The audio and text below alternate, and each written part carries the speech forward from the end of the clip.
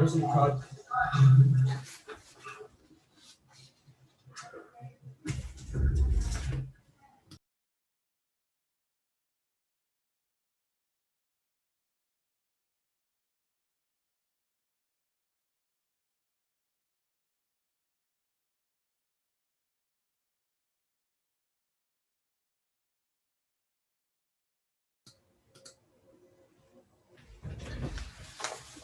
Good morning. Welcome to day 2 of Stanford Neurodiversity Summit. We are going to have a very full schedule today. Good morning. Welcome to day 2 of Stanford Neurodiversity Summit. Sorry, we are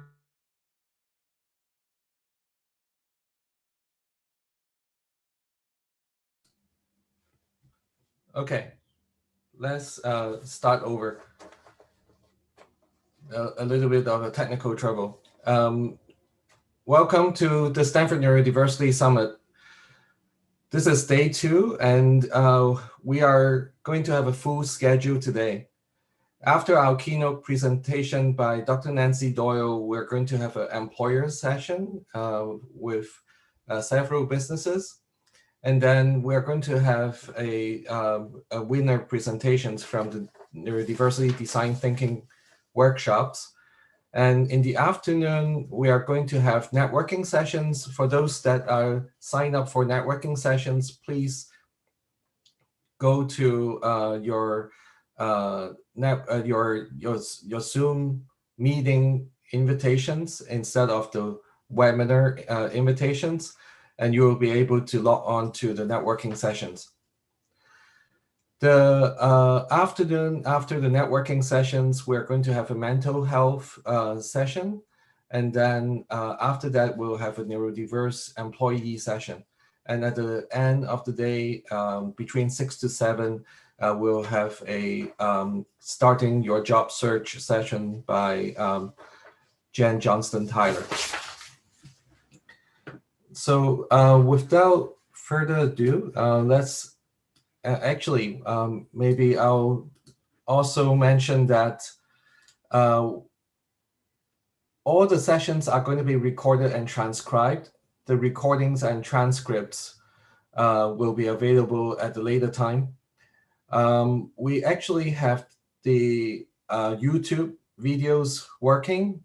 So if you're going to be wanting to view the sessions that you miss, please check our website, and we may already have the YouTube videos for some of the sessions that you miss.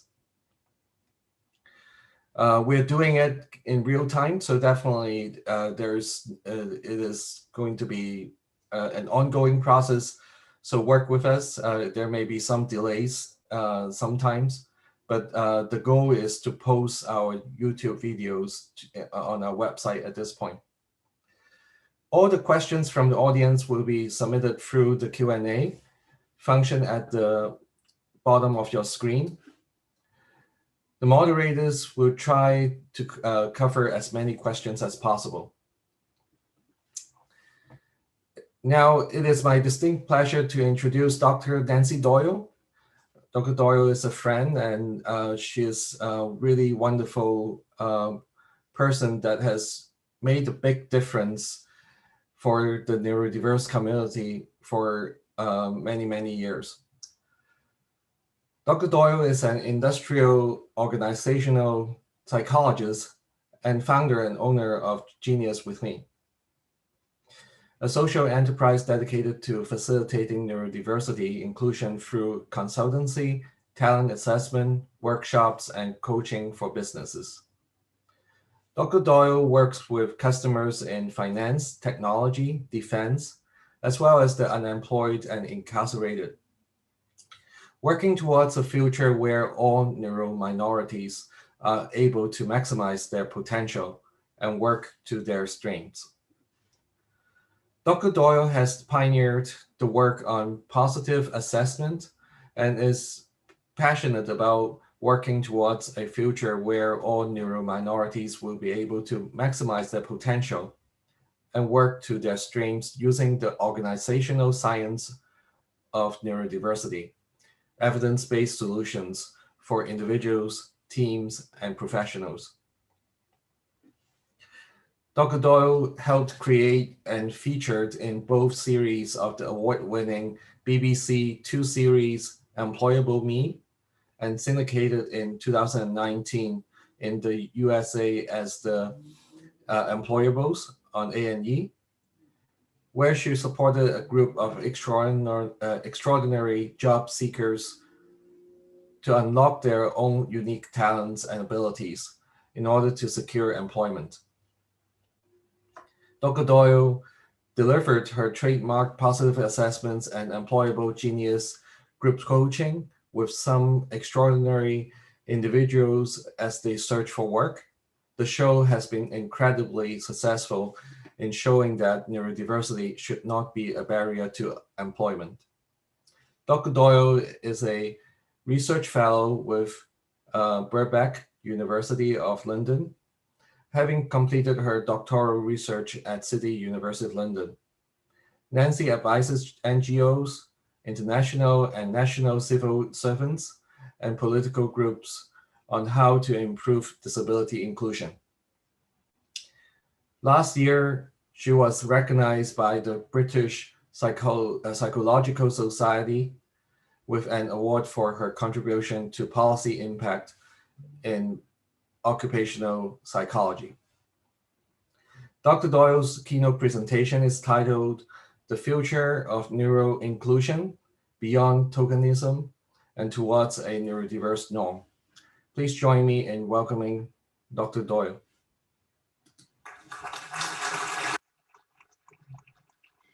Thanks, and I'm enjoying the clapping that goes on after that, the hand clapping. Yeah, it's really good. At your pace. Yeah. Okay, so I'm going to do a screen share. Just tell me if this is working properly. Does that work? Yeah, that's all working great. Okay, lovely. Hi.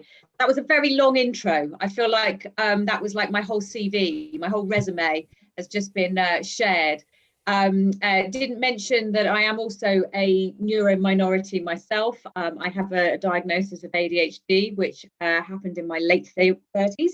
Like many women of my generation, ADHD was not an available condition when I was a teenager. I had a different set of labels that I was allowed to associate with, like anxiety and my all-time favorite, which was school phobia. That was my favorite one. I really enjoyed that label.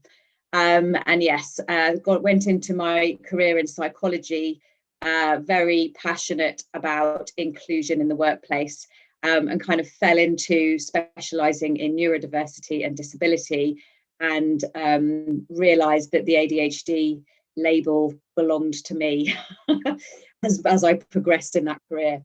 So thank you for that summary, Lawrence, and it's absolutely fabulous to be here. So yeah, so we're going to talk about where neurodiversity needs to go in terms of the future of work. So I just want to give you a bit of a kind of potted background to how I've got to these conclusions, and what I think we can do differently to make neurodiversity less stigmatizing in the workplace and more normal and just more part of the way we do things around here. What I really want to talk about is systemic inclusion, and so that means not inclusion because we have to by law, not inclusion because we want to do a project, not inclusion because we think it's a nice thing to do, but just inclusion as the norm. So neurodiversity as the norm, the full range of neurodiversity as the norm. So just a little note on what we're talking about. So, you know, I noticed that the language is still evolving, and I think lots of people are coming from different places in this conference so far. So I just want to say that for me, the word neurodiversity is applying to the whole of the human species. And when I'm talking about neurominorities, I tend to be talking about these conditions: dyscalculia, dyslexia, ADHD, autistic spectrum condition. We can also have mental health and acquired neurodiversity. within that spectrum, because it's part of the normal experience of being a human. So neurotypicalism exists, but all of these things exist alongside neurotypicalism within the neurodiversity spectrum.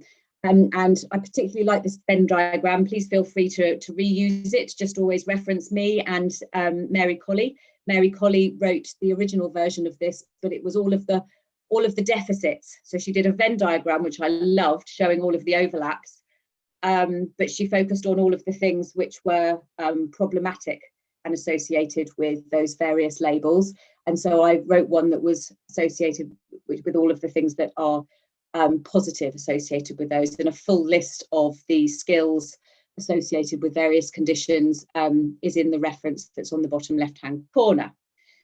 So that's what we're talking about. So neurominorities in terms of the workplace and in terms of our modern systems. We started talking about neurominorities around the 19th to 20th century. So neurominority as a thing has kind of kept up with industrialization. When we became industrialized as our societies, we started noticing that not everybody could fit into that modern structure of how to work and learn. We started talking about things called word blindness, which is what we used to call dyslexia. The idea that some people they were blind to words, this very odd thing. What we didn't do is ask ourselves, is it normal to use 2D symbols to communicate? And actually, are the people that are blind at using 2D symbols to communicate still able to communicate using verbal comprehension or body language or song? I mean, obviously, yes. So what we did is we started pathologizing people by the ways in which they couldn't fit in to our industrialized norms. That as the industrialized norm became more and more fixed, so did the way that we were categorizing people that didn't fit into that. So a hyperkinetic child is one that can't sit still for 6 hours a day, and nobody's going, is it normal to sit down for 6 hours a day? Is that a normal thing? Do we need to expect that of everybody? And then as we went into the mid to late 20th century, we got clever about what we were calling people. We were still labeling people by the things that they couldn't do in relation to our industrialized norms, but we were making up lots and lots of science about it. One of the papers that I'm just in the middle of writing and publishing is a kind of look at the evidence base around all of these different conditions, and we're very excited about putting people into brain scanners and finding the bits that are broken. Basically, that 62% of neurodiversity research is some form of neuroimaging. Let's find the bits of the brain that are broken.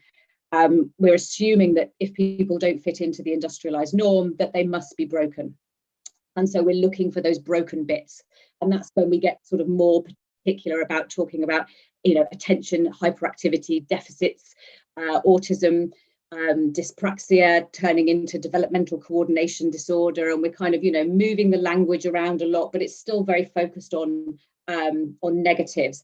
But what we're just at the cusp of right now in research, and it's really quite an exciting time to be in this field of research, is we're just at the cusp of going, well, actually no, why is it normal for people to only communicate using 2D strings of symbols, to only communicate whilst sitting down and utterly sedentary? And also, why is it normal for people to have to communicate in loud, busy environments? And we're starting to realise that the social model of neurodiversity and neurominority is a thing, and we're starting to catch up with that in our research. So now in the 21st century, we talk about neurodiversity, neurodivergence, neurominority. We're looking at the brain in a slightly different way. So instead of trying to find locations of pieces that may be not quite working right or working differently, we're now kind of understanding the role of communication across brain regions, the role of neurotransmitters like dopamine, noradrenaline, cortisol. And actually some of the most contemporary brain imaging studies are indicating that there's very, very little difference between what an ADHD and an autistic brain look like.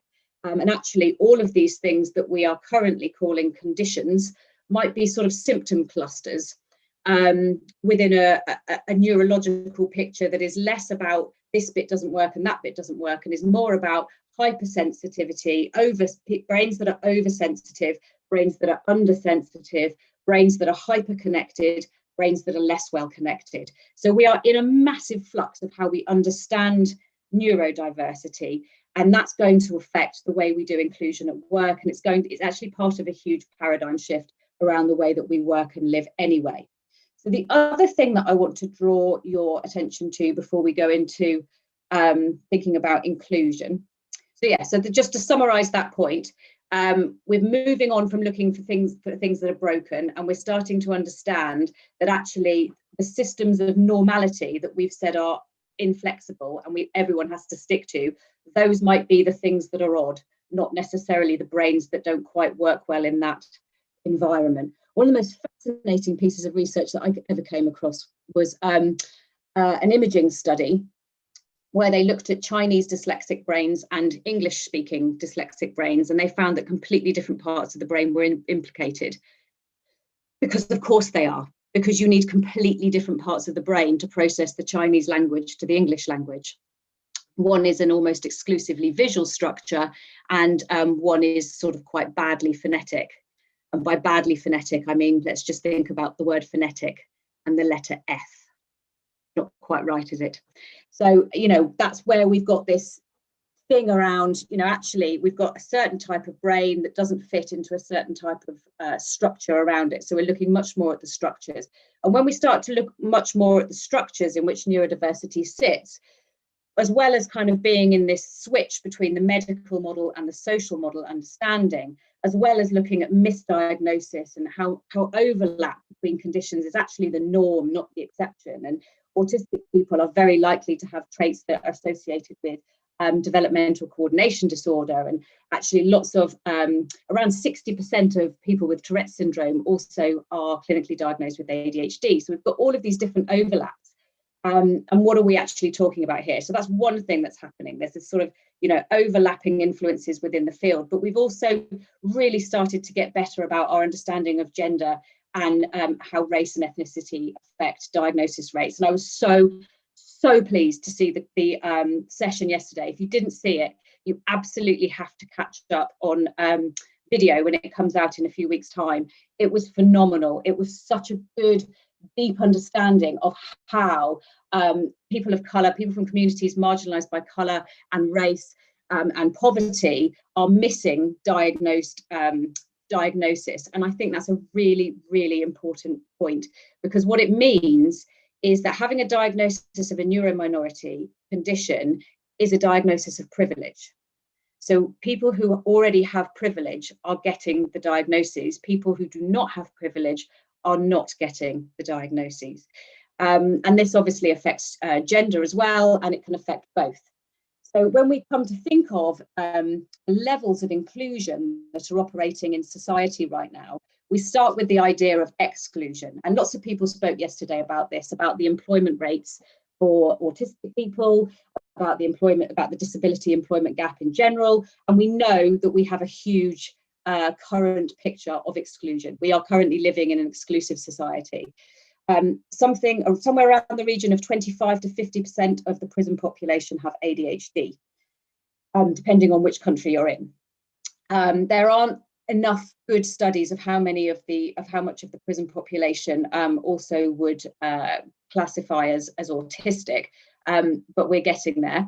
And at least 50% of the prison population are illiterate. So we know that exclusion is the norm, and we know that that exclusion is reinforced by intersectional structural forces that will have affected whether or not you got diagnosed, or whether or not you actually just got told you had a conduct disorder or an anxiety disorder, or whether your behaviour was assumed to be willful and some sort of moral character deficit, as opposed to a cognitive difference that was affecting your ability to communicate, concentrate, or learn. So to be honest, I'm still there. I'm still in that space of working in that space. About 50% of what Genius Within does is around improving employment outcomes for people who are marginalised and from marginalised communities.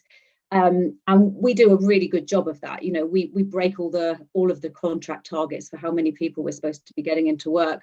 But until we've changed the system around that job is not going anywhere. The next level of inclusion is the kind of compliance level. It's when people are aware that there are some legal things that they have to do differently. So we're aware that we've got these school and work systems that are demanding a very specific type of communication. And what we're saying is, if you don't fit into that specific type of communication, we will make an allowance for you. We know we have to, because you have a disabling condition. So we know we have to make an allowance for you. We'll make an accommodation or an adjustment. We might let you have some assistive technology. We might let you have a bit of coaching. We might let you come late or avoid rush hour. We might let you do a bit of flexible working. But what we're not going to do is change our systems. So we're assuming that the systems are fixed and that the individual can be flexible around this. I was supporting a friend with an educational plan for her autistic child, and the plan was written about kind of, the teachers have to make sure he doesn't have sensory overwhelm. It's like, right, well, okay, how are they actually going to do that in a class of 30 people? Well, he has to learn how to cope with those environments. Does he? Does he actually? As an adult, is he going to have to put himself in those environments for the whole of his working week? No, he is not. But the idea that you could let a child not come into school does not compute. Does not compute. So that the compliance level is when we fix the problem around the individual and we don't look at ourselves. So this is what we're doing at the moment, I think. I think we're doing deliberate inclusion. And I think what neurodiversity at work movements have done so far is excellent. So this is the paradigm shift starting. This is the beginning of the Autism at Work programme, where instead of saying, right, well, we can see you're a little bit broken, so we'll help you with the broken things, we said, oh, okay, oh, there might be some benefits to having a neurominority condition. Oh, some people have really good strengths that have neurominority conditions. I wonder if we could sort of, deliberately bring in people who have those strengths. That would be awesome. Let's do that. And so then we've got these kind of deliberate inclusion programs, but we're still kind of keeping people segregated from the rest of the business. It's not full inclusion yet, and I will explain more about that. And I think where we should be heading and what we all should be focused on as a community is how do we get systemic inclusion for all? The neurodiversity movement doesn't stand alone. It's not the only thing changing about our society right now. Technology is changing the way that we live, work, and communicate and learn. The pandemic has changed a whole bunch of stuff. Our financial systems are in flux. Our systems of professional status are in flux. There's more universal access to knowledge than there has ever been before. Lots of our systems are breaking down. And as we're breaking and remaking these systems, how can we build them so that there is inclusion for all? And we don't have to make a special request if we need something slightly different. So just to focus on the deliberate inclusion thing for a moment, I think it's time we move this paradigm on. And one of the reasons that I think that is that we already know that if you have an autism diagnosis, that is a diagnosis of privilege. So it feels to me, and I'm in the middle of doing some research to find out whether this hunch is evidence-based or whether it's just me having a rant. But one of the things I'm noticing is that a lot of the Autism at Work programs focus on quite male-dominated roles for quite well-resourced people. And what I'm wondering is, how do we co-opt them to make them more intersectional? How do we co-opt the idea of deliberate inclusion so that we deliberately go out to communities that have been marginalised rather than kind of pop slicing? And I've done quite a bit of exploring around so diversity and inclusion obviously is much wider than neurodiversity. There's huge amounts of work, effort, research, energy, pouring into things like gender equity and racial equity in the workplace. And so I've been kind of digging around in those research fields to find nuggets of information that I could a portable principle that I could borrow. And I'm not finding systemic inclusion. I'm still not finding it. There's this kind of sense that what we need to do is put some mentoring programs in place, and we'll do some unconscious bias training so that people's awareness is better of what might be going on for people. But those things aren't really working. They've been around for almost as long as disability legislation, and they're not working either. I think that all D&I is still in the compliance space. It's not in the systemic space. And we might be having deliberate inclusion programs in that space as well. We might have a specific attempt to recruit a certain type of person, but we haven't got systemic inclusion. Somebody's microphone is on that isn't mine. I'm not sure whose that is. Okay. So the thing that no one will do is change the exam. So this cartoon here is a bird, a monkey, a penguin, an elephant, a fish, a seal, a dog, and they are all having to take the same exam, which is to climb that tree. And this is the thing that we're not doing in our workplaces and our education systems. We're giving people help to climb the tree. So we're saying, all right, so you need to climb the tree. So what we'll do is we'll build a little ramp, and then the penguin and the seal can get up there. And we'll build a little step process so that the dog can get up there. And we'll make a raising platform so that the elephant can get up there. So we're doing these things, but what we're not saying is the tree climbing exam the right thing? How do we know that the tree climbing exam will actually create good employees? We don't know that. We don't know that the tree climbing exam will make good employees. In fact, we've got lots of evidence to suggest the opposite. So when we have autism at work programs, the reason we have them is because autistic people aren't getting through the standard recruitment exercises that we've put in place in large companies. But the kind of people that are on the autism at work programs are the kind of people that would apply anyway. A lot of the companies that work in that field employ people with degrees and experience.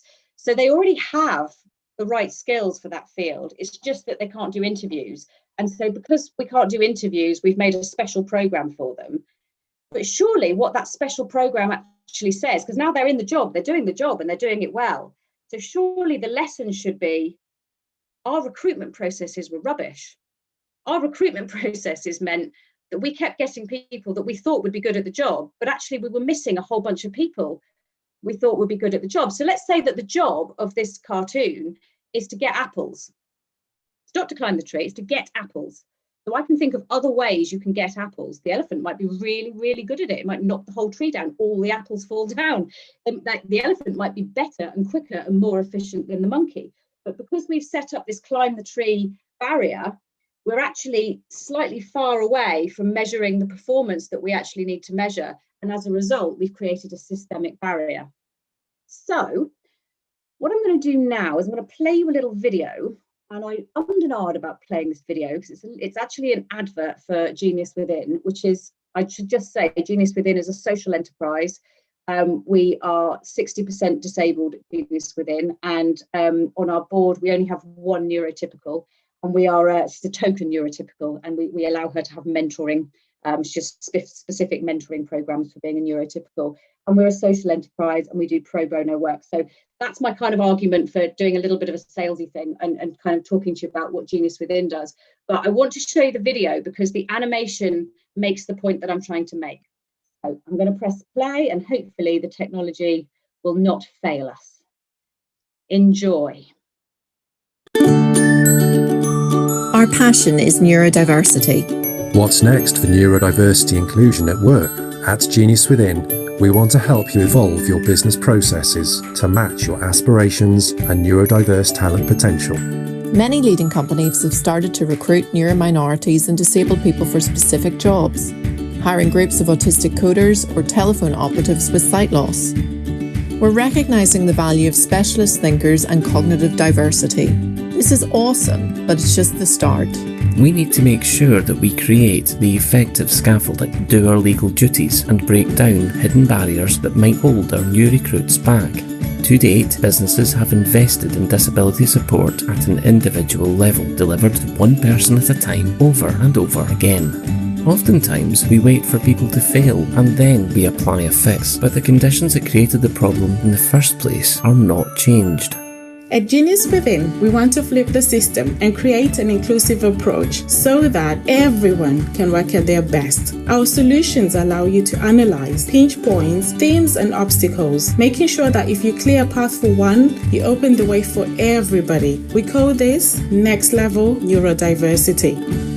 We know that the right adjustments make the difference between unleashing neurotalent and failed token projects. Our tools build strength and progress into performance management, making it easier to achieve job fit. We can deliver these systemically without reliance on time-consuming and expensive assessments. We know that inclusion isn't a one-size-fits-all approach, but that there are actually a lot of common issues which you can resolve at the company level. Over 10 years, we have built up a deep knowledge and have evaluated thousands of data points. There are clear cost benefits to Next Level. Our clients typically experience a 25% drop in adjustment costs in the first year. But there are also huge savings that come with lower staff turnover, a reduction in conflict, less time off sick, improved well-being, higher levels of employee engagement, and greater productivity. In short, there is a clear economic and competitive advantage to introducing systemic inclusion. Genius Within can deliver evidence-based solutions that are both universal in design and inclusive in approach. And now we invite you to join us at the next level. Okay, so I've been called militant recently for saying this. So what I'm trying to say is that we've been approaching this all the wrong way. We've been approaching this at the individual level, and we need to approach it at the system level. So in the course of running these programs and working in the compliance-based field, what we've been noticing over the last few years is that the problems people have are the same over and over and over again, and they're not related to the condition that they have. So some of the latest research from the Cambridge Cognition and Brain Sciences Unit has found that what people are diagnosed with and the label they have is kind of irrelevant when you then look at their cognitive ability profile and what they can do and not do. And so again, so just as we're kind of losing the labels scientifically, I think we need to start losing the labels in the workplace as well. Because in the workplace, what we should really be focusing on is how can we support you to work at your best, irrelevant of what label you have or don't have. How can we make sure that the recruitment routes that we use are directing people into the right roles? How can we make sure that the roles we've got are designed to accommodate, to create the best kind of performance? Like in the workplace, we'll support you if you've got a golden ticket. You need a golden ticket. And your golden ticket is a diagnosis that you can wave around that means that we are allowed to be flexible for you, but we're not going to be flexible for anybody else. And actually that doesn't really work, and that's not systemic, and it's not inclusive. It means that only the people with the golden ticket get the help they need. And actually lots of people could benefit from a more flexible way. The same child that I mentioned earlier, you know, in this educational plan, this child's goal, he's got goals of learning to wear a tie and goals of learning to get engaged in a classroom, and goals that hygiene, it must be a non-negotiable factor. And no one is kind of looking at, well, all behaviour is communication. What could be going on for this individual who actually is incredibly bright and a published poet, but is failing every single class because simply cannot learn in a large environment and is never going to have to work in one. So given that he never has to work in one, why does he have to learn to study in one? It doesn't make any sense to me at all. So the stuff that is new for me, the stuff that I'm just working on at the moment, is the idea of universal design. So universal design is a set of principles created by technology developers. It's what they go through when they're developing technology. They think, right, how do we make this universally designed? It's actually also a point of law. So the United Nations Convention on the Rights of Persons with Disabilities, which is the basis for disability legislation in most developed economies, including the USA, Australia, and the UK, talks about two things. It talks about making accommodations, and it talks about universal design. And I feel like we make accommodations, but we're not doing universal design. So I had a look at what the software engineers do, and they've got these 7 principles: equitable use, flexibility in use, simple intuitive use, perceptual information, tolerance for error, low physical effort, space and size for approach. And what I'm trying to do at the moment is apply those principles to human resources. So how can you have flexibility in your performance management process? How can you have flexibility in your recruitment? And all of these images, I was trying to work out the images to go in there, and they're all trees, because the point is that it's not about climbing the tree or even just picking the apples. There are a million ways in which we as a species and in organizations need to praise, consider, relate to, and use the tree. So there's a lot of diversity in what we need to do, and we need to allow our processes of finding the right people, appointing them, managing them, supporting them, to also be flexible and to build around what people need. So what? I always ask myself this question. This is my favorite question. So what? So what? What are we going to do with this information? And I just think at the moment we've got so many gaps and so many opportunities to really make a difference in this space. If I start with what I want to do in the workplace and eventually education, although I have to be a little bit resistant of working in education, because I'm a workplace specialist, not an educational specialist, and I get on my high horse all the time about people working in the workplace without any workplace training. So I need to be careful not to hoist myself by my own petard and go working in education. But the thing we need to start doing is tearing down the rules that don't work. Why open plan offices? Why open plan classrooms? Why efficiency at all costs? Resources are scarce, not money. Money doesn't really exist. Money is made up by governments. And actually, if you look at economics right now, you'll see that that's true. The IMF, as reported by the Financial Times this week, has told all governments to spend their way out of the pandemic. They are literally creating money to fix this problem.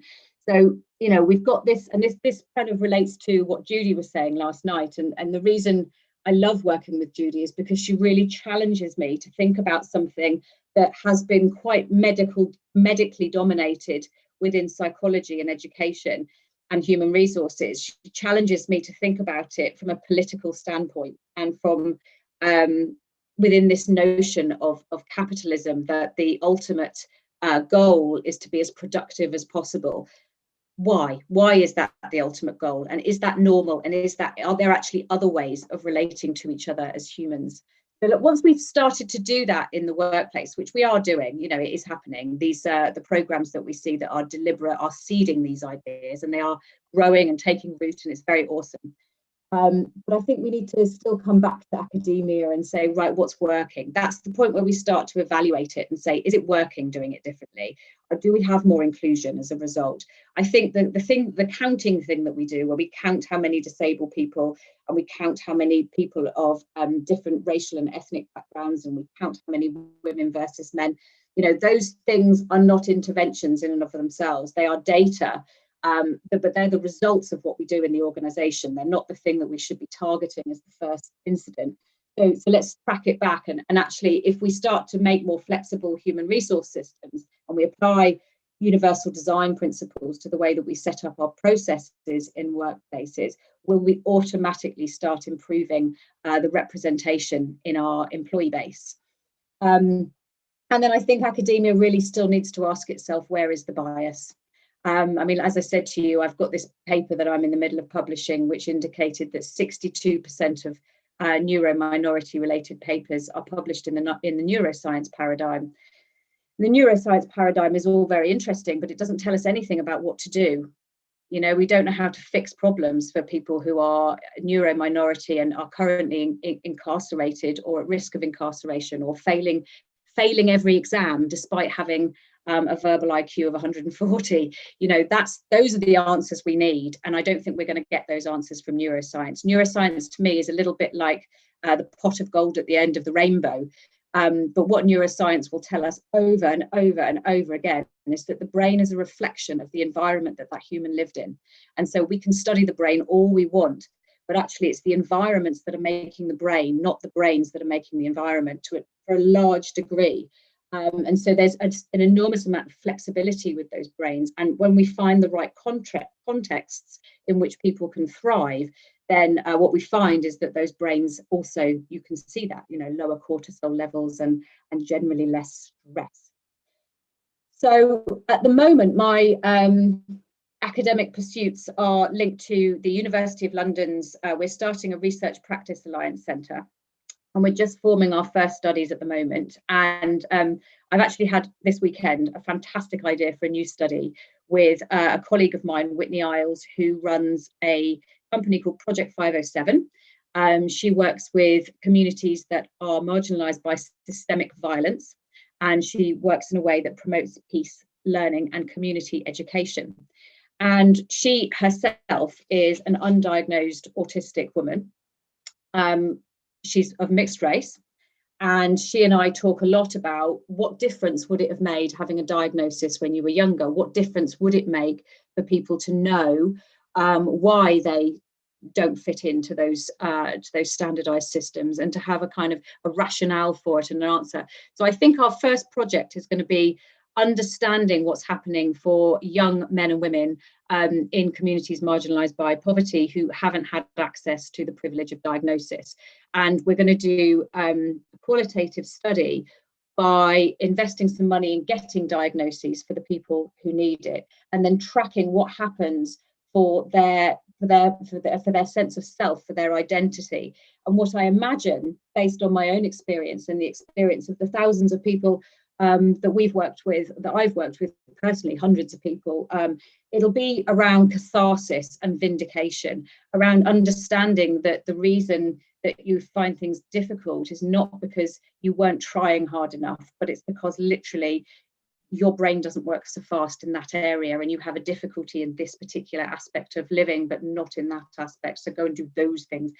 So what I'm hoping that with that catharsis and vindication will come probably a little bit of annoyance. Why didn't I know this years ago? It would have been so different if. That's a very typical human reaction that I've seen a lot. But what I'm hoping will happen next is the engagement of hope and ambition. And then we're working at the moment with companies in the UK specifically, and hoping to do this more widespread, around looking at the specific internship programs that are available, not because you have a label, but because you come from a community that wouldn't normally have access to your business. And so actually working with those individuals, getting the diagnosis, trying to understand the identity transition that occurs, and then putting people in environments where they could thrive as opposed to struggle. So that's the plan. Oops, I've gone on to one too far. And so bringing that back to society, bringing that back to the bigger paradigm shift that I think we're in. We are in where we've been in society with the Industrial Revolution and modernity is in this space where environments are fixed and people are in categories. And we do this everywhere. It's not just neurominorities. Has anyone ever had to do the Myers-Briggs type indicator? Or has anyone ever been told that they're a visual learner or an auditory learner? We get very excited about putting people into categories. And the reality is it's way, way, way more nuanced than that.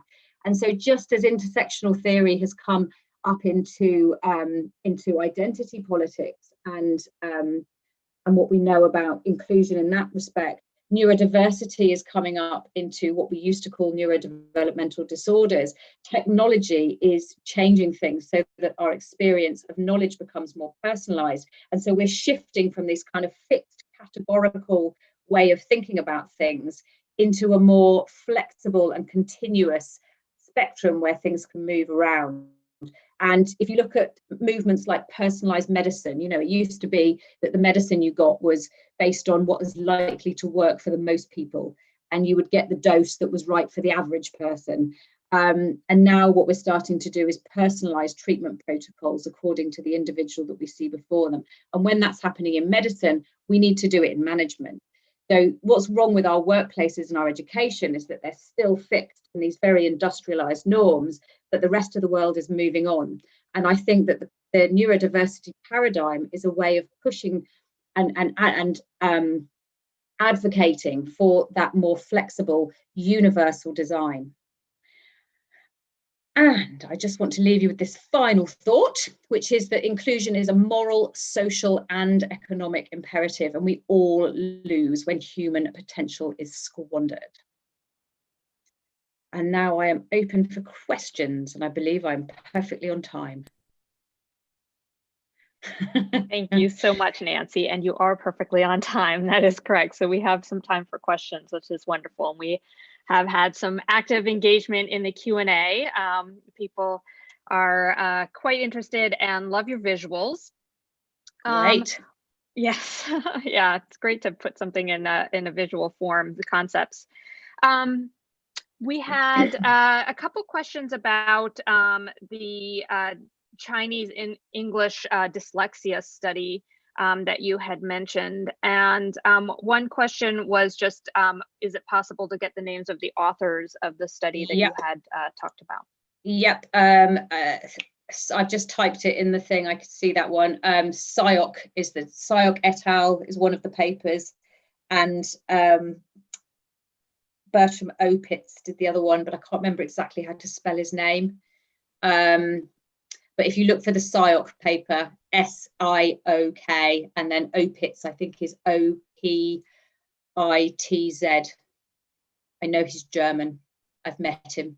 I actually borrowed a book from him and I never got it back to him. He left the country and went back to Germany, and I feel very bad about that. So if you're out there, Bertram Opitz, I'm very sorry. I still have your book on repeated transcranial magnetic stimulation.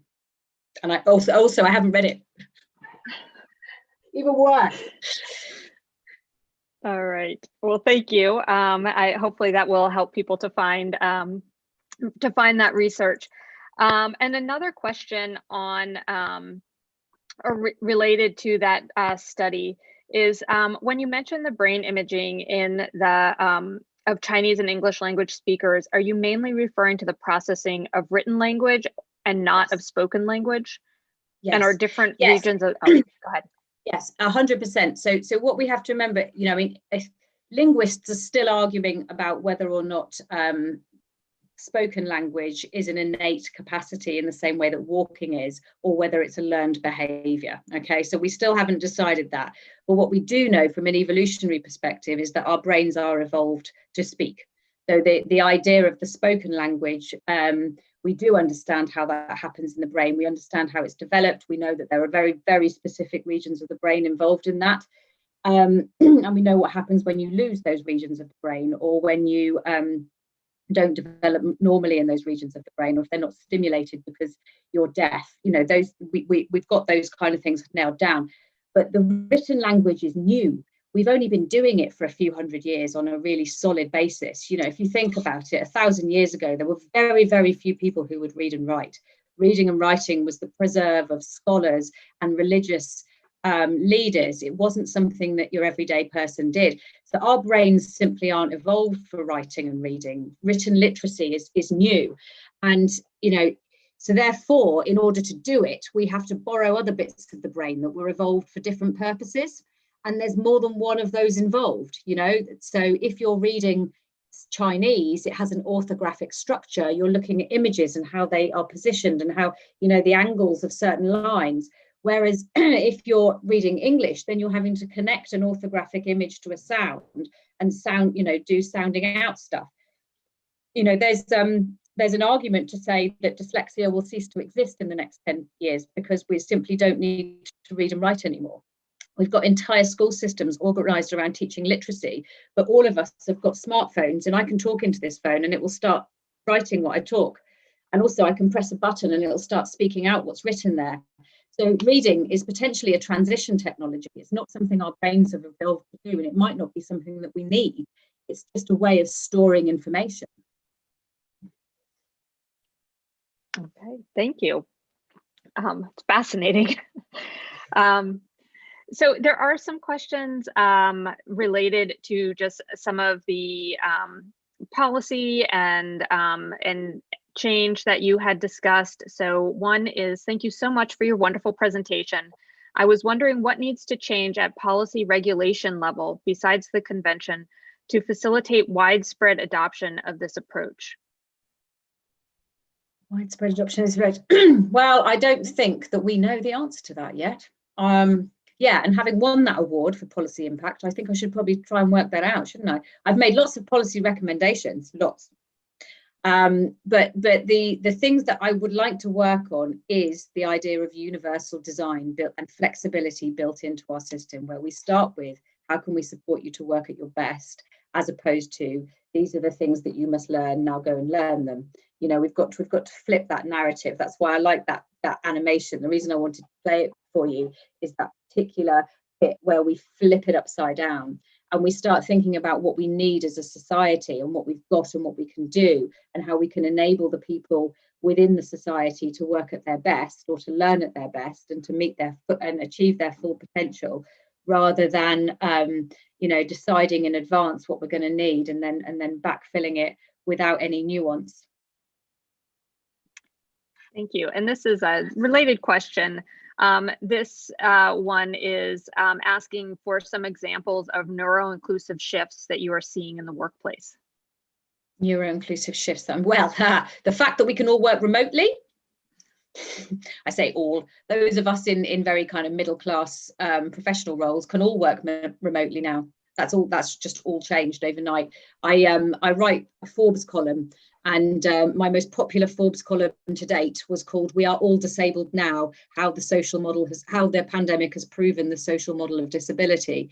And so that shift to remote working happened overnight, and for a lot of disabled people, not just neurominorities, who've been asking for remote working as a disability accommodation for the last 20 years, it just revolutionized people's ability to work at their best. Not everybody is a winner in that situation. You know, those of us that are extroverts and like people to bounce ideas off are struggling.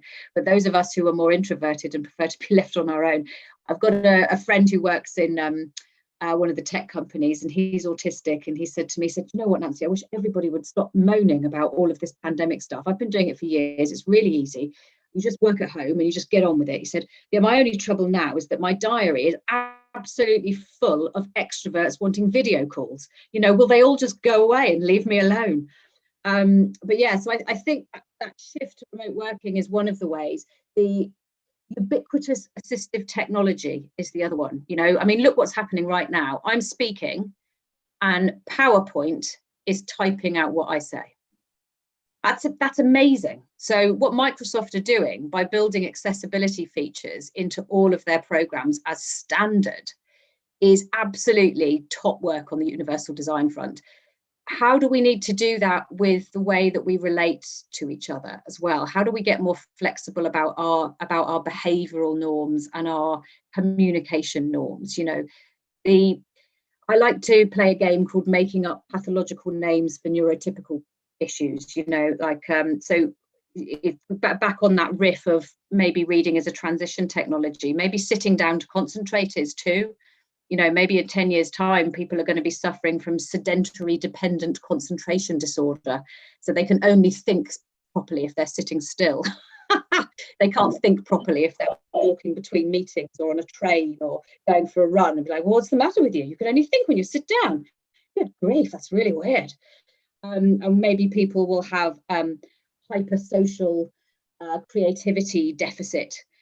Which is that, you know, they can only think of good ideas when they're talking to people instead of thinking of good ideas on their own, you know. So I think these are the things that are starting to shift. And because they're shifting so fast technologically, they're affecting the workplace really beautifully and really much more quickly, particularly in certain sectors like tech, defense and finance.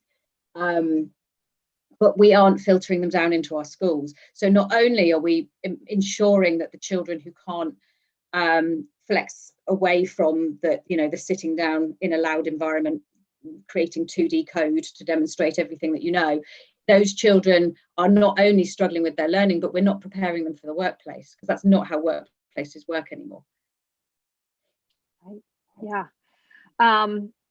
And sort of continuing with this theme of systemic approach, we have a question. What is the reaction of businesses to your systemic change approach? Well, as I said, I've been called militant lately. Yeah.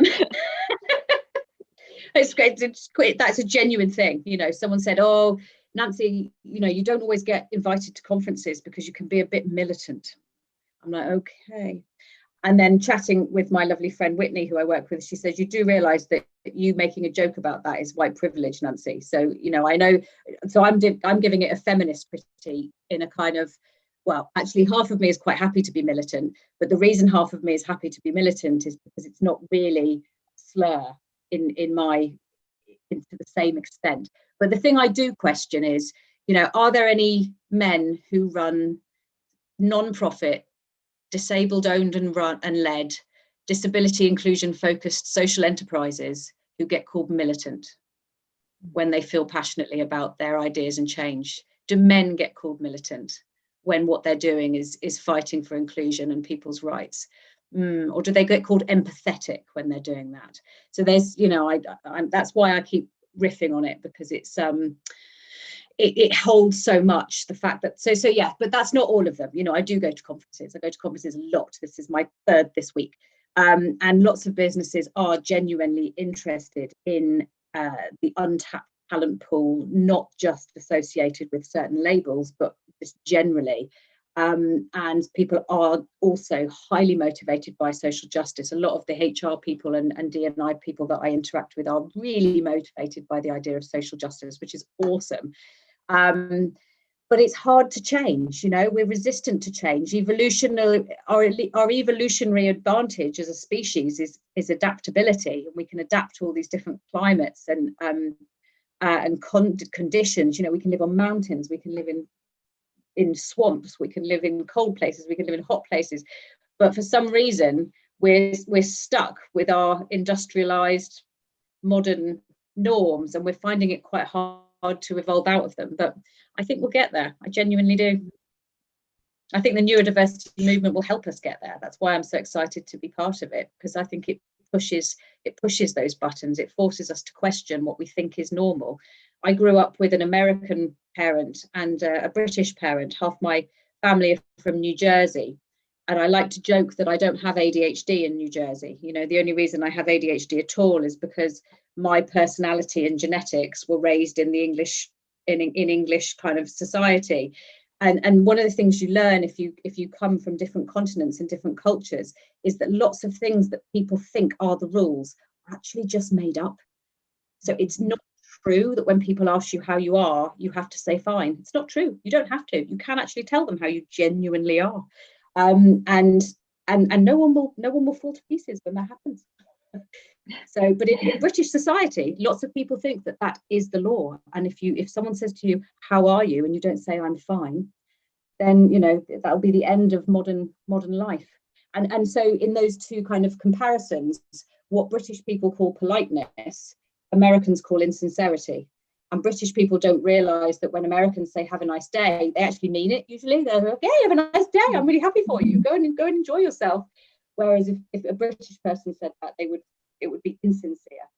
So I think, yeah, I've gone off on a tangent. I'm going to stop, rein it back in.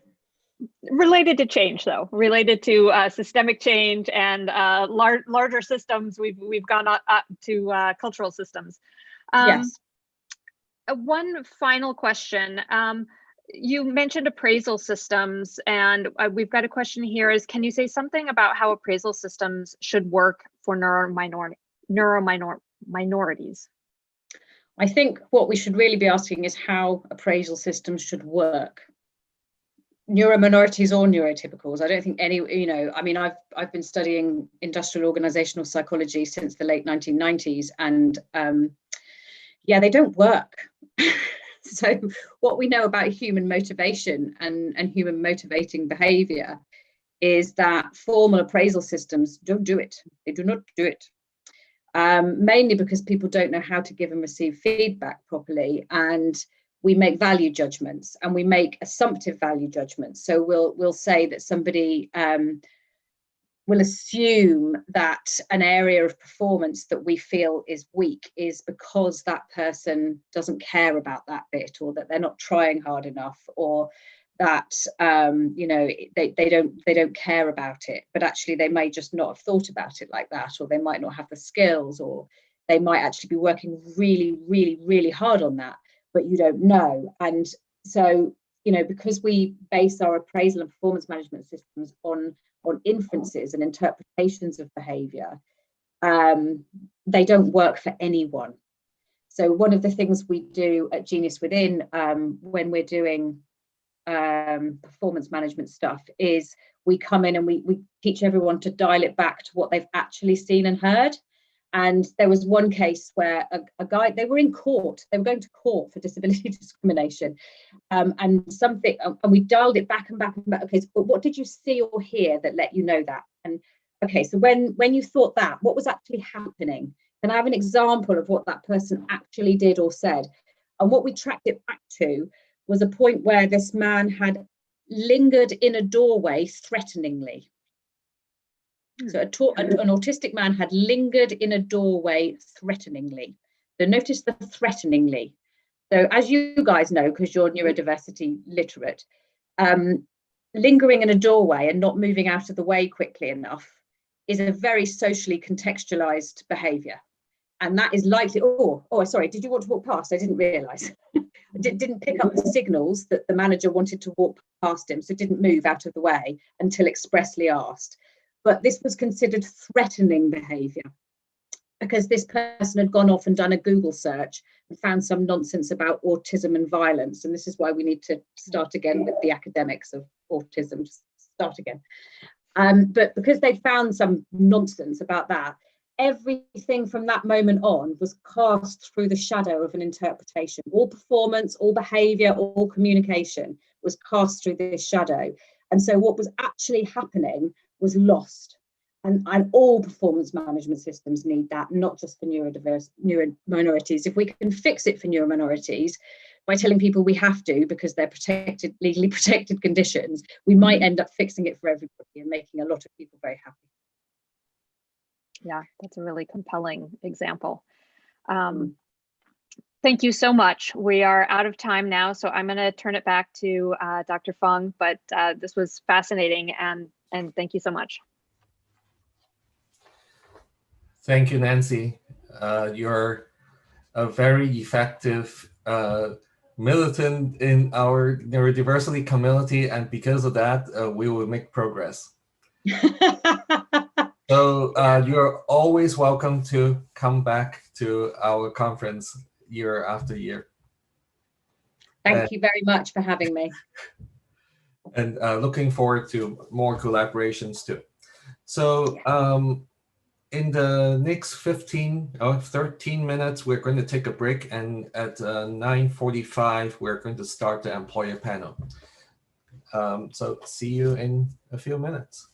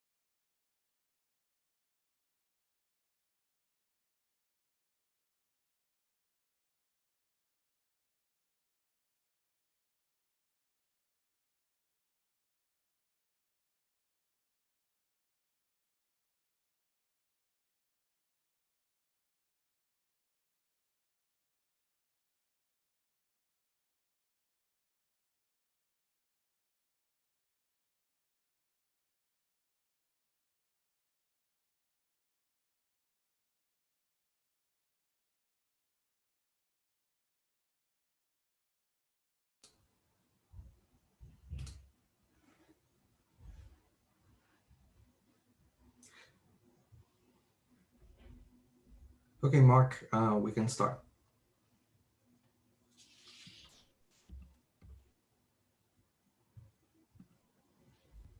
Okay. Welcome to Stanford Neurodiversity Summit. Some of you may have participated all along in the summit. For those of you who just joined in, welcome. We would like to let you know that all sessions are recorded and transcribed. Please check our summit website for YouTube videos. All questions from the audience will be submitted through the Q&A function at the bottom of your screen. The moderators will try to cover as many questions as possible. And now I would like to introduce our panelists. First, I would like you to introduce Kathleen Foley-Hughes. Kathleen is the founder and executive director of Edis Cafe. It's a nonprofit social enterprise in Palo Alto with a mission to hire, train, elevate, and empower its employees. And plus, it's a really good cafe. Next person who I'd like to introduce is Anna Brownell. Anna is a mentor, a coach, a partner, an educator, and a leader.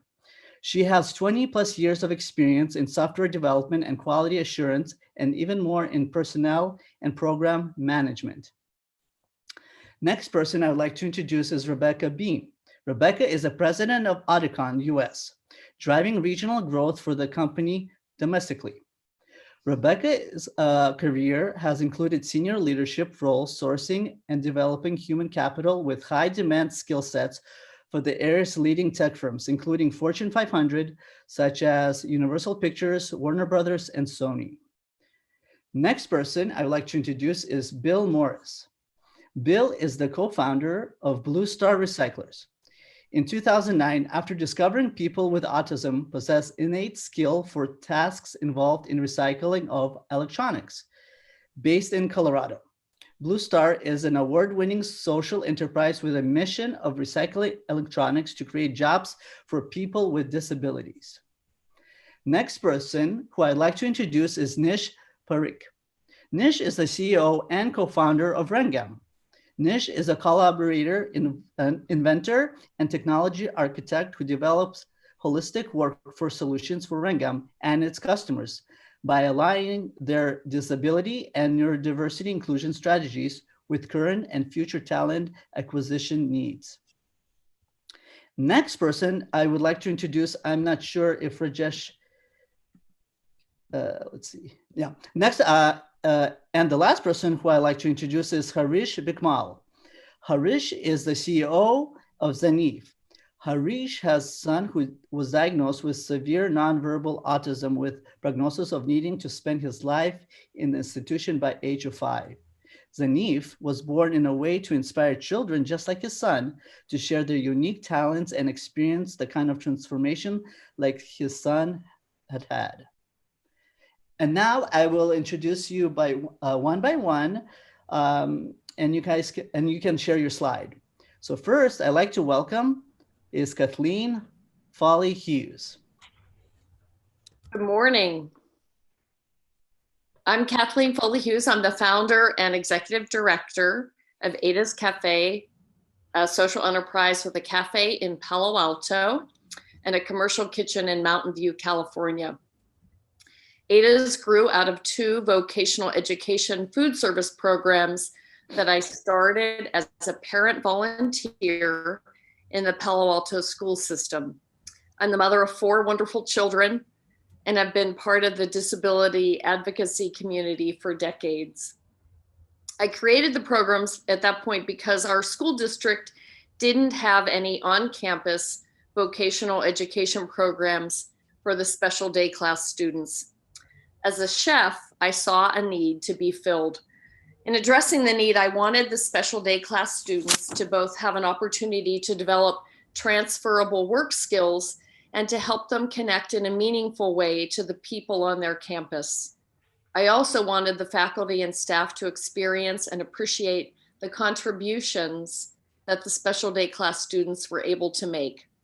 The 2 cafes I created where the students participated in the production and sale of food and pastries and drinks to the faculty and staff were very well received and accomplished the goals of creating community and elevating the experience and education of those students. Based on the success of those school-based programs, I was very excited to expand on the vocational education model of great food, high quality service, and compassionate employment, and bring it into the larger community as a social enterprise, which became Ada's Cafe. Over the past 8 years, Ada's has generated over $5 million in cafe sales and catering revenue while employing over 100 mission-based employees who have among them a variety of diagnoses, including Down syndrome, traumatic brain injuries, PTSD from war and incarceration, and autism spectrum disorders. We've paid our mission-based employees over $1.4 million in livable wages for over 90,000 hours of front of the house, customer-facing work in the cafe, at catering events, and food preparation in our commercial kitchen.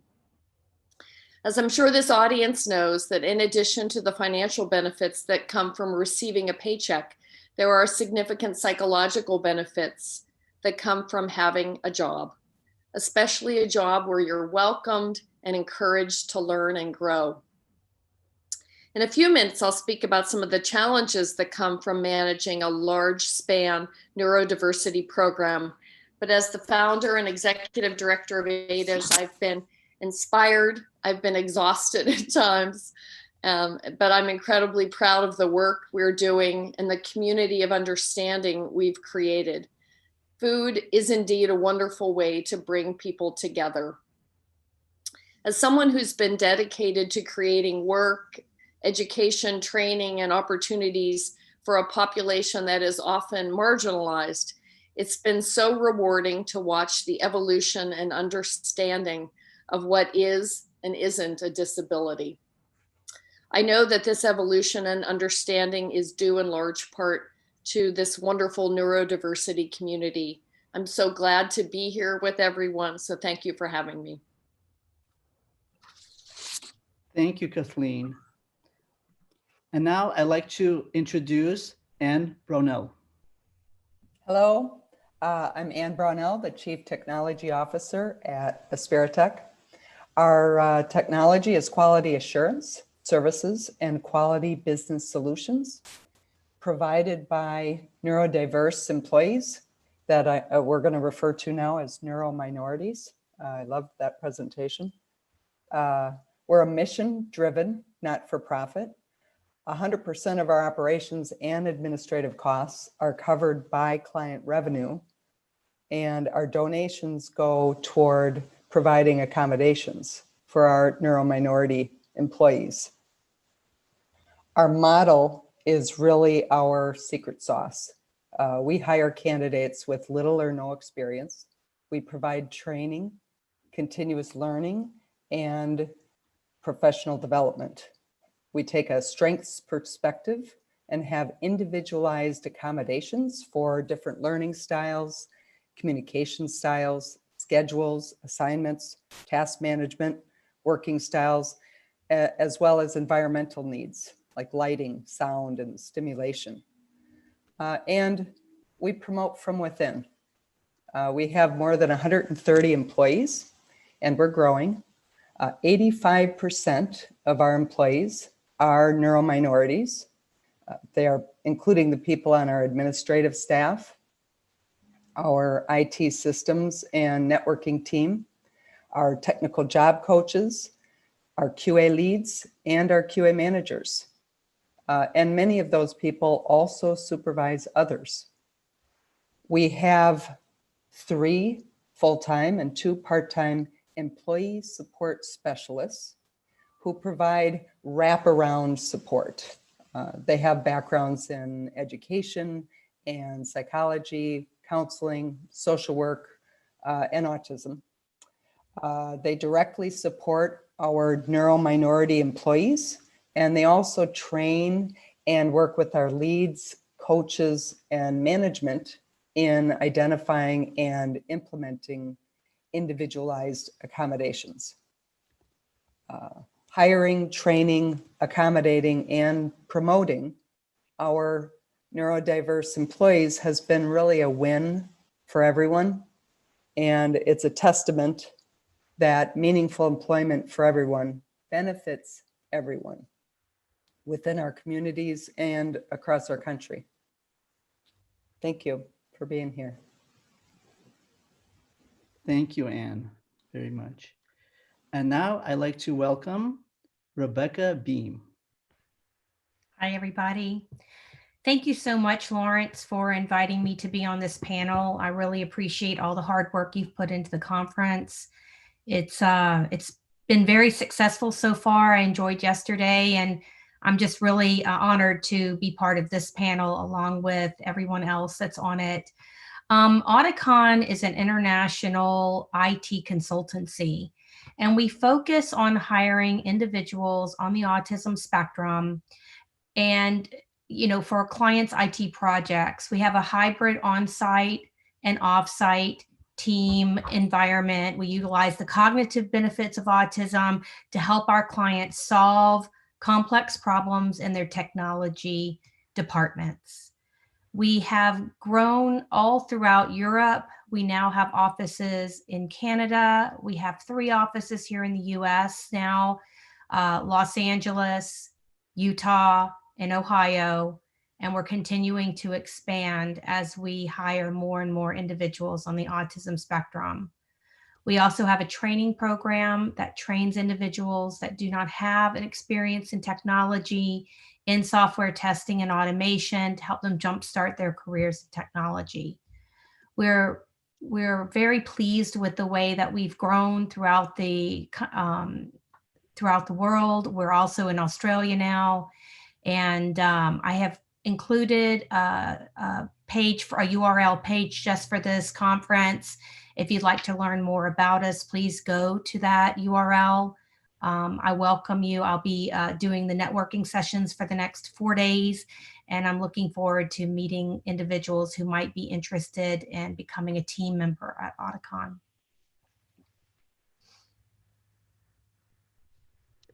Thank you, Rebecca. And now I would like to introduce Bill Morris.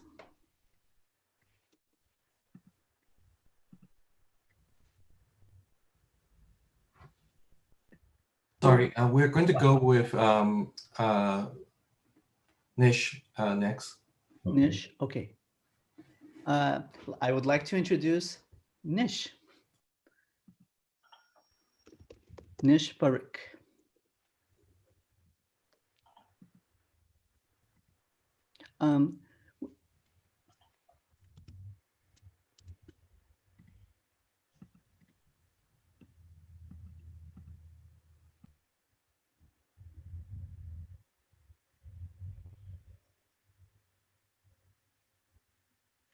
Nish, we need to have sound. 1 second.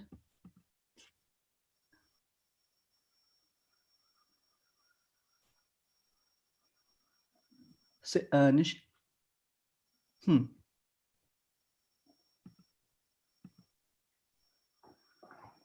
Go ahead. I'm sorry. Are you able to hear me now? Yes. Okay. Sorry. Hello, everyone. My name is Nish Parikh. I'm a CEO and co-founder of Rangam Consultants. Thank you, Dr. Fung and Mark and the whole team at Stanford putting together this wonderful conference. At Rangam, our mission is to promote employment for everyone, inclusive of individuals or neurodiverse talent, individuals on the spectrum, and people with disability. In order to meet our goals and mission, Rangam is strongly believer of creating the empathetic culture at workplace. And through this empathetic approach, we are constantly building and enhancing our workforce solutions for our customers. So we are serving Fortune 500 companies, and part of our contribution to the autism and neurodiversity community, we've been working on developing different softwares and the technologies and different programs starting with to teach children with autism. We developed Colors Kit program. Then we developed few screening technology. Our recent addition to our innovation is we have built a program called Source Able, where I call this where we source, scale, and sustain uniquely able untapped talent for our customers. At Rangam, we have taken a two-pronged approach when we talk about the neurodiversity. We hire talent for our own in-house staff, and that is in twofold. We hire talent for our recruiting part of the business, as well as we hire talent for our technology development part of the business. In fact, the technology which we have developed, every technology, there are individuals who is neurodiverse part of the team.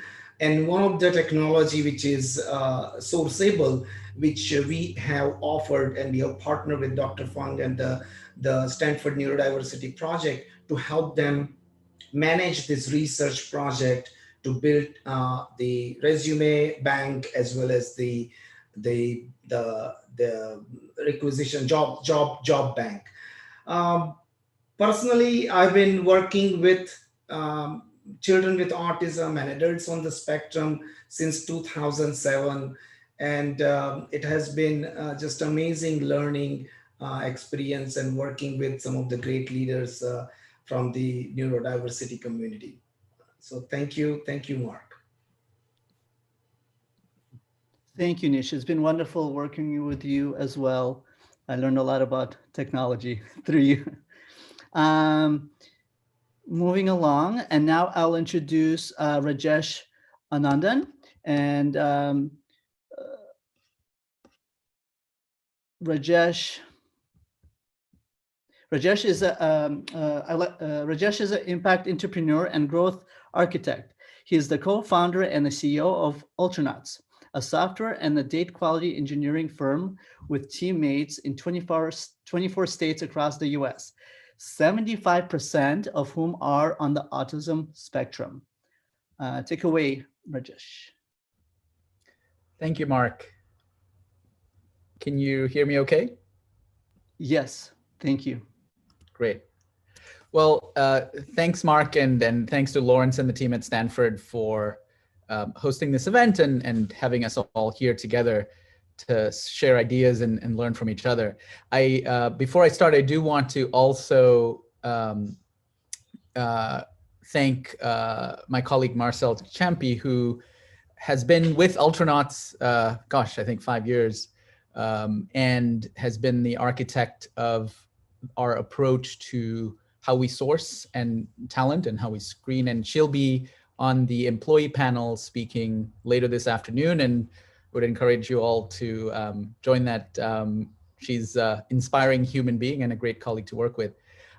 Before I spend a minute on giving you an overview of Ultranauts, I did want to acknowledge a couple of the speakers that shared some really powerful ideas earlier today and last night. Judy Singer, of course, who coined the term that we're all using, talked about commodification. And while I'm not sure I precisely understand the implications of what is a very challenging idea that she presented, I think it's something for all of us to be mindful of as we are, with the best of intentions, trying to create workplaces in a society that is more inclusive, where everyone can thrive. And along those lines, Nancy Doyle, who spoke this morning, talked about this evolution that we're all in the midst of, moving from a compliance-based view of inclusion to systemic inclusion.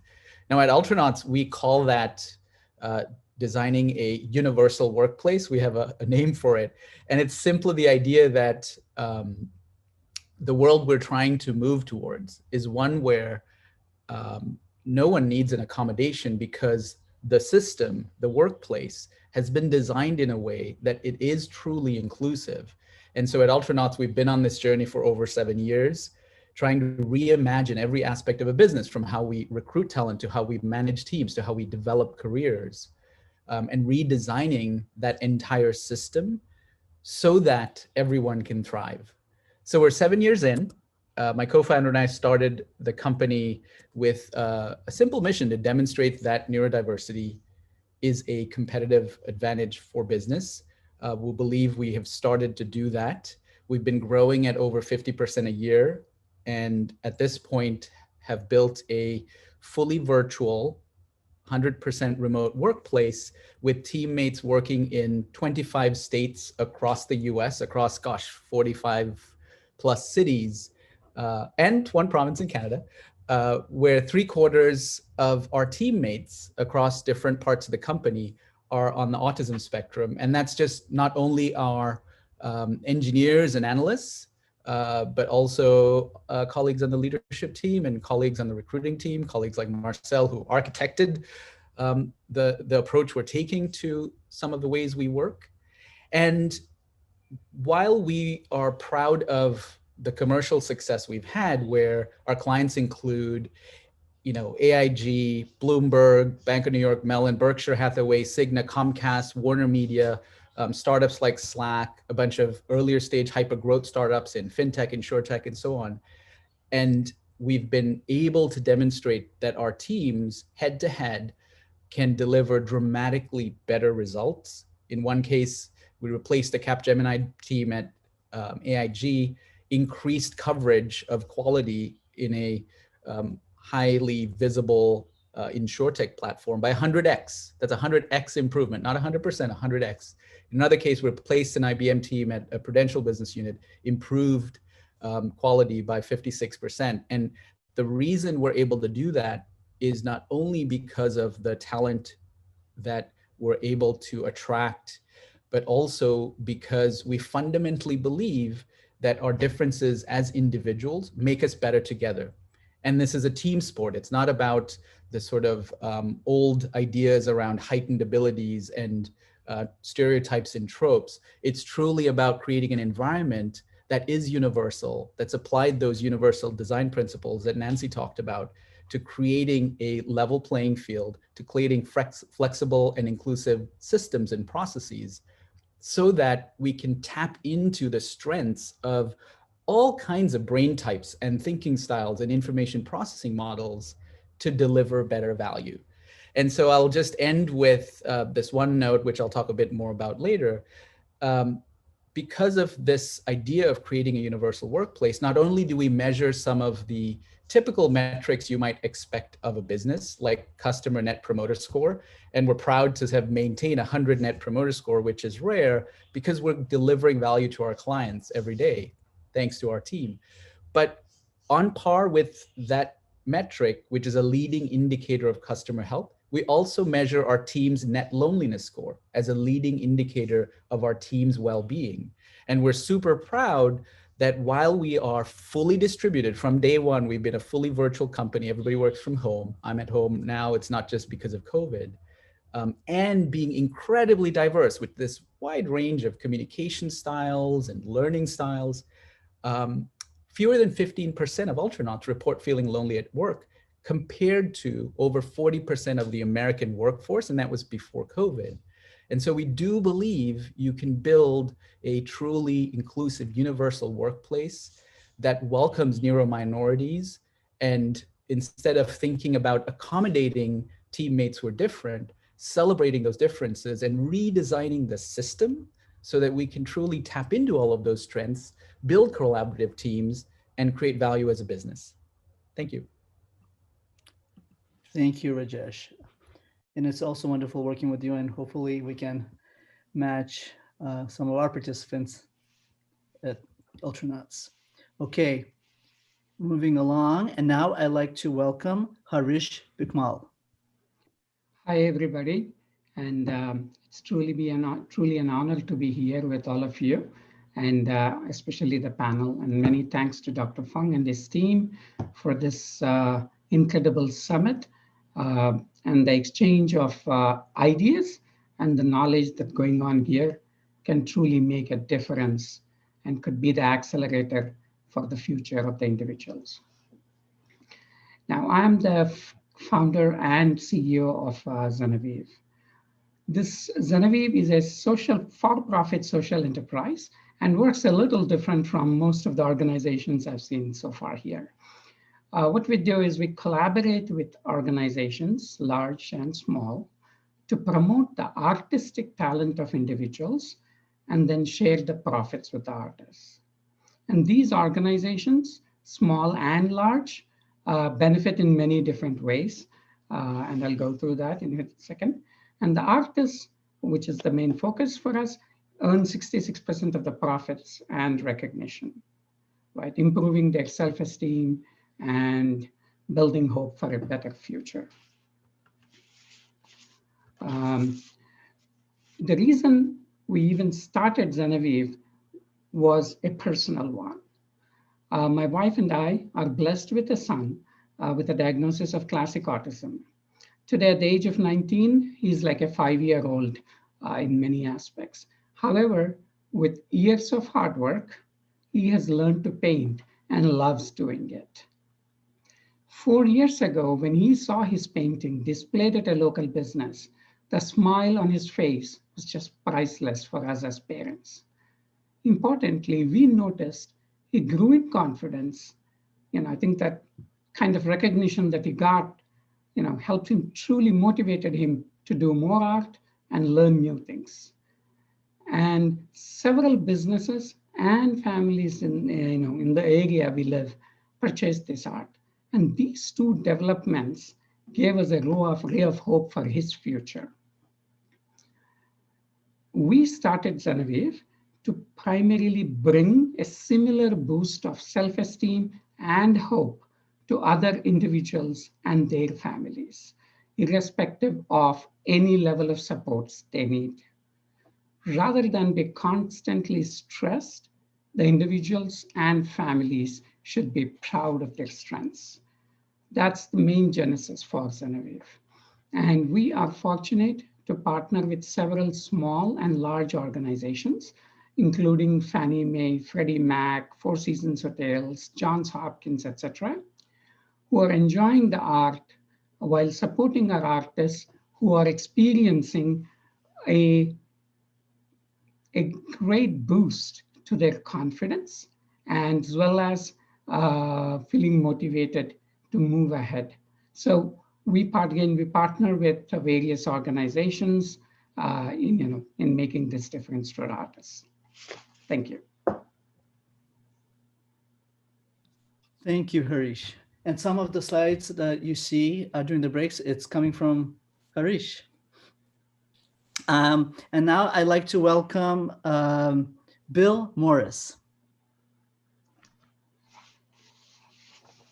Would you like me to upload the slide, or will you have one on that end there?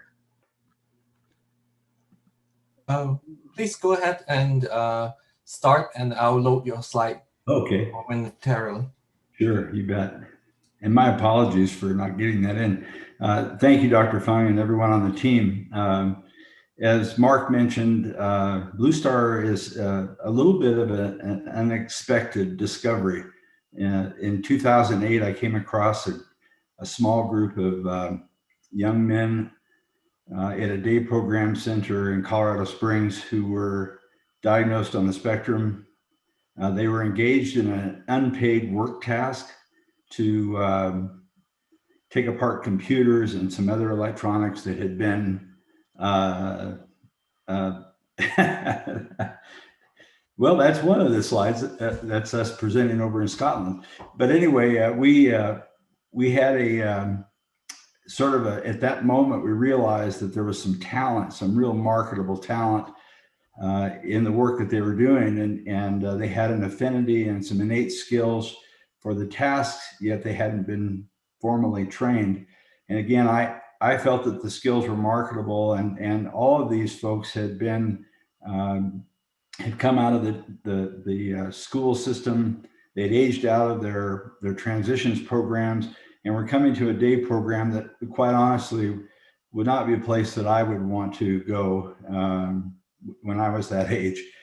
So over the summer of 2008, we built an enclave, an employment enclave, to test the hunch that the skills were marketable, and created a partnership with a recycler to take apart computers. We started with 4, and they were paid minimum wage, and we did that for a year, and they thrived. In every aspect of their life, they thrive, physically, emotionally, mentally. When you have a purpose to get up in the morning, as everyone on this call knows, there's something magical that happens, and we were off and running. So in November of 2009, we founded Blue Star Recyclers as a nonprofit social enterprise with a mission of recycling electronics to create real jobs, meaningful employment for people with autism and other disabilities. Maybe the biggest surprise in our 12 years has been the actual performance of the workforce in relationship, not so much the affinity for the work, but the performance as just employees.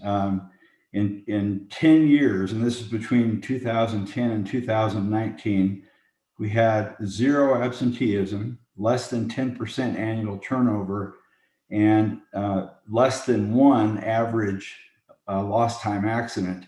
And if you know anything about electronics recycling, those statistics are mind-blowing because our industry is on the highest end of almost every one of those.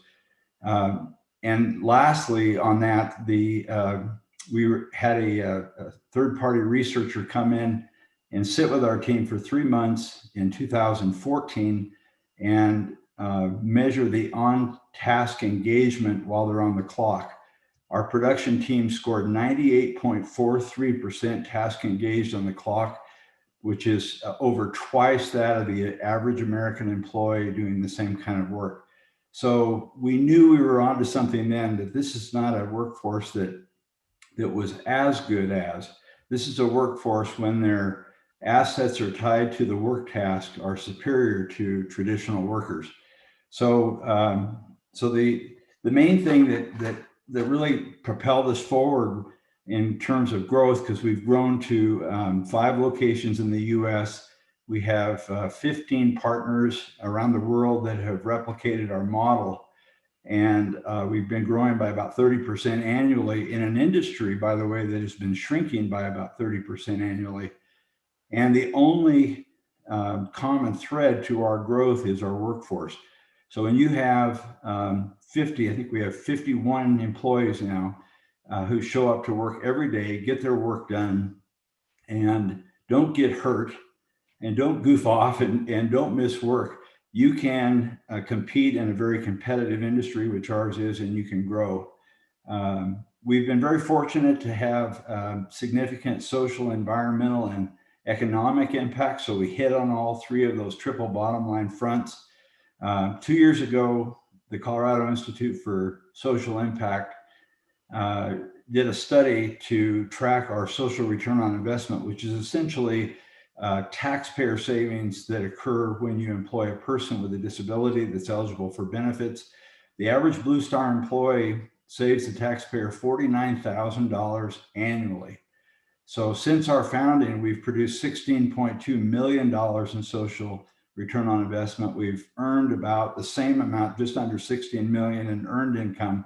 So the benefit to the community is for every dollar they spend with Blue Star, we produce about $2.50 in return on investment to the community.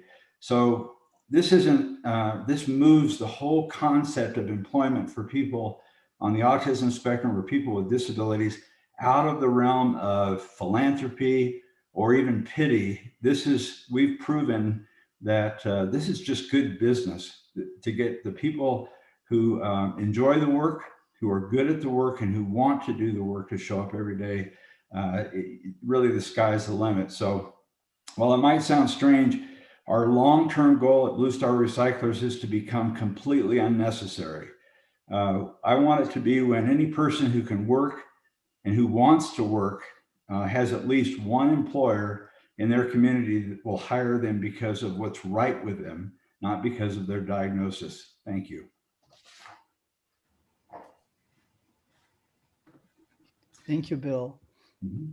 And now Dr. Fung will conduct questions with the panelists. Thank you so much for all of your work in your organizations. It is truly remarkable that all of you are doing what you're doing. The next few minutes, 20 minutes or so, we're going to have some questions. And the first is going to go to Harish. Can you tell us why you started your program a little bit more? You started talking about that when you introduced yourself. Sure, Dr. Fong. As I mentioned earlier, we found a lot of change in my son in terms of his confidence, in terms of his motivation, and in terms of his eagerness to learn more. So what we did was I just tried it with a couple more artists doing the same, and the parents reported the same. And on the other side, this talent of these individuals and the change was one side, but the other side, businesses reported significant benefits, right? There's a huge change in their workplace culture. There was the understanding of the typical employees there about the minority individuals changed big time, right? They understood them better. There was acceptance, there was respect for these individuals. So the organization started becoming, benefiting on one side, and the individuals were benefiting on the other. So wanted to bring this together so that, hopefully we can change lives of many, many, many individuals, also inspire many generations to come.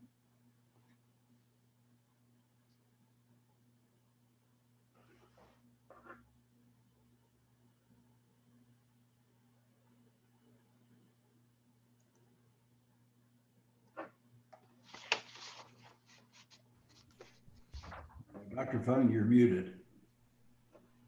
Thank you. So the same question for Bill. Why did you start the program? You started talking about this a little bit earlier when you introduced yourself, but for those people that are starting or employers wanting to think about starting a program that include neurodiverse individuals, what do you think the right intention should be to start this program? It's a very, very good question. And I don't know that I know what's right for everyone else, but I know that for myself, it's been said that most social enterprises are founded with empathy. Empathy is the core at the center of why we do what we do. And as I mentioned, when I experienced the talents, when I was observing the talents of these young men and realizing that they were stuck in a day program at a place that was not conducive for that would bear out their talents, I wanted to do something. And here's something that's a little indicting on the disability services sector. When I asked the staff in that place, because these young men had been doing this task for a couple of years, and I asked them, I said, didn't you notice how good they were at this? And two of the staff members essentially said, I'm paid to generate case notes and provide services. I'm not paid to recognize talent. And that's when I realized that so many of the people that with autism and other disabilities that end up in day programs being served, there's no one there really to see what's right with them, to see what they can do if they're given the opportunity. So Blue Star was formed with that in mind, which is that we wanted to provide a place where they could identify their assets and develop them into and really leverage the talent they've been given. So I think if that's the motivation, which I think it is for everyone on this panel to do what they're doing, all I know is that motivation worked for us, and it should work for other people as well.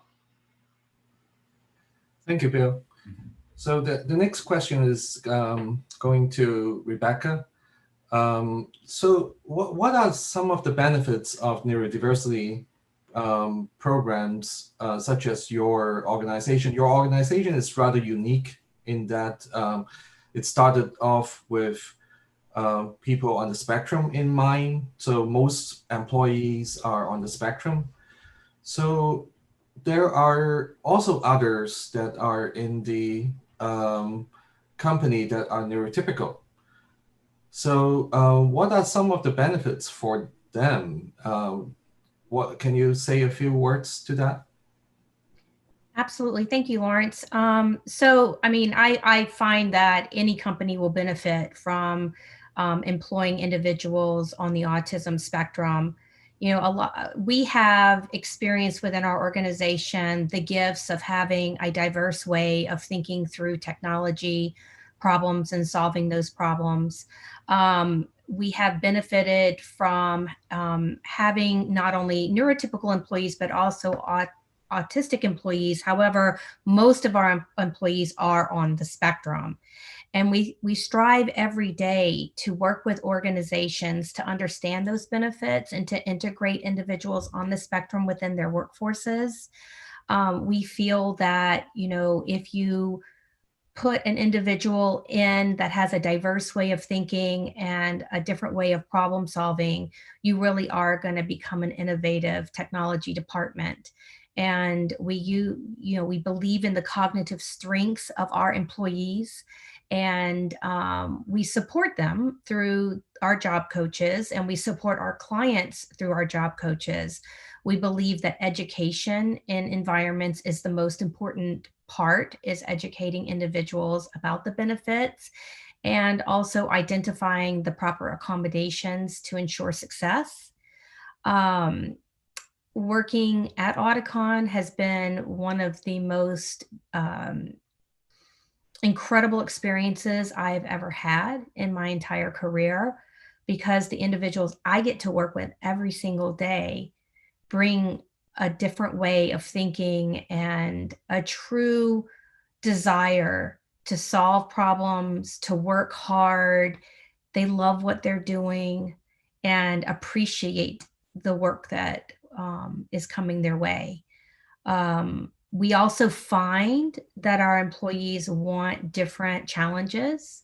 So we work very, very hard to provide that, and to also do continuous training so that we're not just providing jobs, we're developing careers. That's really wonderful to think about. It is really the trajectory, getting the job is really just an outcome at one time, but it's really the future, the trajectory that matters. Thank you, Rebecca. And Harish, your organization has been working with other organizations. What do you think some of the work that you are doing is really giving benefits for the organizations that you are working with?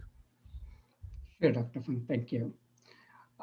You know, as we all know, many individuals have a lot of visual and artistic strengths.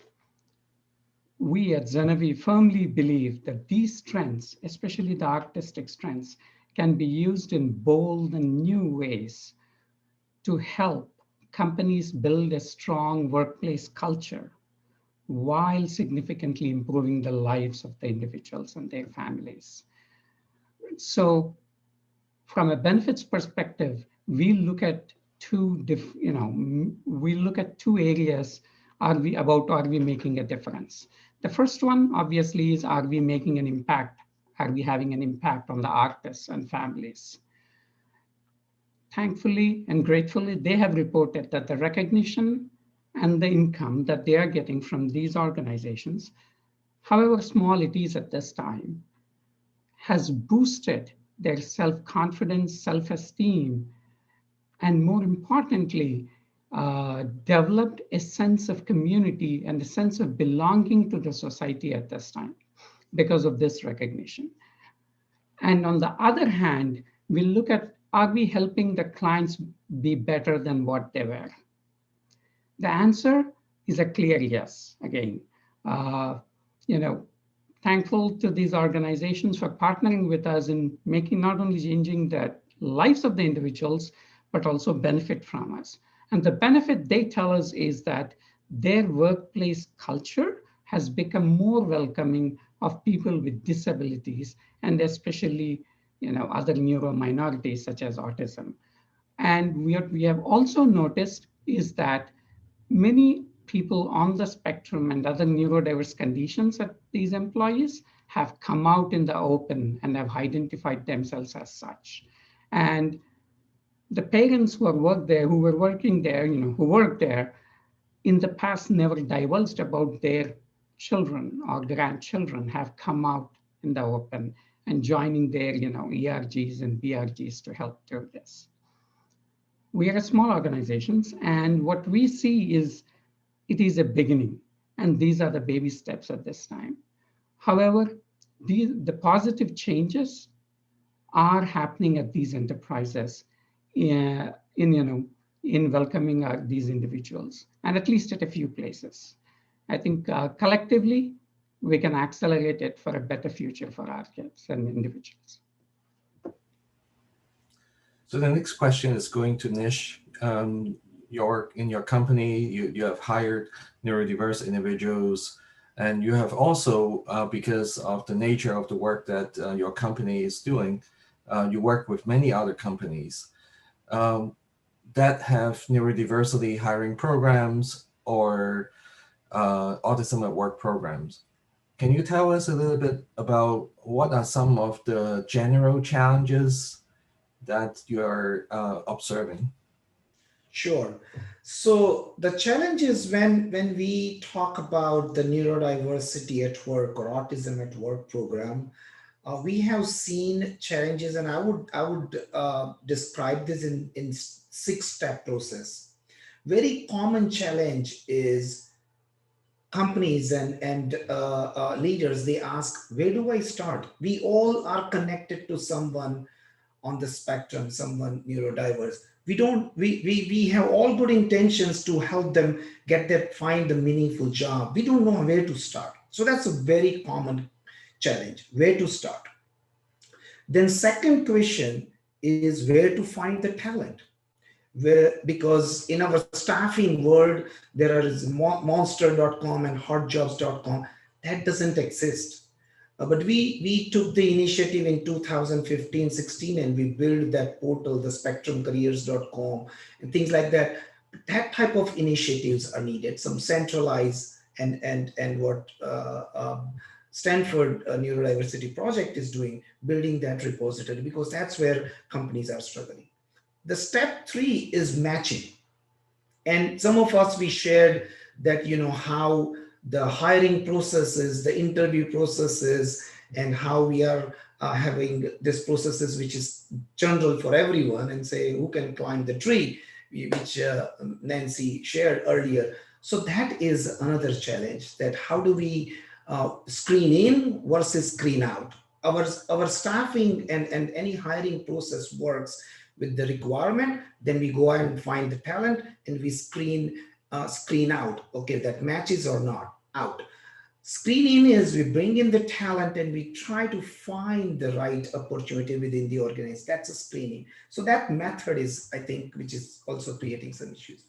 Then, so for some of the customers, what we have been doing is we are doing this talent showcase kind of a model, where we bring in the talent, we demonstrate and we show where, in which department they can work, and that type of. So that is a whole different method which we have developed and we are constantly evolving and building. So that's a matching of the talent. Then the complexity for small businesses, when Rangam hires, it's not too complex. We can customize the onboarding. When we are dealing with large companies and their programs, every department in some cases has a different requirements for onboarding, different processes for training. So that is very complex. Then number 5 is sustainability. Once we build the program, that's another huge challenge. How do we sustain, right? In yesterday's evening session, KTEL student experience, they mentioned that, they would like to build and work with the community where people will know them, we understand them very well, because that's what is going to create that sustainability and understanding of empathy and culture of inclusion And that's how we will able to sustain. So that sustainability is, and culture is a huge challenge, because and that's where we focus on that. And again, culture is not just building, but sustaining in today's workforce and work environment. People, they come and go, and you just one person, wrong person who has a misunderstanding, will pick up the phone and call HR and say, hey, what's wrong with Nish? Not why Nish is humming or something. And that can be end of the job, and that my career. So that's the culture and awareness. Then the last, which our today's topic is about scalability. Scalability, how do we scale up? How do we measure? How do we establish those metrics and goals of this program?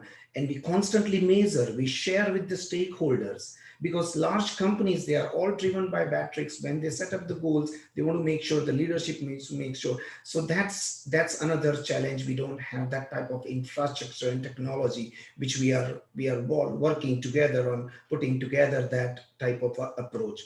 And another approach for ongoing, the last piece is always, it's easy when we engineer, when we build the program and we focus on certain jobs, it's always easy. But then how do we scale up? How do we find more jobs ongoing basis? That's where the challenge is. That's where these are the common challenges of setting up the and setting up and running the neurodiversity at work programs and autism at work programs, which we've been working with partners and building these innovative models and constantly enhancing it. Thank you, Nish. And because of all these complex problems, we really need a village to really make things happen. And so glad that And that's where, Dr. Fong, I believe that partnership through this type of organizations and this community, that partnership is so important, because not one organization is going to solve this challenge. It's all collaborative efforts between multiple organizations, and that's what is really needed. Indeed, and I truly think that in this conference, if we are going to be able to understand all of our roles in the whole neurodiversity advocacy and employment movement, we are going to be able to make some progress where we know where each of our organizations do and how we can collaborate with others. That would be a really important step for all of us to really make things better in a larger scale. So similarly, I'd like to ask Kathleen, what are some of the challenges that you have when you are starting Ada's Cafe, and what are some of the challenges now? You have now run for a number of years.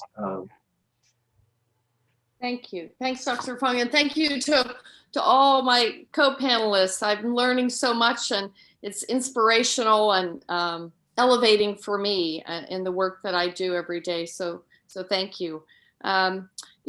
We run a food business, and food businesses are, can be notoriously stressful. Luckily, I approach the world that challenges are just opportunities. Maybe it's because I'm a mom, and maybe it's because I know that having grace under pressure is really the best thing to do in most situations. We're lucky that food is pretty accessible. It's kinesthetic, so it's been a great way to teach many job skills, some of the soft skills, the social skills, and then technical skills, certainly in our commercial food kitchen. Running a food business right now is extremely challenging in the midst of a pandemic, especially. Ada's mission is to educate people on both sides of the counter. It's to create a community and foster understanding. So that's pretty much been taken away given the need to socially distance and wear masks. And to not encourage that connection, that human connection, but we're still working on it.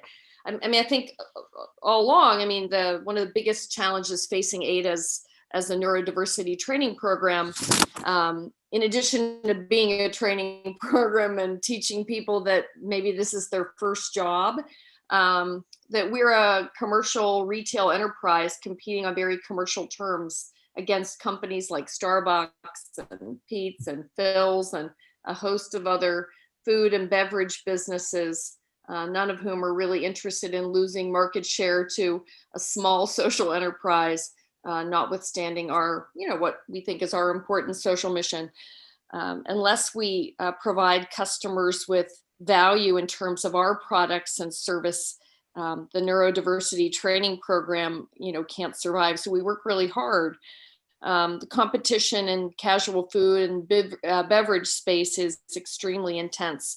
So we've always said that people will come to ADA's once in order to support the mission, but that they won't come back unless products and services that are delivered are as good or better than what they perceive.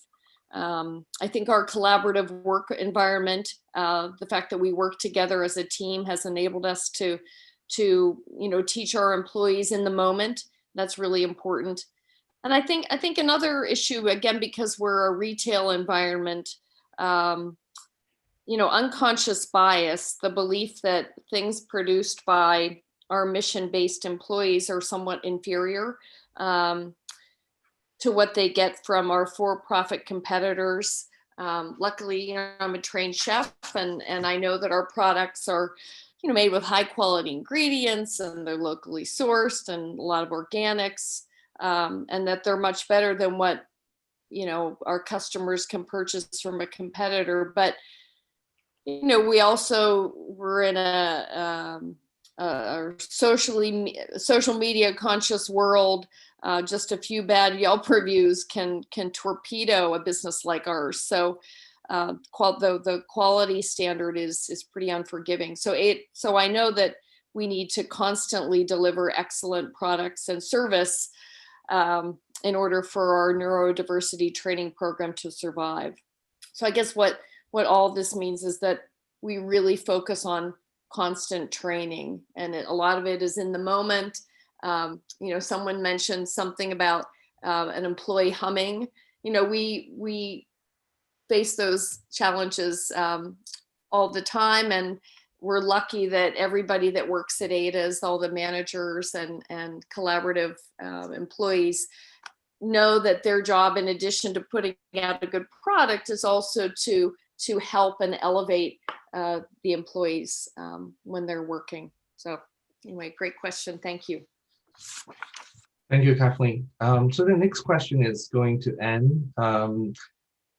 What do you think organizations that are having these Autism at Work initiative be able to scale up? This conference has the theme of scaling up the Neurodiversity at Work initiative. So this is probably one of the biggest questions that we want to answer. Well, thank you. And actually, I think the topic has been covered quite a bit so far. Dr. Hala Anabi and Dr. Nancy Doyle also touched on it. Include the people who are neurominorities. Yesterday, during the intersectionality of race and diversity, the panelists were talking about how important it was to be in a community of people like them. So including the neurominorities in the initiative, and not just in the plans and the policies, but also in the processes, the logistics, and the review or the retrospective of what worked and what didn't work, and how can that be improved for scaling. A quote from Ralph Nader is,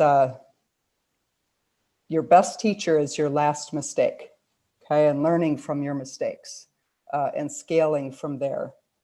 At Aspiritech a few years ago, we used a recruiting agency to find people that had experience. And we had offered full-time salaried positions with benefits to neurotypical people with experience. And they were fine, but they were they.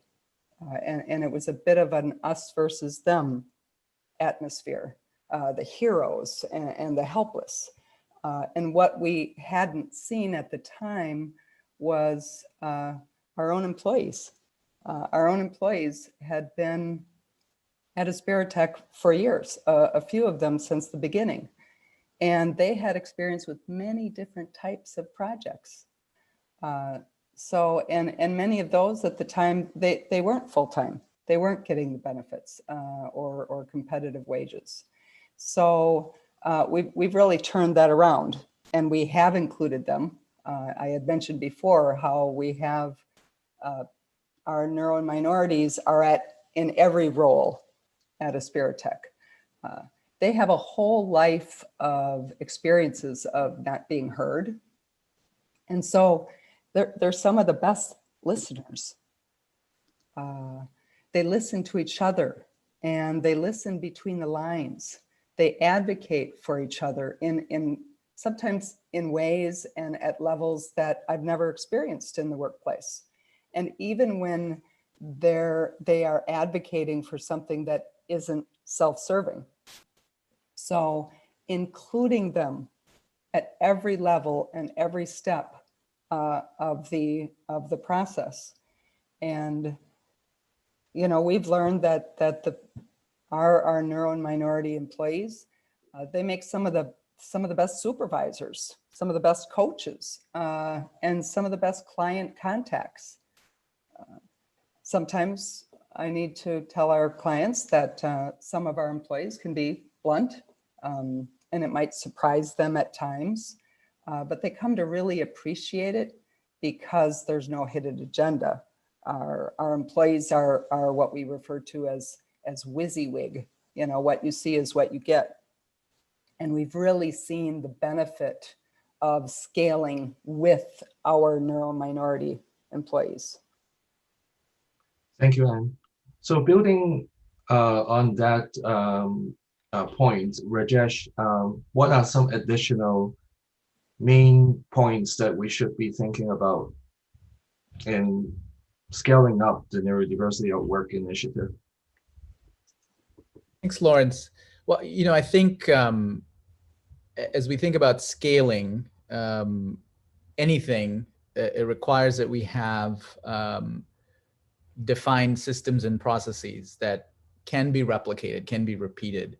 And so the way we think about scaling is that first you've got to make sure you have the right systems and processes before replicating the wrong thing.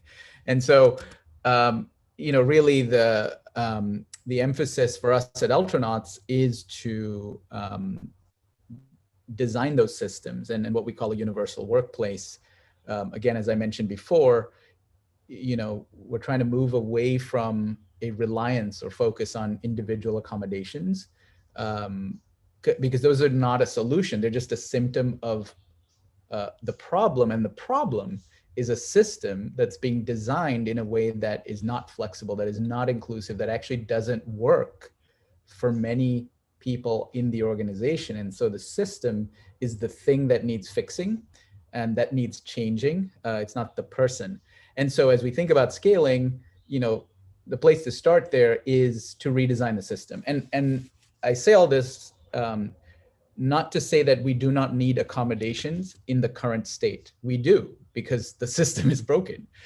But let's not stop there, because that simply should be a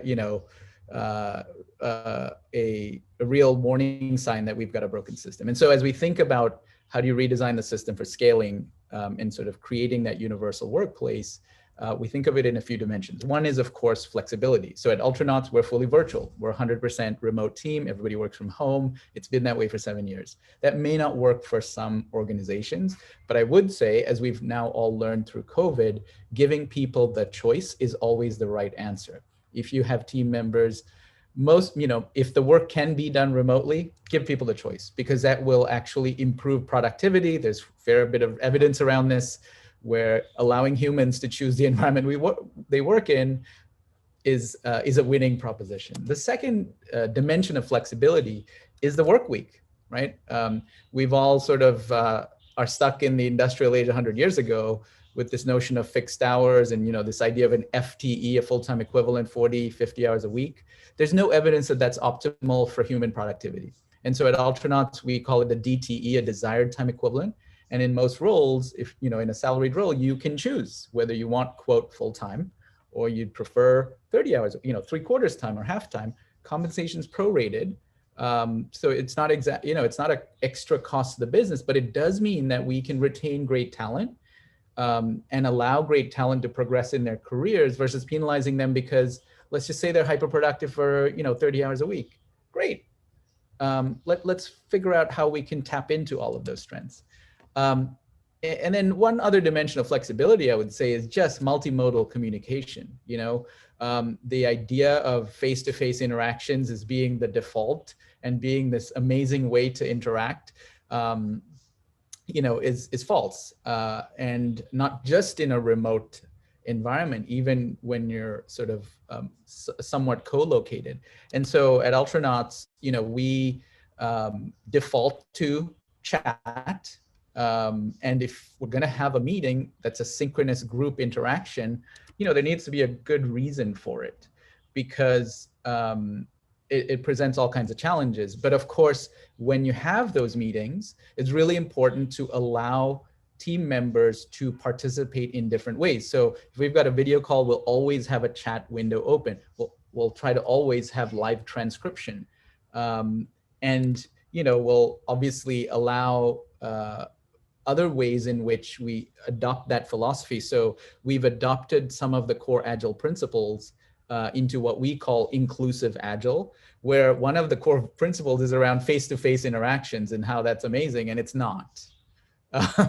And we've sort of proven it to ourselves. And so that does mean you think about then redesigning that extremely useful methodology in a more inclusive way. So how do you do sprint planning or retrospectives or story grooming in a way that allows, every team member to fully contribute? Because surely if you can do that and tap into all of those strengths, the team wins. And so, I'll get off my soapbox and just say, as we think about scaling, it's really important to not just think about how do we bring on more people who are neurominorities. That is, of course, important. And step one is have a viable business that can scale. And then step two is redesign the workplace and the system of work to be more inclusive, so that someone who's different isn't penalized for that difference, but in fact is able to use their unique strengths and contribute to the team. Yeah, that's really wonderful. Flexibility, that's probably the major word that we want to remember. And Nish, building on including neurominorities, including flexibility in the design of your processes, what are some other additional major points that you think we should include when we want to scale up neurodiversity at work initiative? And this is very, this is my favorite topic, because this is what I talk to the leaders from the corporate world, that once this, as Rajesh said, once you build these processes, once these systems are designed, like JP Morgan Chase and Accenture and BMS and Ernst & Young and Microsoft has those processes built in like 5, 6, 7 years. What is next? Next is a technology architect. What I believe that we need to build a technology-driven program, tech-enabled program, where we can really leverage all these learnings and put it in practice and connect that to the hiring systems. Companies, they hire in different ways. They have multiple environments, these global companies. How do we put a system so that hiring managers are empowered and they will see that, okay, this is an autism-friendly job, this is neurodiversity-friendly job. How do we give and influence them?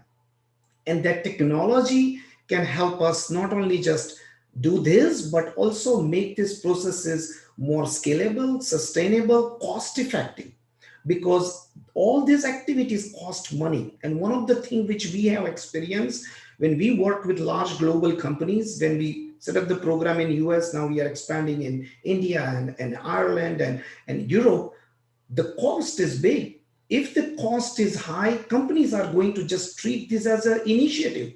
They will have 2, 3, 500, 200.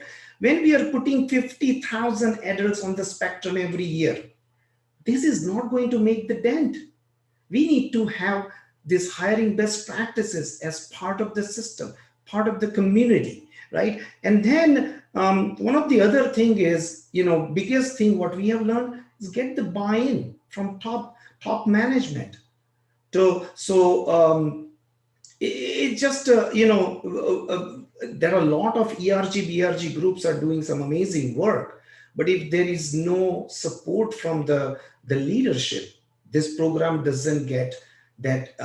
Another on the scaling up side, what we have seen HR, strategic sourcing, procurement, and talent acquisition, all these multiple departments, all they are coming together. We have just started seeing that in the last few years. They are all coming, diversity and inclusion, supplier diversity. It's all about diversity, right? But instead of working in these silos, in these large global companies, they are all now coming together and putting together the strategy.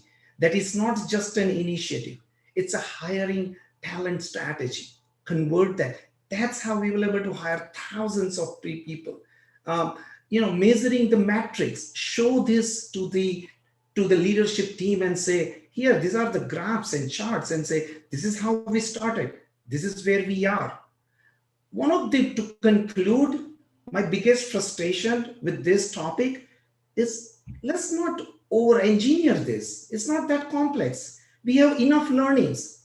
Let's take these learnings, put that in the systems, and start implementing it. And it's always going to be ongoing learning process. It's about the partner with employers. And we share this with them, that this is something which is, we will do our best. We are the expert, but there is no 100% guarantee. We will have some hiccups. So let's be transparent to employers. So they should know that this is going to be ongoing learning process. We don't have to. Anyway, so sorry, I just sound a little frustrated because this is what we go through this with corporations and say 150, 200, 300 hires are not enough.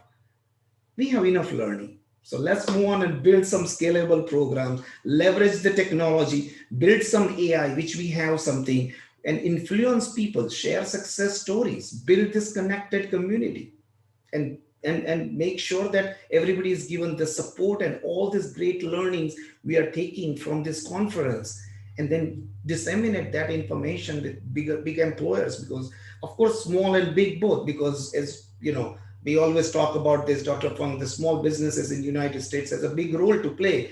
But if we have these best practices, how do we disseminate that information to the small businesses also and help large companies implement those best practices? Very well said, Nish. So we only have about 2 minutes left before we get to the Q&A from the audience. So I'm going to challenge all the speakers to, if I'm going to ask you that question, try to summarize your answer in about 30 seconds, okay? So this is kind of challenging, but I know you can all do it. So, Anne, in light of the pandemic, how does your organization manage the challenges from the job market? Well, like Dr. Nancy Doyle said, we all were forced to go remote, which was a learning experience from us. And as I had mentioned before, we learn from our mistakes and the circumstances. The current job market, one of the things that we've found is important is employee benefits, which sounds like they're perks and extras, but they are critical, they're fundamental. So being able to meet the needs of the candidates is very important. And as Rajesh said, give them a choice. as to the working environment. Thank you, Anne. Same Also. question, Rebecca, 30 seconds. So in the pandemic, we did have to move all of our employees to remote working. And I think the most important piece of the way that we handled this was by the support that we've given them to be successful. We focus on each individual and what they need to do well in their jobs. I was really pleased that our team was able to transition very quickly, and our clients did not see any disruption in what they were doing. I agree with Anne, benefits are everything, making sure that they have everything that they need in their lives. And also from a mental health perspective, you know, every week is a different week during COVID. So focusing on their mental health and well-being and putting together well-being plans for each individual employee, compassionate management is the key here. Mm-hmm. Rajesh, same question. Thanks, Lawrence. You know, just picking up on what Rebecca was saying, I think mental health, and this is for everyone, right? So at Ultranauts, we were already fully remote, so operationally nothing changed, but being remote while being surrounded by fear and panic is a very different kind of thing. And so the two things, you know, I'd say that served us well, one is that we already monitor well-being, and we've got metrics in our company dashboard that tie back to things like loneliness and so on. We've got a bot that polls the team every day, and the results are live, so there's full transparency. We dialed up the kind of frequency of support. So instead of a once a month community gathering, it was every week. Then we slowly over time, you know, got to every other week. We doubled the number of life coach hours and so on. But I think just measuring and being responsive and understanding well-being is important. The other is transparency, because when you're surrounded by uncertainty, the last thing you need is to be uncertain about your business. As a business, you know, we took a hit, but we recovered fast. We're going to grow at 70% this year. But there's so much uncertainty. And so we started doing things like, after our weekly management team meetings, we would post all of the decisions and discussion points, because I will guarantee you, your team members are worried about things that are a lot worse than the reality. And so just creating transparency as much as you can be reassuring in these times of uncertainty. Very well said, Rajesh. So Kathleen, how does your organization handle hiring people with a large spectrum of neurodiverse conditions or disabilities? 30 seconds. Tick, tick, tick. Okay. So you know, we strive to create a collaborative, cooperative, understanding, supportive environment. That's our credo. That's what we live by. It works. We tell our employees that really the only thing they need to bring to work is a good attitude, patience for themselves and patience for others. And it's really about communication. That's what we do, and it's successful. And we provide accommodations. You know, in our kitchen, some of our neurodiverse employees, they want to wear headphones. It helps keep them focused and lifted by what other things that are going on, and we provide those. Thank you, Kathleen. Same question for Bill. Please unmute. Can you ask the question one more time? I just want to make sure. How does your organization handle hiring people with a large spectrum of neurodiverse conditions or disabilities? Well, this is another area we're very fortunate from the very beginning, because we're not a service provider and we receive no government funding. We're open to anyone that can work and do the work that we do, and anyone that wants to work. Actually, that's the first question I ask is, do you want to work? Because some people are sent to us by others who are more interested in them working than they are. So if they answer those two questions, then we go right out to the floor and have a working interview where they can have hands-on, and there's about 5 task sets. And by the end of that working interview, we generally find the thing that they have to offer. It quite often is hidden, and it comes out in the working interview. And so what I can tell you is that's allowed us to hire the widest spectrum of folks with any kind of diagnosis that that I can think of. So that's how we do what we do going forward too. Thank you, Bill. So in the last 10 minutes or so, we're going to try to answer at least 35, 34 questions. So I'm not sure if we can get through all of them, but we'll try as much as possible. And a lot of these questions are not going to a specific person. So please just jump on, or you raise your hand and jump on so that we are ready. So the first question is, I have found employers running psychometrics and then not wanting to employ this individual because the tests have discussed the autism traits. How do you explain to senior managers at interview that these tests are inappropriate? Anyone want to answer this question? Nish? I would say it's not a job seeker's job. It's more the organization or who has brought you for the interview. Those individuals, professionals, or organizations needs to do better job in educating them. That's not the job seeker's job. Thank you. Rajesh, this question is for you. I'm worried about companies becoming fully virtual as kinesthetic, hands-on autistic person. How does Ultranauts support kinesthetic and extroverted employees? So, as a company, we're fully digital. The work we do isn't physical. So we might be validating the output of an analytics engine, right? Or building test automation into an ETL or pipeline. So in that sense, hands-on means doing work digitally. And so absolutely. So we've, thanks to our learning and development team and my colleague on the leadership team, who's our head of quality, Nicole, we've sort of designed for neurodiversity in our training. So we think about upskilling in sort of, in slightly different terms, in that instead of like sending someone off to a 5-week coding boot camp, you learn a bunch of general skills with no practical application. We've dissected the skills you need into micro learning paths. So it might be like API test automation with Java, right? That's a learning path.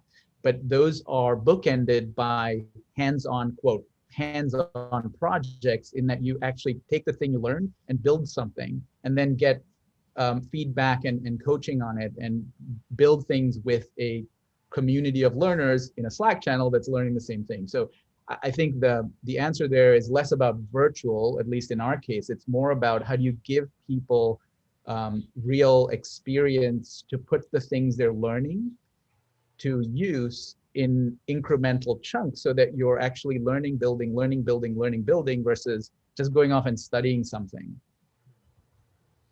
Thank you, Rajesh. So this question can be answered by many of you. My autistic daughter is heading to college next year to pursue a degree in computer science. What recommendation would you give when she is ready to enter the workforce? Can anybody want to raise her hand? Okay, Anne? I have 4 kids that just finished college. I think it's really important that she enjoys what she does. It's a big decision what your college degree should be in. And so many colleges have the opportunity for internships, externships, getting experience. And so I think that's really important, not only for the prospective employer, but for her daughter, to make sure that she enjoys what she does. And also, computer science it is a really broad field. There are so many different things you can do. So the more experience she has so that she can direct her job search, the better. Thank you, Anne. This is a good question. Can any of you talk about how you develop autistic talent for leadership roles and permeating neurodiversity at all levels? Who wants to take that one? Rebecca? Yeah, so at Auticon, we really focus on career development on every level. Many of our employees have no experience when they come in, and we have a training program that they go through, and then different levels that they can reach. And we work with each individual to, first of all, identify where they want to go in their career and help them get there. We have people at all levels in our organization who are on the spectrum, ranging from leadership to finance to marketing, sales. And as with any of our employees, whether they're on the spectrum or not, we focus on career development and helping our employees get to the next level. Thank you, Rebecca. I would say, if I can just chime in, I think I completely agree with what Rebecca is saying. And then I also think it's important to kind of, in a very structured way, make sure that things like performance reviews are equitable, right? So a couple of years ago, we had formal annual performance reviews to make decisions around promotions and merit increases and so on. We had a group of 6 teammates who came together, all neurominorities, and just tore it apart and came back with 39 recommendations on how to fix performance reviews. And we've implemented them. And one of them, I'm just going to share this because every organization should do this. In the performance review input forms, usually the rating scale is from does not meet expectations to exceeds expectations. Whose expectations? Did you clarify those expectations with the employee? Does reviewer 1's expectations match reviewer 2's? And if not, why are you using this? Anyway, I would just say, sometimes at the tactical level, there are just changes you can make to remove some of the roadblocks that might prevent someone from progressing. Mm-hmm. And I agree. The more measured that you can create your performance reviews, we do it in a skills and responsibilities type list so that each individual knows what they have to achieve to get to the next level. And it's very measured. Bill, you're going to add something? Yes, my experience, like everything at Blue Star, has been that we've probably done it wrong to begin with and then made adjustments. But in this particular case, and I think this is true really with everyone in the workforce, that there are individual performers that are superstars. They have the ability to go well beyond what's assigned to them, and there are others in the team that have a greater interest in their teammates, a greater interest in the performance of the entire team. So what I can say is we've promoted the strong individual performers to find out that we just killed them because we burdened them with trying to get everyone else to come up to their speed. Our best promotions, I think we have 7 people with on the spectrum in supervisory roles now. They were the people that came to me. I think Ann mentioned it. They came to me and told me how well their co-workers did that day, and not themselves. So as we promoted, we've been looking for that element. Mm-hmm. Thank you, Bill. Mm-hmm. So we will talk about some of the challenges. What are some pleasant surprises that you have encountered in the work, the social enterprises that you're all involved in? I think for us, one of the things that I found pleasantly surprising is that when we transitioned to a remote working environment due to COVID, that the chief complaint still today is that they miss being together and being able to socialize with one another in the workplace. It was a really wonderful thing to learn. Mm-hmm. We only have a couple minutes left. So we'll try to be fast with answering these questions. In what ways can you accommodate employees with OCD? Is relatively specific. Anybody has an example?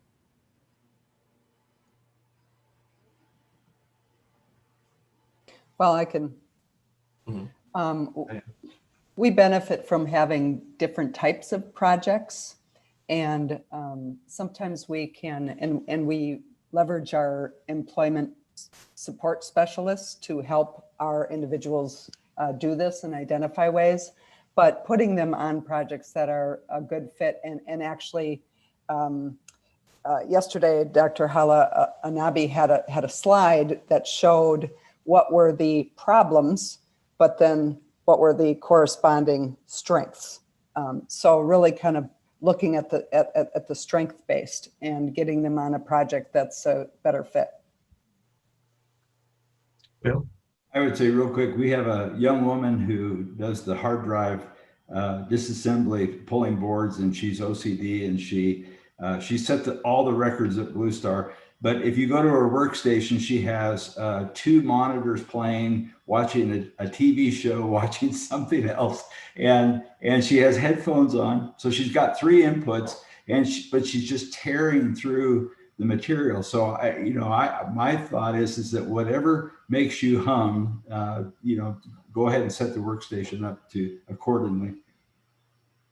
And in our commercial kitchen, we have a lot of equipment, and we have a couple of employees that have OCD, and they help us keep everything organized. It's pretty remarkable and so helpful. Absolutely. I would just say, maybe not answering the question, but part of what we all need to do is to create an environment where team members, have the psychological safety to ask for help and ask for what they need. And while not everyone may be able to advocate for themselves, we should have a easy way for advocacy to occur. And so I think, part of the challenge and part of the learning, to your earlier question, both kind of surprising in a good way, but also surprising, and I can't believe we didn't think about that, is just it's hard to narrowly define both strengths and needs, right? And I think creating an environment and a workplace and a culture that can be more flexible and meet each individual where they are, including, maybe, for example, like we're a quality engineering firm. All our projects run in an agile way, but agile demands that you have daily measures of individual output. That's terrible, because people don't work in a steady flow of output, and individual pressure like that can be really destructive. And so we're learning about how do we come together, make commitments together, measure our performance together as a team, but allow for the very human reality that, not everyone's going to be hyper productive every day or all the time. Mm-hmm. Harish, one last comment, and then we'll have to wrap up. Yeah, I mean, this is with respect to the earlier question about pleasant surprises being a social enterprise.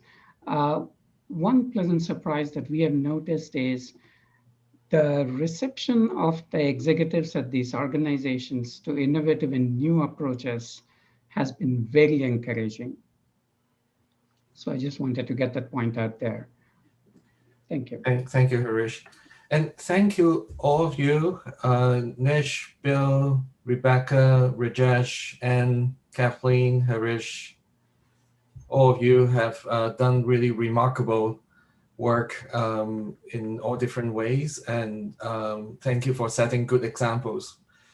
And some of you are going to be speaking with some of the attendees in the networking session in the next few days. So we can continue on with that conversation. So in about 12 minutes, we're going to start the next session. So everyone, please take a break. We are going to resume in just about 12 minutes. Thank you again. Thank you, everyone.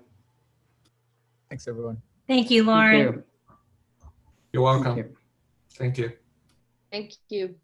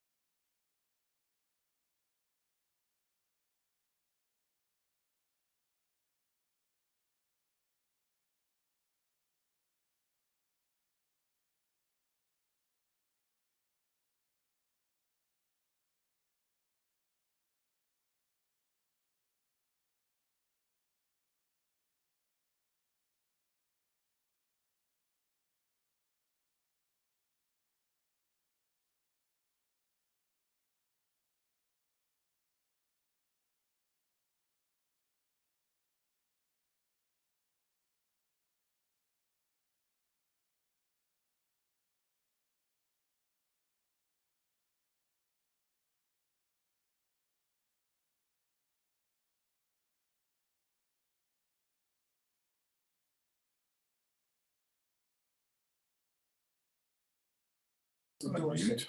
There's no.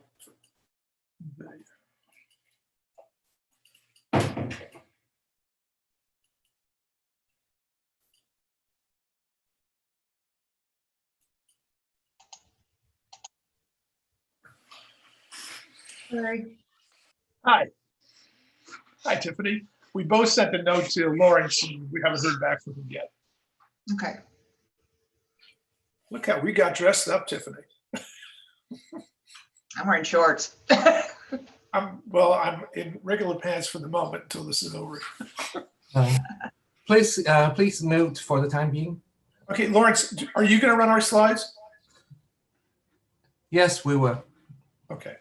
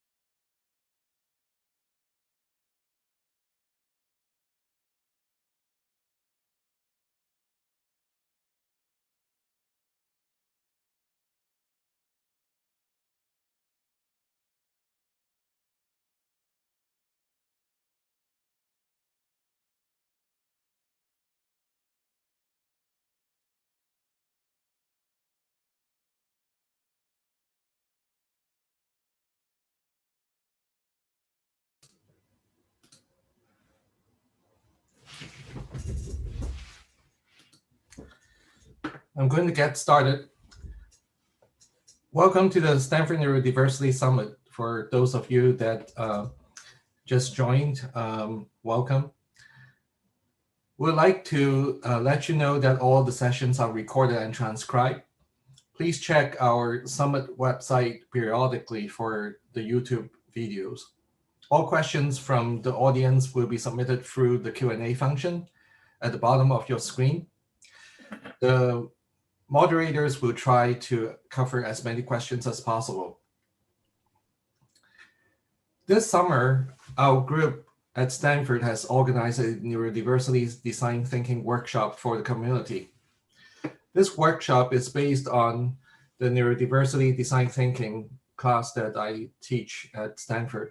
But unlike our class at Stanford, this workshop is truly multi-stakeholder activity. There are neurodiverse individuals, parents of neurodiverse individuals, employment specialists, mental health providers, and other stakeholders.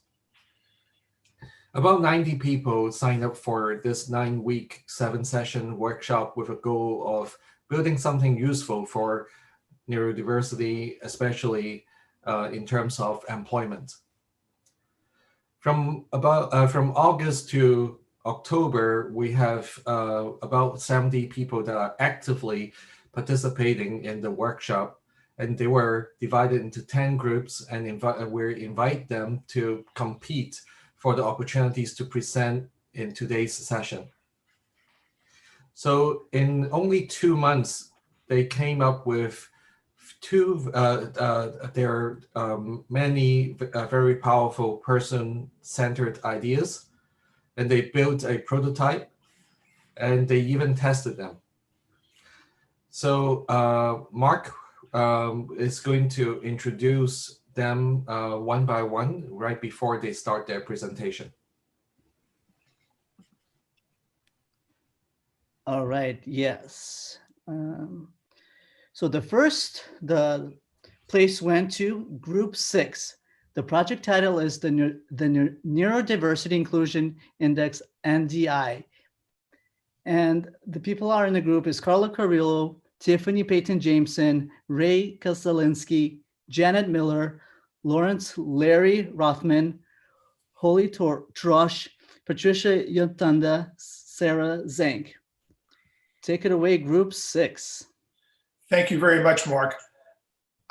It's delightful to be known as Group 6. Actually, we became a family as we did this. And we were thrilled, to say the least, to be voted #1 for our project, which is called the Neurodiversity Inclusion Index. And what I want to do is tell you a little bit about our group, tell you how we use the design shop methodology, give you the value proposition that we're able to develop so that it makes this worthwhile, and actually demonstrate via our website what the Neurodiversity Inclusion Index looks like. So may I have the next slide, please? Our group, as you can see, was composed of 7 people. I'm the guy on the left, and my co-presenter is the person next to me, Tiffany Jameson. And we had, as Lawrence just described, a multi-discipline, multi-background, very diverse background group. And what was really wonderful about it is that we all gelled as a family. We spent many evenings on Zoom validating the NDI, and we soon grew to become a very coherent group that were in total support of each other. May I have the next slide, please? So to look at what is the Neurodiversity Inclusion Index, basically it is an index driven by companies, employees, and candidates for jobs, the latter two being neurodivergent themselves. And the index serves 2 real functions. It allows candidates and employees to both describe their experience in the company and during the process of being hired or not. And it allows them to also provide an input to the index such that people can judge whether or not a company is neurodivergent friendly. What we believe this sets up is an internal competition among companies as well, because with a public rating and ranking system, very few companies are going to want to have a low NDII. Most will want to do very, very, very well. What makes us a bit unusual is that we are looking at this thing from a 360-degree angle. That is the employers, the employees, and the candidates. So we get a full picture of what's going on. May I have the next slide, please? Our key findings, no surprise, is that the NDII fills a gap that doesn't exist in the environment. There is no specific neurodiverse index that's around, much to our surprise. There are lots of inclusion indices, but none that focuses specifically on recruitment, hiring, and retention of people with neurodiversity. The thing that we discovered is that in addition, going forward, and we'll talk to you about our plan about going forward, NDII can be a standalone. We have our own website for it, or it could be included into another employment website. Next slide, please. So in order to validate what we were doing, we needed to construct a survey. And as you can see on both sides, we had a separate survey for employers and a separate survey for employees and candidates. And we built each of those surveys iteratively. That is, we kept speaking to people about, does this make sense? Does that make sense? And in the end, what happened is you can see the results. Employers, for the most part, were either lukewarm or absolutely thrilled with the idea of having this. And the key finding that I would like to point out is that many of them said they may change their hiring standards as a result. If you look on the other side of the ledger, in this case, employers and candidates uniformly love this idea. And the one thing that stands out more than anything else is they said it allows their voice to be heard, and that is so vitally important. Next slide, please. So we made extensive use of the methodology that was part of the Stanford Design Workshop. As Lawrence said, and thank you again, Lawrence, for including us, we're honored. The methodology is a 5-step process, as you can see in the hexagons. For us, the two major points that changed the course of what we were doing were in the emphasize step, the very first step, and in the ideate step, the third step. In the emphasize step, by listening to the people in our group who are neurodivergent, they were able to tell us what their issues were with employment. In the ideate step, what was very, very clear is there wasn't an objective measurement index or standard for all three stakeholders, the employers, the candidates, and the employees. Now, if you look at the next slide, which talks about the starburst capability, next slide, please, which is a technique that the design workshop uses. We asked ourselves why, when, how, who, what, where, and what came out is that the real push here was the why, because we could influence inclusive hiring. We could influence sustainability of hiring. We could create a resource for job seekers, and we could create partnerships. So I want to go on to the next slide, please, which shows what we've learned, the critical elements for the NDII are that it's usable, that it continues to be innovative, and that it's flexible. All of those three things are absolutely necessary for it to be a success. Next, I want to show you what our business case is. And I'll point you to the blue box from one of the colleagues we've talked to inclusively, where they, and here is an enormous value proposition for business that many a time is overlooked. And I'll read this to you because it is so profound. Companies actively employing people with disabilities have an 89% higher retention rate, a 72% increase in employee productivity, and a 29% increase in profitability. I think nothing more has to be said than that, although there are many other capabilities that and reasons for a business and for employees and candidates to look at this. What I want to show you next is the research methodology we used. In the stakeholder surveys, we had to go through a 6 or 7 point process in each case, which was an iterative process. We created surveys, we identified employers and participants, we got their feedback, we refined the surveys, we compiled the results, and we created an index. And so when we got to that, the next step was to look at the world around us. Next slide, please. And either look at competitors or potential partners for this. And as you can see, we found 7 or 8 that were involved in indexes that were involved with inclusion. And in our opinion, there were 2 that stood out, and we are actively engaging those, as you can see on the right side of under the green light. What I'd like to introduce, whom I'd like to introduce is my colleague, Tiffany Jameson, who is going to actually show you what is in the index. Tiffany? All right, thank you, everybody. I'm delighted to be here. It was quite the experience putting everybody together. What I'd like to show you is some of the prototype we put together, and I actually just took bits and pieces of it because it's quite comprehensive. If you could push the space bar, please.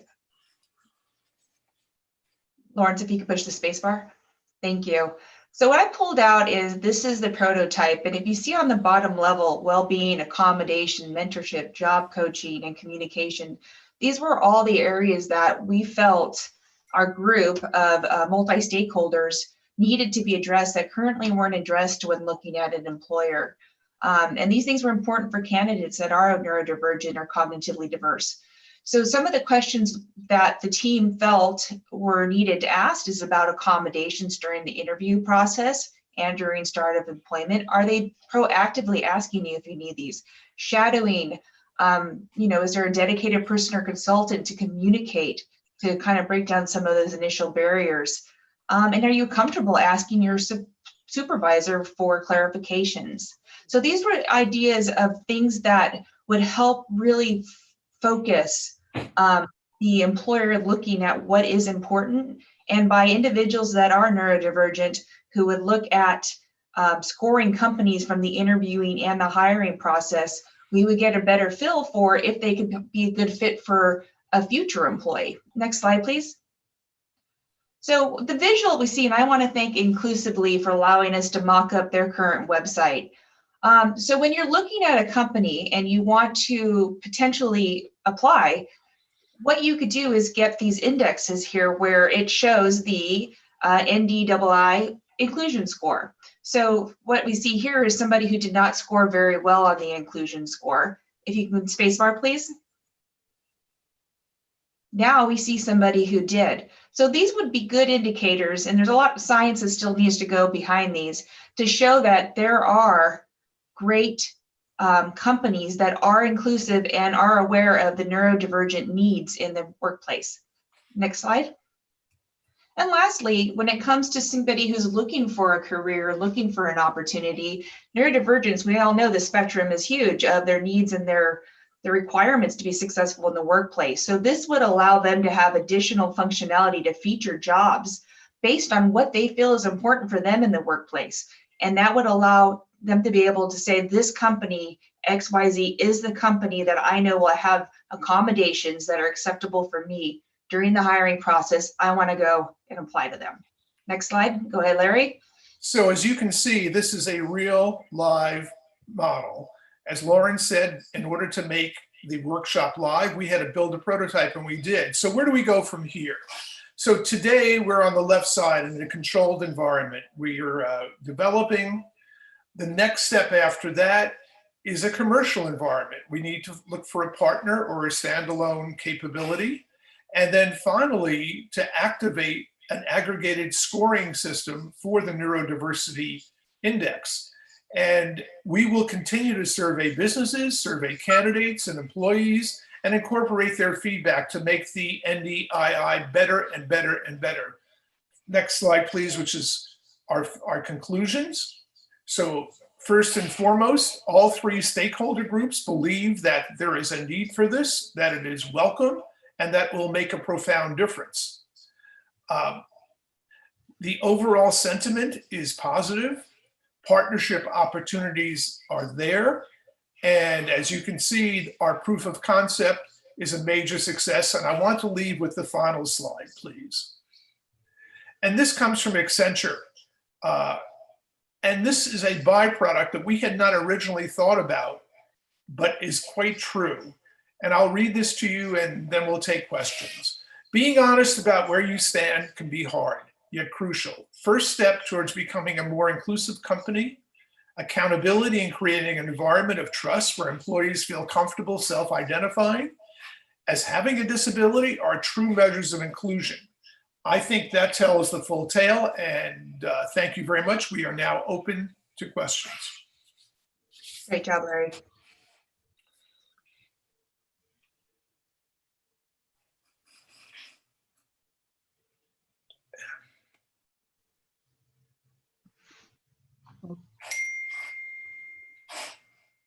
We have about 2 minutes for questions.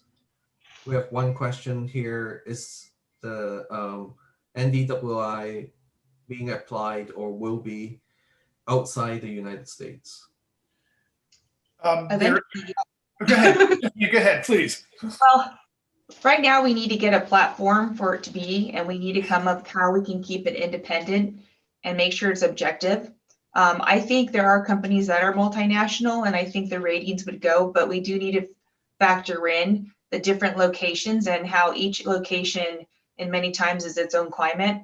And we want to make sure to address those topics. So if something's working great in Los Angeles, is it really the same in London? And how is that for a neurodivergent employee? So yes, but it is a little bit more complicated than just opening it up.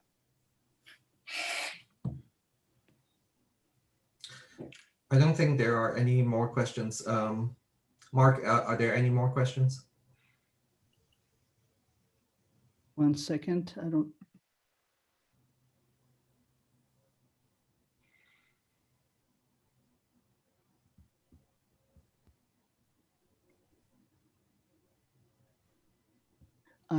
How can we link with you to learn more?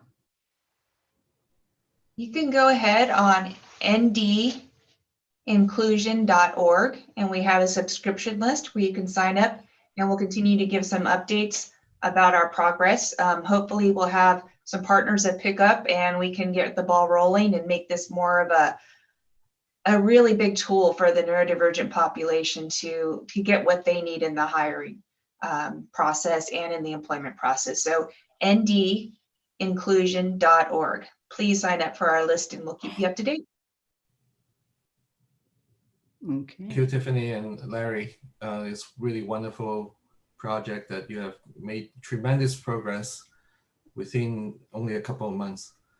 So, thanks, Larry. It was fun. Thank you. Thank you. So, Mark, would you like to introduce the next group? Yes. So for the second place, we had a tie. And the second place for the first one will go to Group 5. The project title is Building Self-Advocacy Skills for Neurodiverse Employees. Group 5 consists of Jenny Hong, Ed Lam, Nukat Rashid, Wesley Strickland, Nancy Chan, and Ivan Ars. Take away, Group 5. Thank you. My name's Wesley Strickland, and I'll start with presenting this. So we started thinking about this during this workshop, and we were trying to figure out how to build self-advocacy skills for neurodiverse individuals. And we thought it would be great to gamify an employee resource group for multiple reasons. Next slide, please.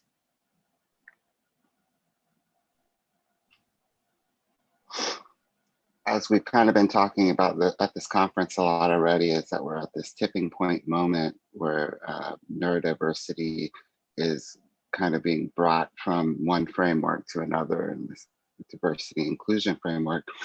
And I think that's kind of all the statistics that are on the slide, everyone already knows, but this really could create a way to collect meaningful data while providing a way to build community and empower employees. Next slide. So the idea was with this gamified employee resource group to make sure that it's engaging, it's online digital gaming with rich content, customizable, anonymous avatars, dynamic missions and all that, scalable, so you can piggyback off of other programs that are already out there. A lot of companies already use gamification, Microsoft has some stuff, others do. And to allow real-time anonymized data sets for the neurodivergent community, which really doesn't exist right now. So that kind of helps to bring us into the current system we're in. And then inclusivity. And then further, I'm going to pass this off to my other colleague, Nikat. Thanks, Wes. So why did we choose gamification? So there were a number of different reasons. We've highlighted 3 for you here. The first was learning to advocate for oneself is a journey for all people, and it can be challenging for neurodiverse individuals. And we felt that games can provide a safe space, which can challenge neurodiverse individuals at their pace. And they can identify the skill sets and the other areas that they want to build on. And they can play something that's very internal to them, and they can still play within a group and then decide to take some of that learning outside. So it's about linking their internal and external worlds.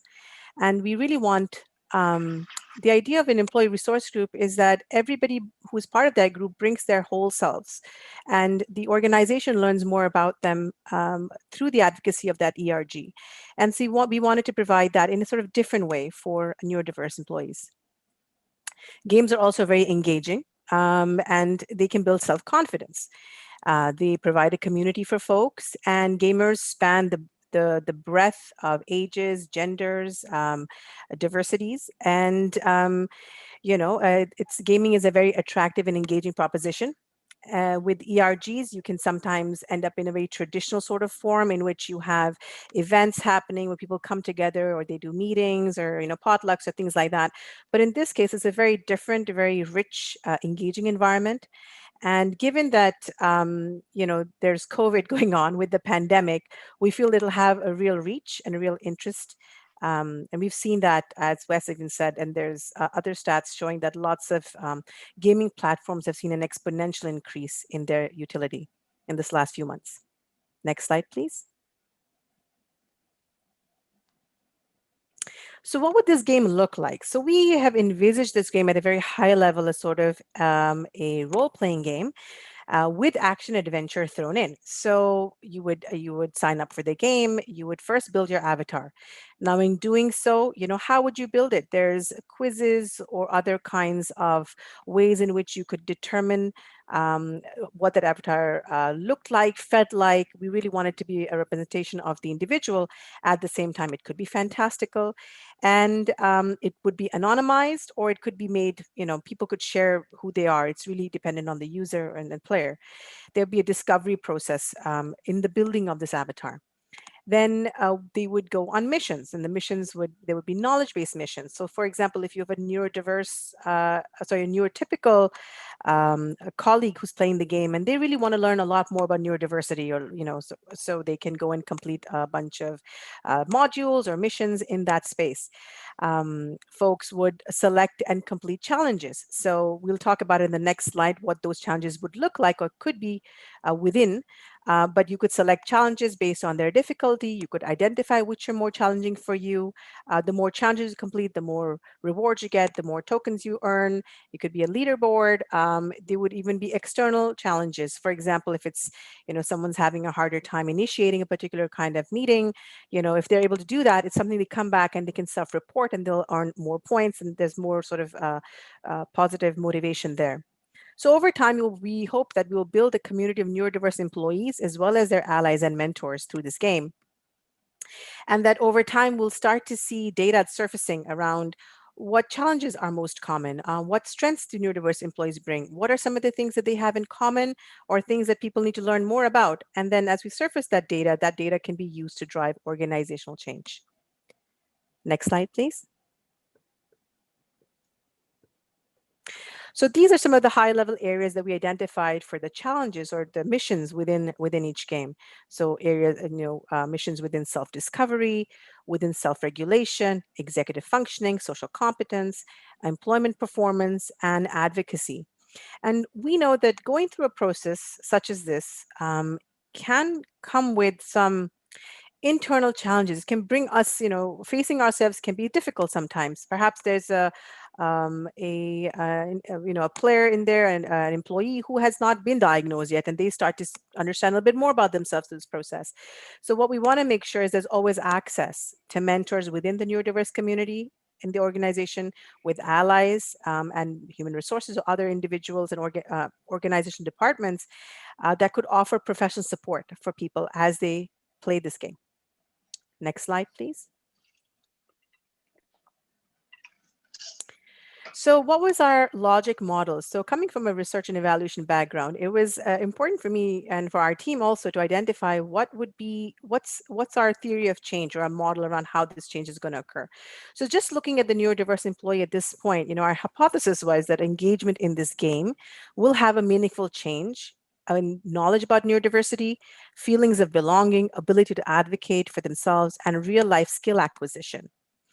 And so we used a knowledge action behavior model in this case, and we identified some high-level measurement tools that we could use, including different kinds of testing or psychometric measurement, metrics around challenge completion, challenge level of difficulties, engagement metrics, how involved are folks in the game? Are they linking their internal external worlds? Are they just are they playing solitary? Like getting a sense really of their engagement. We would have some self-report surveys and even journaling opportunities that would be private for the individual to sort of capture their feelings.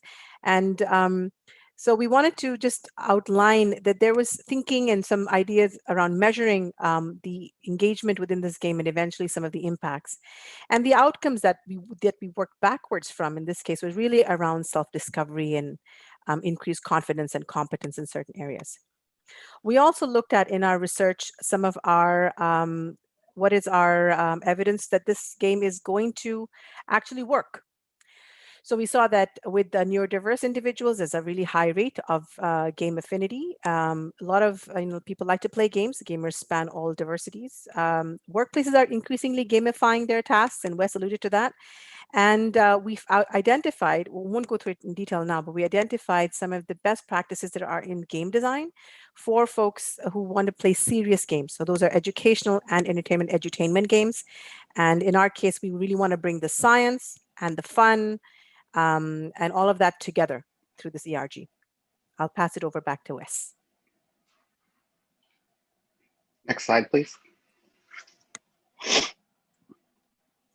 So keys to sustainability for something like this, it obviously has to be engaging, because if you're not going to get data, or you're not going to get any kind of anything moving forward unless people want to play it. We would want to have some alignment with a corporate mission. You see a lot of the bigger corporations these days adding diversity as one of their core values. So I think that something like this would align there. Building internal and external partnerships and communicating progress and benefits. Next slide, please. And I think this is really my favorite slide, is the impact slide. There's a lot of ways this could impact somebody. You've got employees that are building these traits, they're increasing productivity, they're feeling included, and they can be authentic. Increases mental health and learning development, career development. Human resources, they would get 100% on what we just saw, the NDII, with, well, presumably if they have the scores that they need, and a new talent pool, a new employee data, metrics-centric hiring algorithms, and inclusive recruitment practices, organizations, alignment with corporate mission, corporate social responsibility, innovation, stakeholder values, avoiding groupthink, because if we're hiring everyone that has the same data set, then we're not going to get the innovation from different data sets. And then the paradigm shift we've been talking about at this conference. And last slide, please.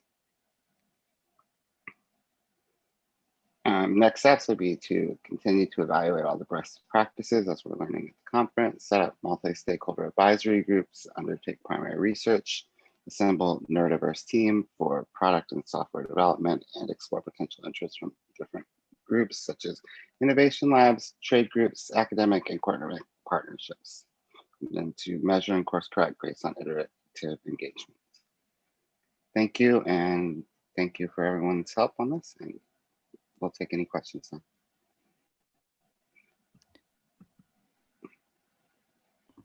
All right, thank you for that wonderful presentation. And it was really cool to see from the beginning how your project grew and what it became. So there's a question, is there a link to this game for those who are interested in it? Well, we're in the process of conceptualizing the game, so no, there isn't a link yet. But we're very much in the early stages of conceptualizing it and starting to go towards, yeah, and then like we said in the next steps, bringing people on board to start to build it and create it. So hopefully, if this takes off, you'll see it. All right. There's not any more questions. So we'll go to the next group. Thank you so much.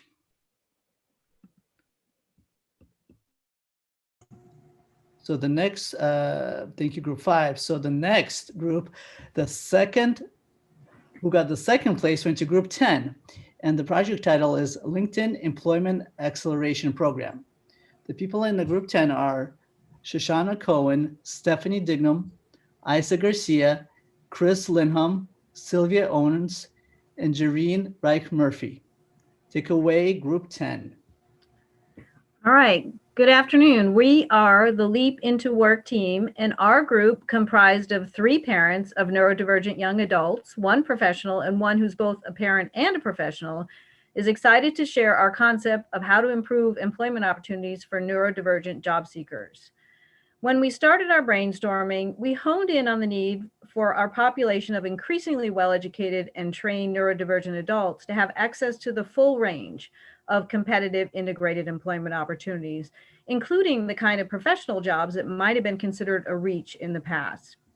What makes this moment even more powerful is that we see employers being more open than ever before to hiring and capitalizing on the power of neurodivergent minds in increased roles. Taking advantage of this moment in time means that neurodivergent job seekers looking for competitive jobs need to use competitive job seeking strategies, including resources like LinkedIn. After some discussion, our group decided to focus on LinkedIn just because of its tremendous power in the marketplace. Despite its power, when we looked at what it takes to create LinkedIn profiles, we realized that it may be intimidating for neurodivergent job seekers, and the complexity could be enough to keep many from even trying. To address this need, we created Leap Into Work, which stands for LinkedIn Employment Acceleration Program. Leap Into Work is a program to accelerate neurodivergent participation in LinkedIn as a career tool. The intention is to create a practical step-by-step guide to help neurodivergent job seekers create a profile and use their profile to get jobs. The strategies, language, and tools used are specifically targeted to the needs of neurodivergent job seekers. We'd like to offer you a guided tour of the website version of Leap Into Work.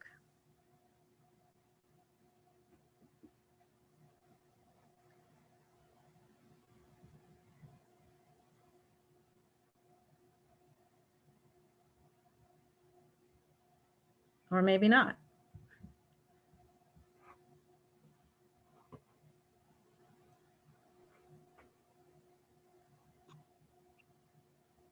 I think we lost Shoshana, did we? Ah, there we go.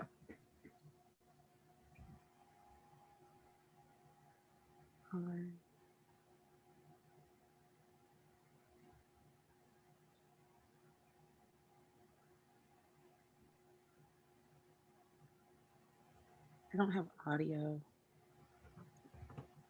I don't have audio.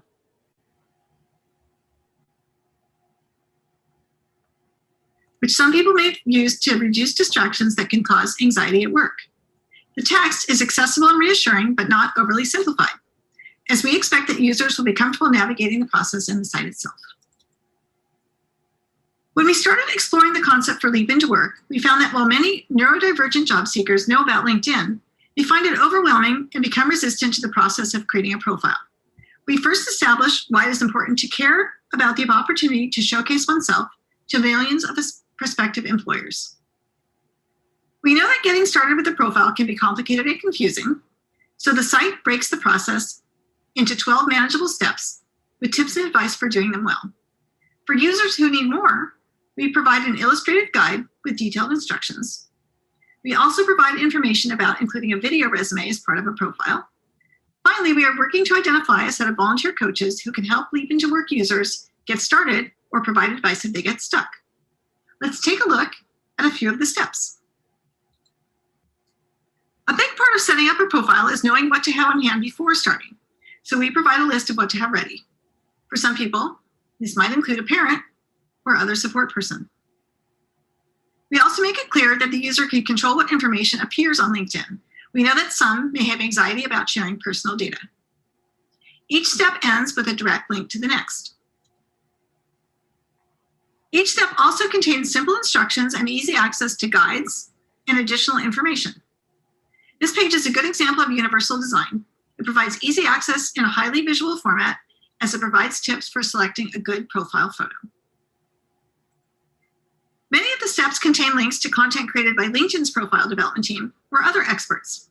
This is where detailed step-by-step instructions can be accessed. Leap into Work curates the most relevant content. It does not attempt to replicate it. These links can be easily updated as more or better content becomes available. Building a profile uses some terminology that may be difficult to understand, such as the difference between soft skills and hard skills. So we provide examples to guide the user.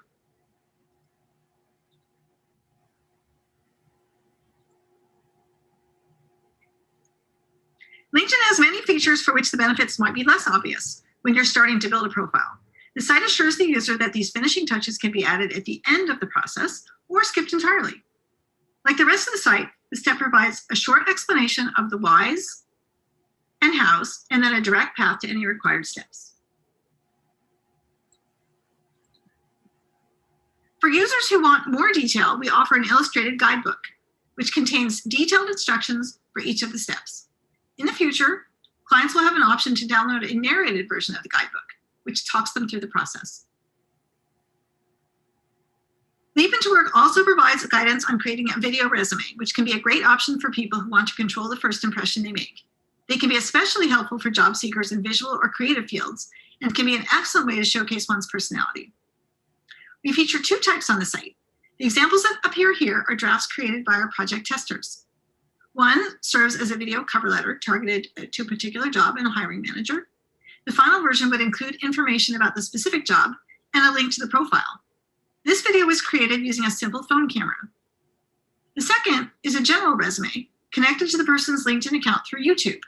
This particular video was created in iMovie and took multiple hours to create. In the future, the site will also offer information about tools and software for creating the video resume. Our next steps include adding the narrated version of the guidebook and developing the coaching section of Leap into Work, which will provide direct connections to volunteers with experience helping neurodivergent job seekers present their qualifications. We recognize that the user interface is absolutely critical in making the site accessible and useful to different users, with different expectations about the level of detail, visuals, and the overall tone. We hope to work with an expert in human-computer interaction to ensure that the design is a great fit with what our audience needs. You are welcome to learn more and provide feedback at leapinto.work.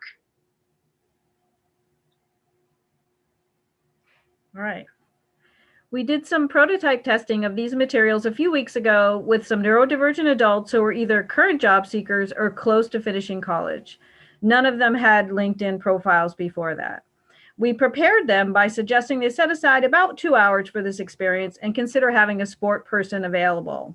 We directed them to materials, had them create the profile, and debriefed them when they were done. And the findings were rather interesting. The time it took for them to get through it was between 1 hour and 10 minutes to 2 hours and 30 minutes.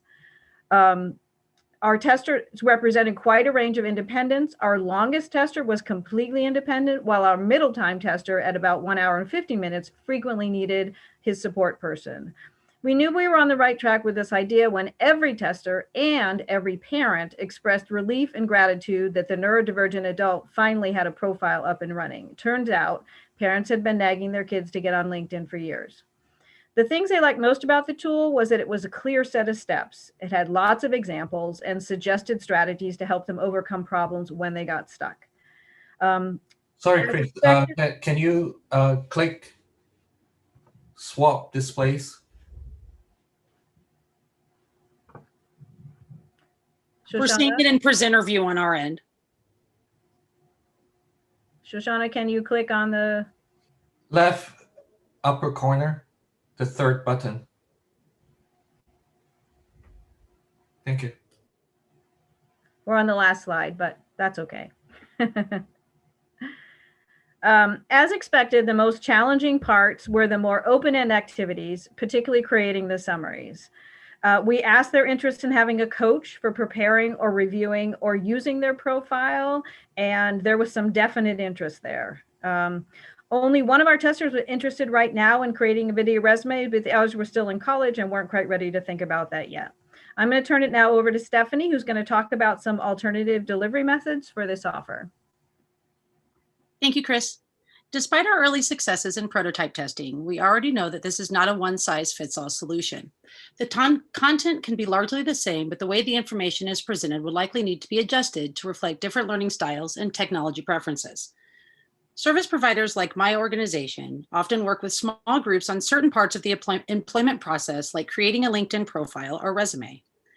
I teach a weekly employment forum and have already began to work with these tools into a workshop-style project that includes both peers and professionals working on each step as a group.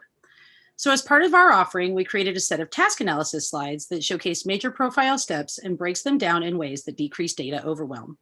Here is an example of this task analysis tool that shows how to customize your LinkedIn URL. When using this tool, job seekers will be shown individual tasks to complete each profile step, with each step building on each other until there is a complete profile. Given the prevalence of video instructions, we recognize that many might benefit from video tutorials to assist with step completion. This can be either leveraging LinkedIn videos. Oh, slide please. This can be either leveraging LinkedIn videos or creating new custom video material that targets our specific audience.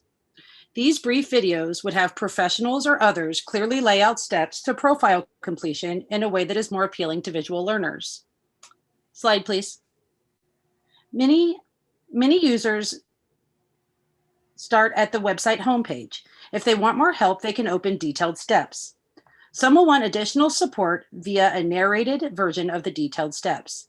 In order to be able to arrive at a design that comes closer to the principles of universal design and to allow for the kind of information customization by segment that we have been discussing, we feel an important next step is to work with information and graphic designers, as well as specialists in technology and human interfaces. We want to be sure that this offer meets the specific needs of the indie audience broadly and offers some level of customization based on personal preference. This concept will be more powerful if we include support from a range of interested constituents. We can imagine several groups we will want to target: employers to review profiles and provide targeted feedback, volunteer shepherds to help through the process and connect them with needed resources, professional organizations like regional centers and DOR, job developers, and possibly autism at work employers. We are pleased to report that we already have a commitment from Hands On Bay Area to offer volunteer experiences to help job seekers create LinkedIn profiles. Slide. This is a very quick process that has the potential to be high impact. Many can be up and running, participating in the mainstream job market after just a couple of hours. We are proud to have helped 4 people create strong profiles for the first time. We have discovered that this process has several side benefits. It increases exposure to more about the process of attaining employment, including things like online applications and skills tests. Slide, please. It increases communication and engagement with families about jobs. It helps neurodivergent job seekers begin to think about networking and how they will participate in making connections to enhance their job opportunities. And the slide we were talking over was going to be a profile slide that was created, and it was lovely and done very well. And mine is actually better too. And I'm very happy with what this team has come up with. And we think this is a simple idea whose time has come. There is nothing complex about what we are trying to achieve, but the results could be profound for individual job seekers. The opportunity for innovation is there, both in the multiple ways the offer can be configured and how we use the bank of indie experts to enhance its effectiveness. We believe this to be feasible, not requiring extensive resources to get to launch, and potentially benefiting from all kinds of assistance through things like the paid internship program from Regional Center and possibly Stanford Student Resources. We're also very excited about the growth potential of this kind of an offer. We see the potential for a what's next section that could offer related job seeking services or even direct access to employers looking to hire neurodivergent employees.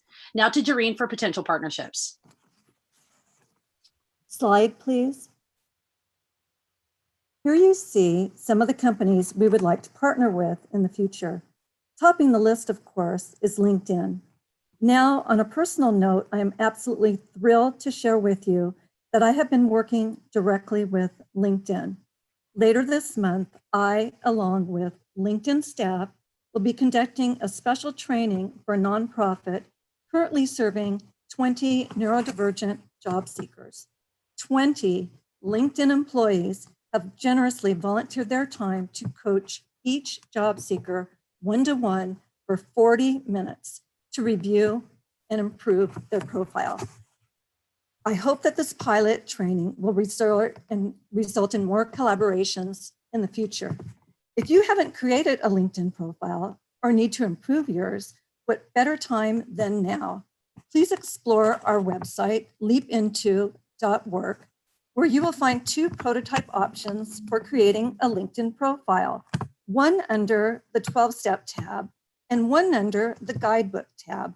We polled 12 neurodivergent college graduates and 3 neurotypical college graduates, and they preferred the guidebook.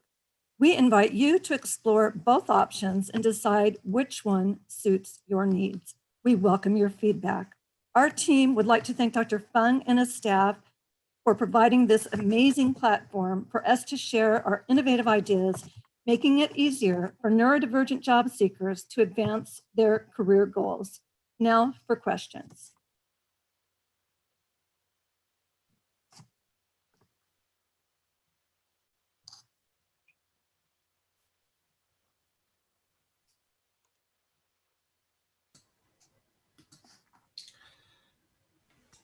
I think Mark might have some internet problem. So I'm going to check the Q&A.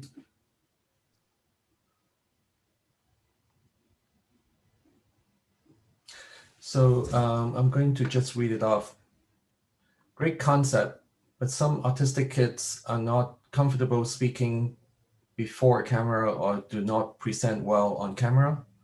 Having to shoot a video may create more of challenge and stress. They may need additional coaching or speech, acting, and presentation to be able to shoot a good video resume. I hope you will include this step in your whole package. Thank you. Yeah, thank you very Dr. Fung, much. it absolutely is included in our how-to video. Traditionally, videos have already been used for those that are more impacted and can only demonstrate their skills and perhaps not even articulate them.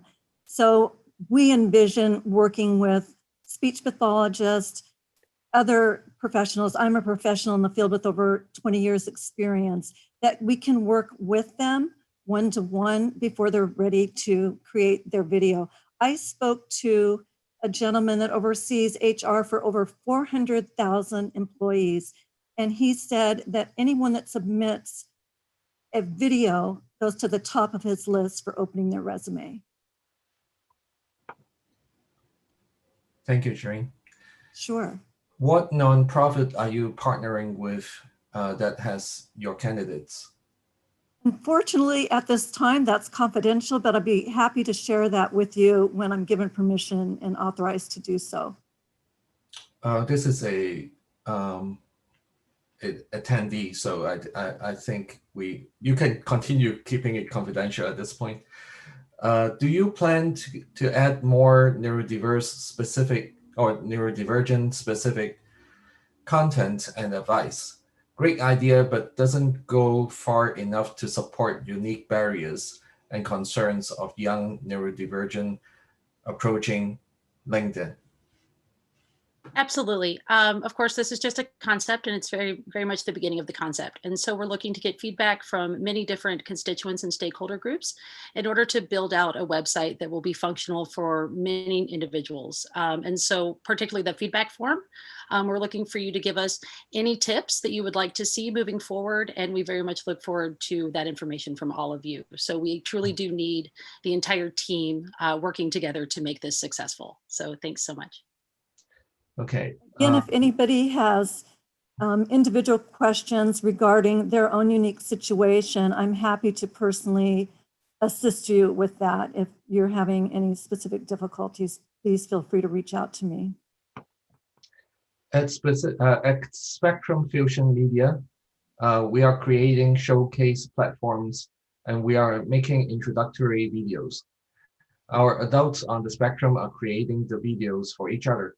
Is there a way to follow up with you?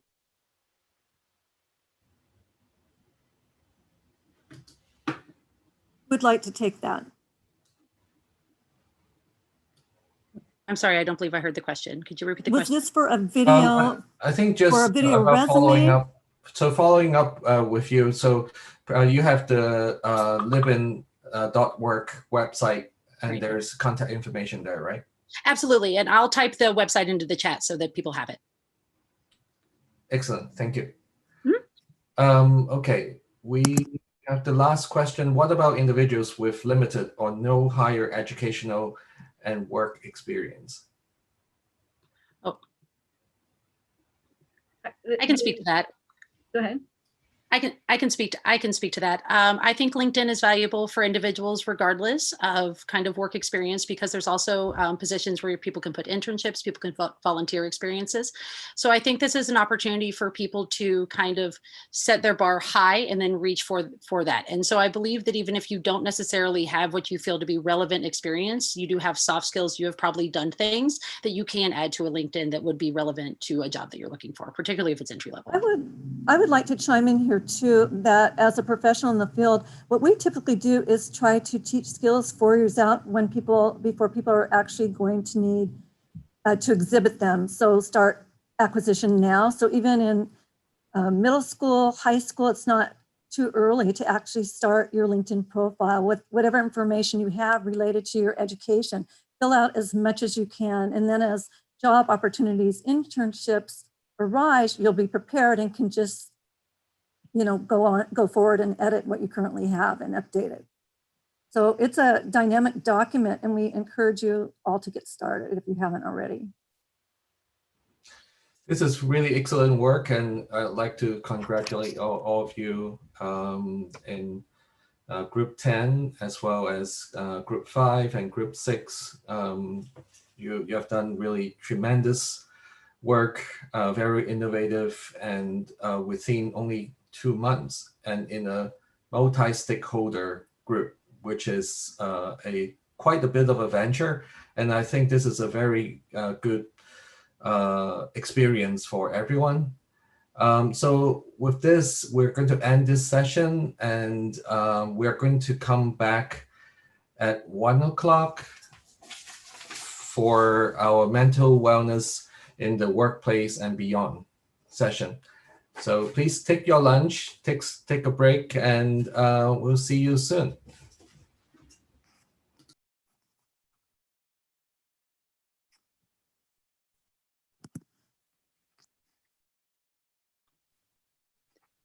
Good job, everyone.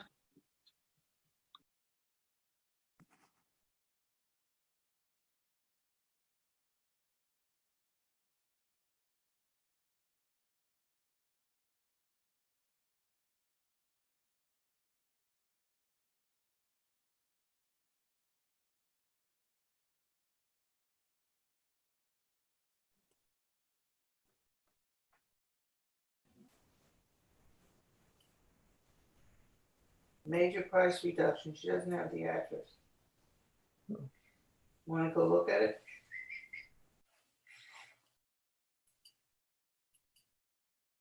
Elaine Breath.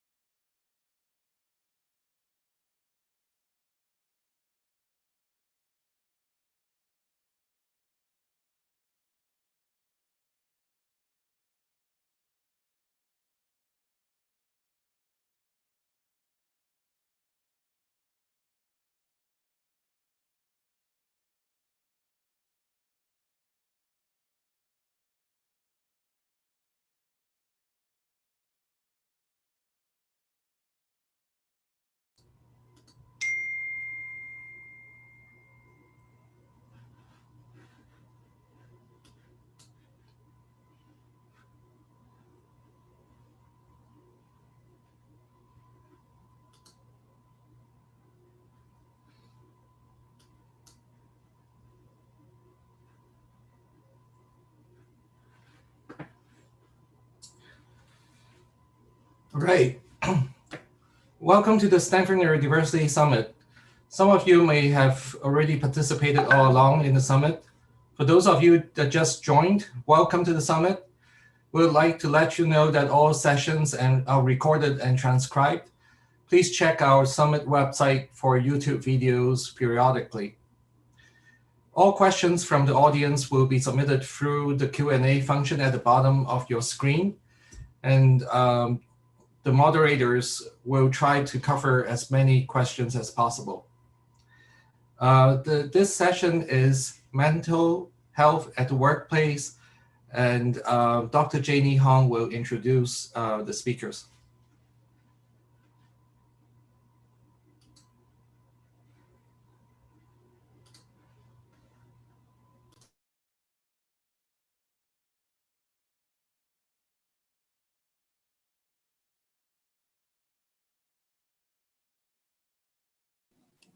Thank you, Lawrence. Hi, everyone. I'm Janie Hong, and the first person I'm excited to introduce is Michael Fieldhouse, and he'll be talking about mental health data in the workplace.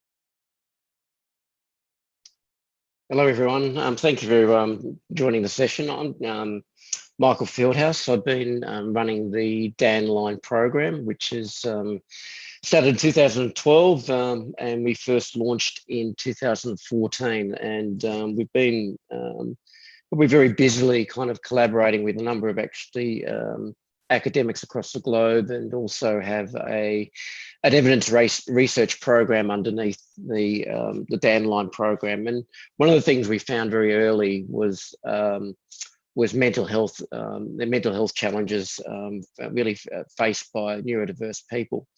And that was really the number one, really the number one factor for sustainable employment. So we spent quite a bit of time globally working through really trying to work and develop some assets. We've got a lot of kind of material around kind of mental health, but I wanted to kind of share some of the really an employer's view of really mental health. One of the key parts for us with mental health is really what we're keen to do is really understand how the employer, the environment, and also the individuals can actually participate together, really to really have a to increase the kind of the I think the mental health kind of safety, and also increasing people's overall goodwill, everyone's goodwill in it. So what I'm going to do is really kind of share a couple of slides and from our kind of what we've been saying. And this is really focused about stress at work. And one of the things we've kind of seen through our kind of program is some of the things that actually around job factors. And this is kind of some of the things we've seen is regards insufficient work. Is also one part. So not having enough work has actually creates actually stress, but also ensuring that there is actually good breaks when work's being undertaken. We've also seen some challenges when it regards to kind of shift work, and that's particularly in regards to, you know, as things change and shifts may change. We do see the changing aspect of it creating stress, and therefore that relates to, you know, other being people feeling unwell, and obviously that manifests into kind of people taking time off work. Conflicting demands, not able to kind of prioritize. This is really getting down to some of the executive functioning issues that sometimes people with their neurodiverse actually have challenges with. Unclear performance expectations. So in regards to that, it's really from a really being very, not from a manager and maybe also a co-worker, being very clear about what the actual, you know, what's the outcome you're really looking to, and what do you see performance to be. And that's, I think, for everyone who's actually involved in work, that's always a challenge. Also, work overload is another issue. We find not able to kind of prioritize and actually raise their hands. And you probably look through this list, it's probably really no different to anyone, you know, that's kind of neurotypical. But I think the key part is actually how individuals manage it. Unclear role, getting some clarity around their role, especially in some of those when the role changes or there is some modification to the role due to, you know, changes in in the business, and also might be a reorganization that goes on. And also, I think job future as well. We find that projecting forward, that it is quite a challenge. Some of the things in regards to kind of careers, we've kind of have been really focusing on this is the idea of temporary employment status. And it's kind of interesting, this as being that we found through our program is that having the first year as kind of so having some break points in the program and also in employment actually helps the individual. So this kind of thing we've kind of seen both from talking to people and through our research, that is that the temporary employment actually has issues, but also has some advantages, is that maybe their motivation for the job is not their motivation, but their parents' motivation for the job. So we do see that as a kind of there is some benefits in that. Also, underemployment. I think this is a thing we do see quite a lot of, is about people not actually going ahead and able to self-advocate for new for opportunities, but also the opportunity to actually do new work. So it does not mean going ahead and getting more being the next rung, going up the next rung, but it's about actually getting new work, or could be different work. One thing we've been kind of tracking in our program is also obviously salaries. We've been really quite interesting through our program. We track how people advocate for a salary increase, and ensuring that again, this is not a sign of underemployment. And the key parts that we see in this is really low self-advocacy skills and also self-determination skills. So I think they're the kind of two elements we really focus on.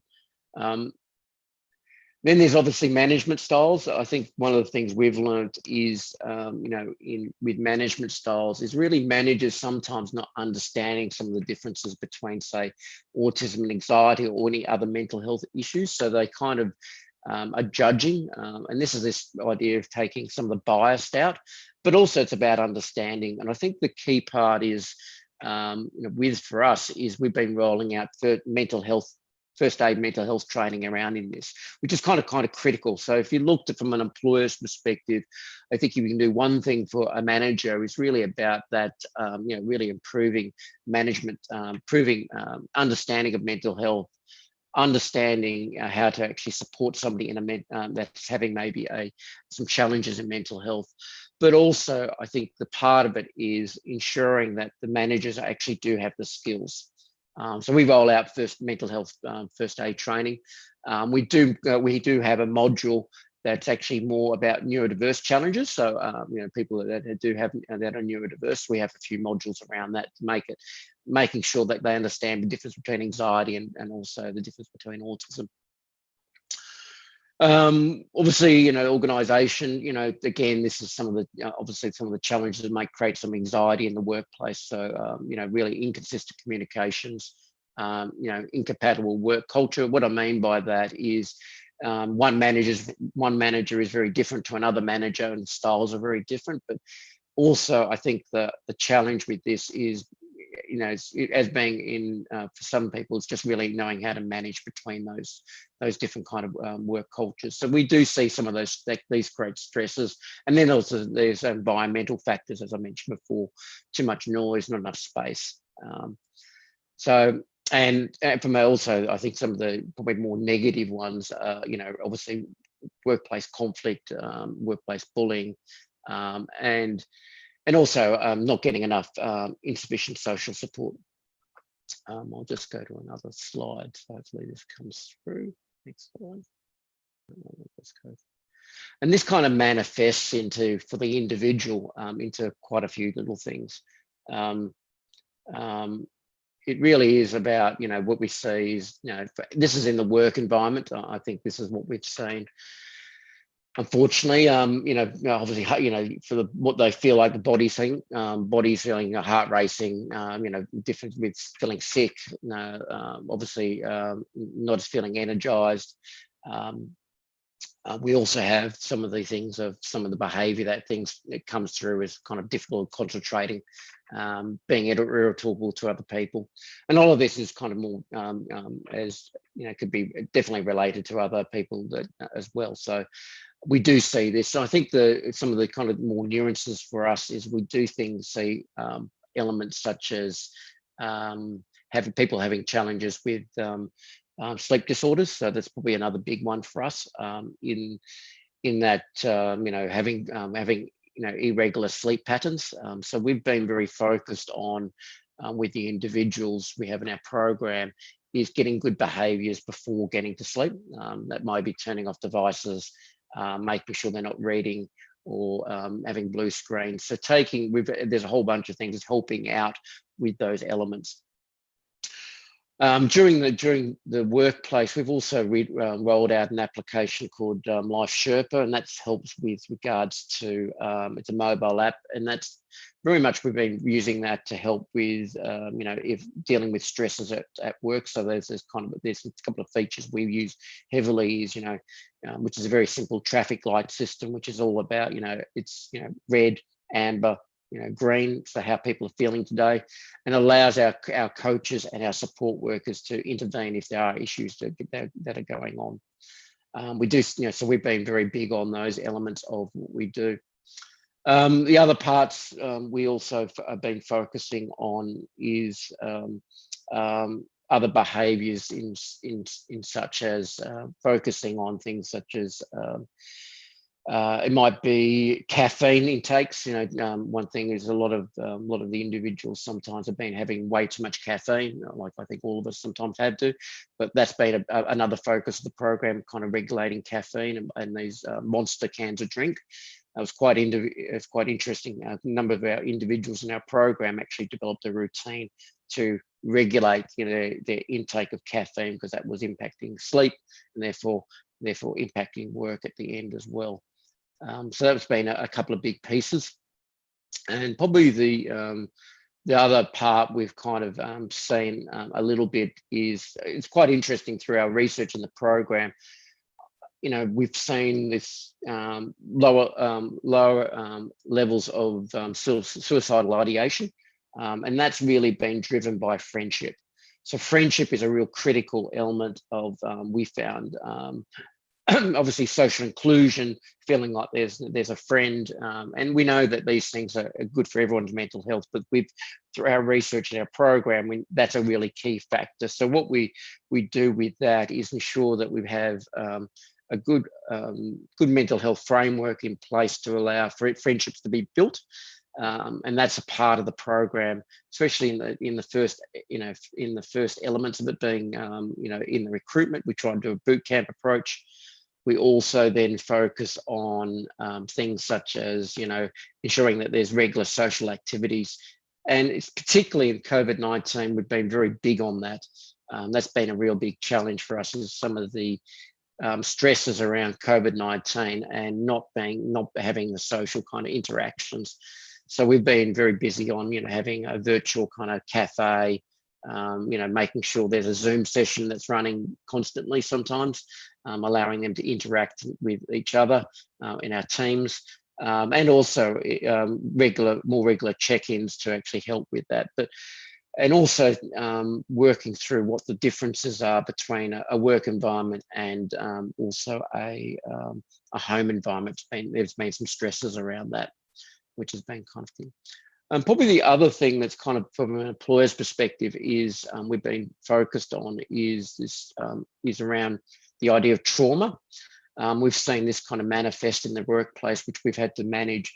And what I mean by that is that the individuals might have had a traumatic event, or there actually has something that's occurred, and they've had a bit of a lack of understanding of it, and that's obviously then amplifies in their head about this kind of the event, and it's actually catching that early before it really manifests into something too serious. So we've been capturing these, making sure we understand if there is an event that's occurred, how do we actually get on top of it very quickly?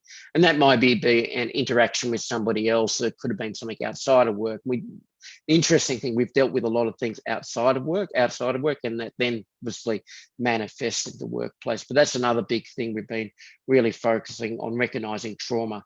And that's something we do roll out in the program for our managers, and also for the individuals, understanding when they're actually having difficulty with an event, and that event then obviously gets amplified in their head.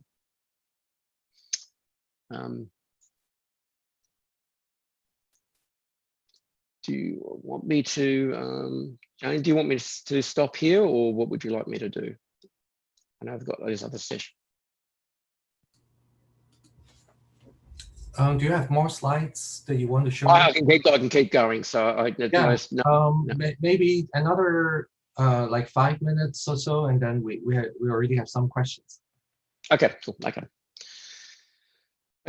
Probably the other couple of big things we've been focusing on is really focused on interpersonal kind of relationships, and this is something that we've been kind of really been tracking for a little while. And I'm trying to say this is very much from an employer's perspective. So everything I'm trying to say is very much from an employer's perspective. Is, we've been rolling out just what we call how to have positive relationships in the workplace with the same and opposite sex.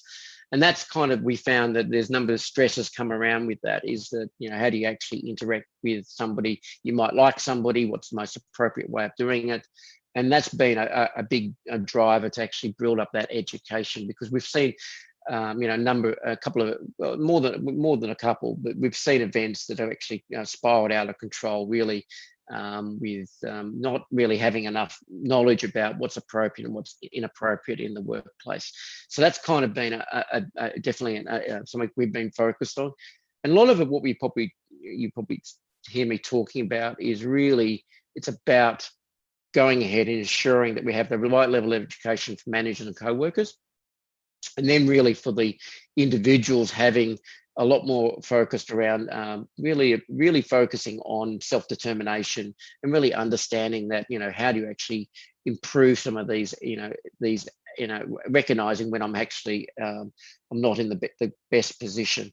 And some of the things we do when they're not in the best, they're not in the best position, is focusing on what do they do next. It might be going for a walk, it might be breathing exercises, yoga. We try and how do you actually reduce that kind of level of stresses, and actually getting them to understand what is a stressful situation, how do they actually potentially remedy that stressful situation. So I think one of the key activities is, just apart from actually recognizing, is then actually then going, having some routines that kind of work for you, and that might be going for a walk, ensuring that they might go ahead and they need to kind of talk to somebody. They might need to also go ahead and ensure that they've kind of they're going ahead and talking to somebody that might actually know a little bit more about their issues. So one of the key parts for us, especially with support, is ensuring that we have psychologists and on board in our program that actually gives them support. And also they understand, they understand obviously the difference between autism and mental health, which is, I think, also a challenge with a lot of employee assistance programs, which we've had to kind of audit over the last we had to audit ours in the first instance to actually make sure the support was actually there for the individuals. But I think the key part of that is, is recognizing, taking the stigma out of it. And I think that's very important from an employer's perspective, is actually taking out the actual stigma of it. Lawrence, you want me to open for questions now? Sure. Yeah, thanks. Thanks, Michael. Would you like to maybe stop, share slide, and then audience will see you a little bit better. So the first question is, how do you see the training of employers, occupational health providers to understand neurodiversity? I am an employee with ASD and dyslexia. I was referred to mental health providers and severe learning disability support with no understanding of specific learning differences or ASD. Yeah, I think it's very important for employers to, I think, to number one, recognise, this is a challenge, and I think by providing broad training for obviously the general workplace, but I think then it's going into a little bit more detail or nuance in regards to some of these other areas, such as people that are neurodiverse. So I think that's just important to ensure that they do have some training on board. And I think, as I said before, managers are key and co-workers are key of understanding it. And I think that also, the ability to self-advocate without fear of repercussion, I think is important as well. Mm-hmm. So the next question is asking about, it seems clear that the research was predicated on helping mentally ill individuals acclimate to standard environments and evaluates them by their employer's typical standards. This assumes that at least mentally ill workers are at deficit, and maybe some are while they are crammed into typical systems. You just referred to autism as a mental illness and talked about eliminating bias. Autism is a neurodiverse perspective, and many people who have it are incredibly high functioning. Yeah, yeah, go ahead.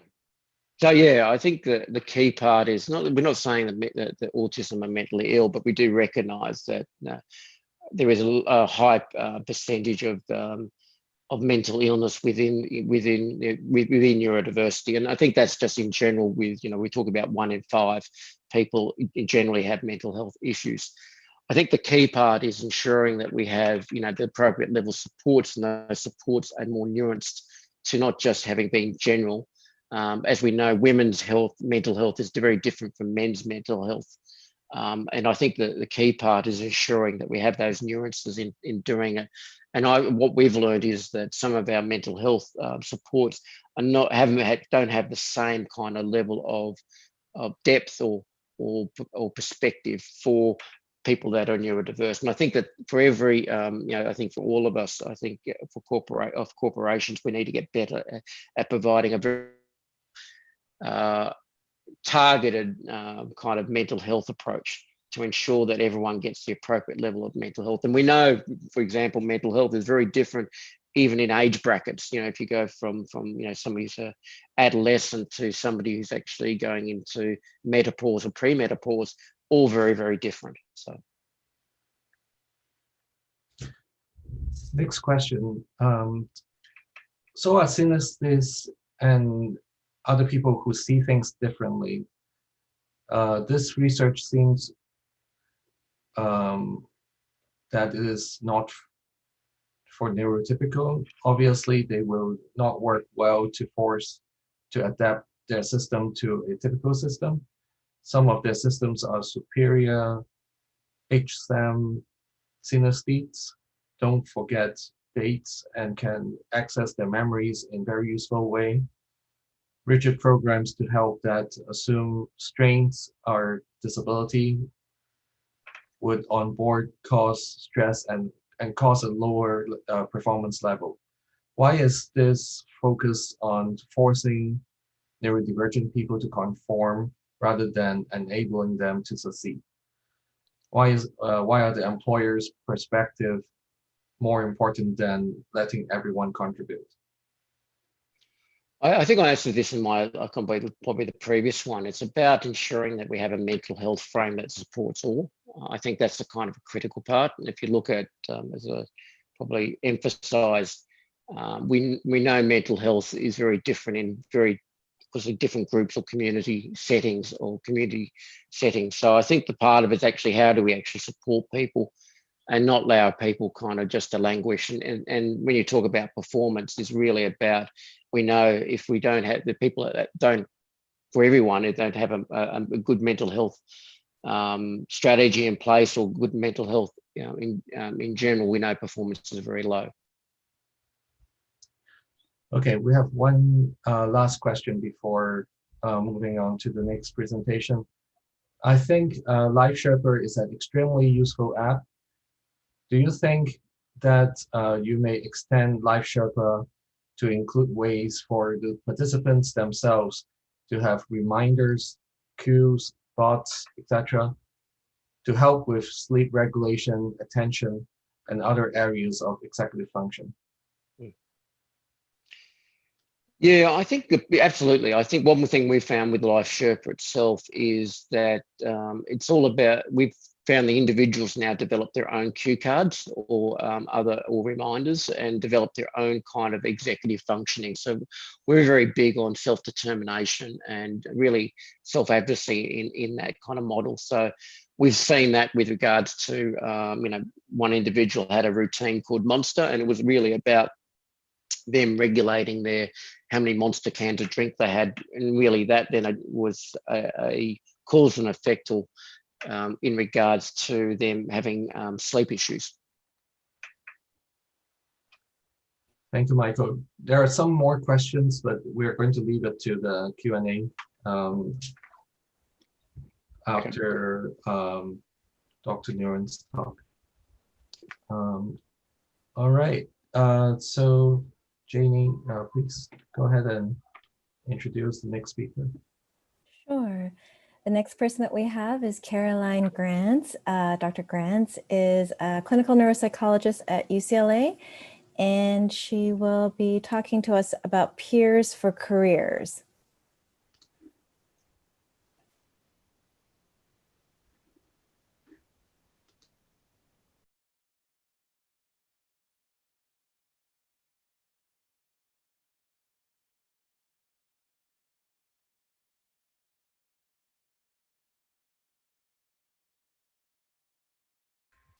Maybe I'll unmute myself first. Hi, everyone. It's great to be here.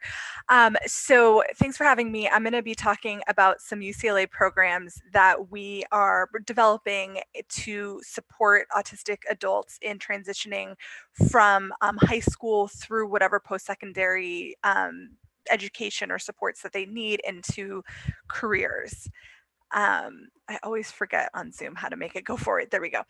So I really don't want to spend a lot of time on the statistics in terms of employment outcomes, but it is the data that we have indicates that there is a challenge in supporting effective employment or in autistic adults, even who may have really lovely skills and be very, very qualified in accessing and sustaining employment. And so we know we talk sometimes about the resource cliff in terms of after the age of 21, it can be incredibly difficult to maintain the services that have helped individuals be successful in the school environment and kind of navigate into the educational and career environment. employment after high school. And we also know that there's been a real deficit in research funding to support adults with autism in really kind of understanding how they can, be the kind of employees and engaged as they want to in adulthood.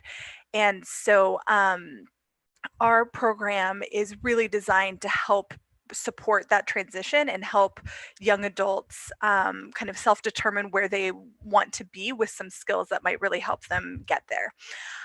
So we call our program the College to Career Program, and it is multifaceted. There's 3 domains that I will talk about. Peers for Careers is the domain that we got Autism Speaks funding for, and so I'll go into that in a little bit more detail. Some of the things that are kind of relevant is that it's employment-related skills that we're focused on, and that the coach is a peer, not a parent, so that it's more ecologically valid for the age. Additionally, we also have a program called AIM, or Adults with Autism, Independence, and Mental Wellness. That is a group program for young adults with autism spectrum disorder that is really intended to have the group as a whole decide what topics they feel are important to focus on for the 10 to 12-week sessions that we have. And so the idea is that as a group, we can discuss what it is that these individuals are experiencing and what they are wanting to work on, so that we're really ensuring that the therapeutic strategies and supports that we're thinking about are driven by the adults that we're working with and that are part of this group. And so I am one of the people who facilitates that group, and then usually I have a trainee as well, and we're really pulling from cognitive behavioral, dialectic behavioral, and acceptance and commitment therapies because there's evidence base for all of those, really supporting skill building and generalization of skills. And then we've also divided that by gender to allow for more targeted foci. So if you think about things like dating, there can be safety issues that you really might want to focus on specifically in different ways. And we found a lot of support in the adults that we've worked with in really liking having a space that is kind of for them. Okay, sorry, I'm wanting to go forward, but now something has jumped up on my screen that is not listening to me. There we go. Okay, so then we also have what's called the BEAR, or Bruin Evaluation for Autism with Recommendations. And one of the things that can be challenging for young adults is accessing high quality evaluation services. So really making sure that they are getting the correct diagnosis and that they're understanding themselves well. And so we've worked with the insurance that UCLA students have to be able to provide them with the type of autism evaluation that we think really helps get at the root of whether or not this is an individual on the autism spectrum. And then we provide service recommendations related specifically to who they are, where they're wanting to go, both academically and then into their career as well. And then Peers for Careers is a group and a program that we've been working on for several years now. And so we started in 2018 with focus groups of young autistic adults and their parents. And the idea was really to try to understand what it is that individuals want in employment services, what it is that they want to be successful, and what they think they need, what would be helpful for them to be successful in terms of employment. And so we spoke with parents and young adults separately because we wanted their independent ideas. And then we also spent time with employers to really understand the employer experience of working with neurodiverse individuals. And some of the things that emerged were the ideas that there are some differences in what young adults are focused on and what parents and employers are focused on, which was really helpful to kind of understand that, everybody's kind of seeing different parts of this constellation of needs. And, some of the things that stuck out to us was that the mentorship that both parents and young adults wanted for these young adults, they wanted it to be outside of the family. And that's something that's really helpful in thinking about how to support young adults, because often family remains a very important component of supporting a young adult and transitioning into adulthood. But it's really clear that that can't be the only support that's there, because that's not what's desired. And we know that that's a big pressure on the family. So we then did a pilot study that was 10 weeks long, and basically twice a week for 90 minutes, we had young adults meet with career coaches, and career coaches were peers that were selected and trained in the intervention and were paired with young adults based on a meeting that everyone had where they got to meet all of the young adults, got to meet all of the coaches to see what good fits were. And so we prioritized the desires of the young adults and who they wanted to be matched with, and then made sure that everybody had a match that was a good fit in terms of career goals. And one of the things that we noted was that it was a pretty intensive program, right? So you had 3 hours a week of didactics, and then you had up to 7 hours a week of homework assignments and practice that included things like designing a resume, making sure that your interviewing skills are being practiced, etc. And some of the pilot data that we found is that the young adults really were feeling after that treatment that they had more kind of knowledge and skills to pursue employment effectively. And also more of them were employed, which was really exciting. We actually had several that became employed during the program, as well as several after the program ended, which was very exciting. But kind of currently where we've moved is that we took that pilot data and we transitioned that into a grant to really try to understand how this didactic in this program is working, and to make sure that it's kind of effectively doing what we think it's doing, supporting the skills that are going to enhance employment obtainment and maintenance. And one of the things that was pretty clear to us, and that the participants were very clear about, is that 10 weeks was too short. It was too intense of a burden. And so we actually switched it to a 20-week course and then a subsequent 10-week internship. And we are just moving into the internship component of our first cohort now. And that 20 weeks has allowed us way more time to be able to have individuals practice and consolidate skills without having to just then get into the next skill immediately. So the goal of this current study is to understand how this Peers for Careers program is impacting employment-related social skill acquisition and success in subsequent internship settings.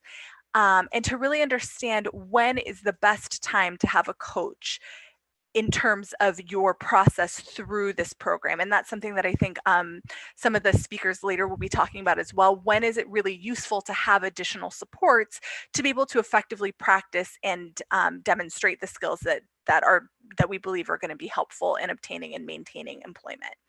And then also to understand a little bit more about, are there specific things within individuals that we need to be mindful of to support the success of this intervention, but then also employment, right? And so if we know that, are there things that we can be supporting in individuals like planning, executive function, et cetera, that might be helpful?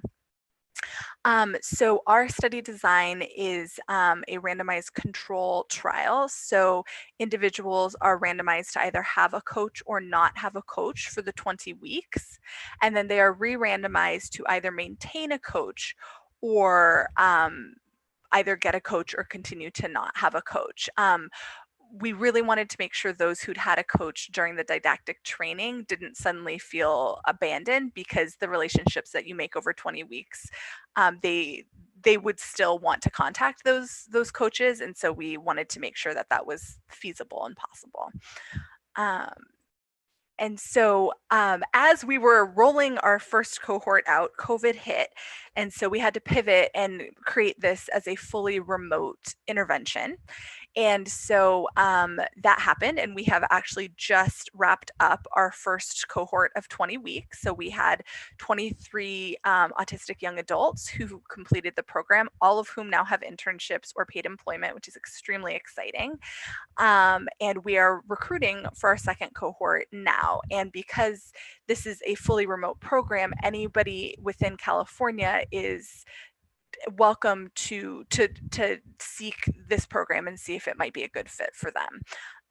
it actually has worked very well remotely, which is something that I'm happy to talk about at the end if people have questions about. Certainly everybody, I think, is thinking about creative ways to make sure that we can still access and that individuals have access to things that are helpful during the pandemic. And this has certainly seemed to be very effective remotely, which was exciting. So I want to talk a little bit about the program itself and the content of the program.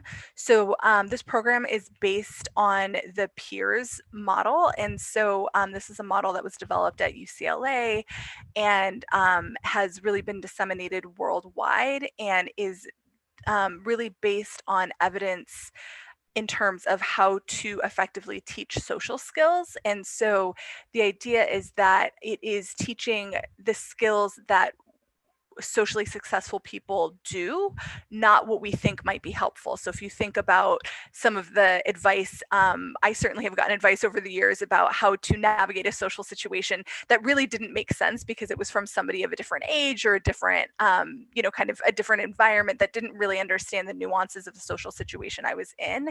And so the idea is that this is really designed to think about the social situations themselves, not what maybe an adult thinks a child might want to do. And then often peers is parent or caregiver assisted, so that the coach is somebody who has a lot of contact with the individual. Again, as I was saying, our program is really intended to have that coach be a peer, so that we are again removing a burden from the family, but also allowing an ecologically valid peer relationship to support the development and engagement and skills. Oops, sorry, my mouse has taken a break. There we go. Okay, and there's a lot of evidence for the efficacy of peers in supporting social skills development. So we feel like that's a good place to start in terms of thinking about the kind of employment related social skills we feel are going to be helpful.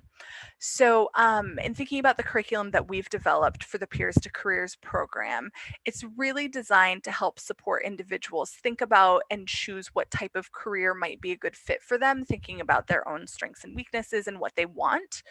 And what's feasible, what's reasonable. In LA, there's obviously some big industries that are very exciting but hard to break into, and so kind of thinking about realistic ways to engage in the television or film industry, or the music industry, or other industries that somebody might have wonderful aptitude for, but they're hard industries to break into. So how to support that, how to create an effective resume, how to find what jobs are out there and apply for them successfully, interviewing skills that really support who you are authentically, and making sure that you're kind of providing context if that's helpful for the interviewer to kind of understand you better and see your strengths. Working on conversational skills that relate to employment settings. So thinking about the break room or the lunchroom. Obviously, right now, not too many people have break room or lunchroom experiences because most people are still remote, but thinking about ways that engagement with colleagues, managers, et cetera, can be supported so that individuals feel successful.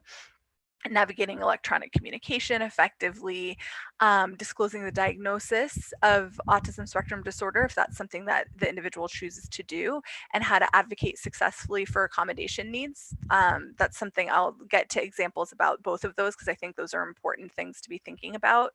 And also organizational skills. So again, thinking about some of the challenges that autistic young adults can experience, things like time management or kind of effective recognition of prioritizing can be challenges for many people, and also for individuals on the autism spectrum. And so building some skills around that can really help individuals feel more comfortable and be more successful within the workplace.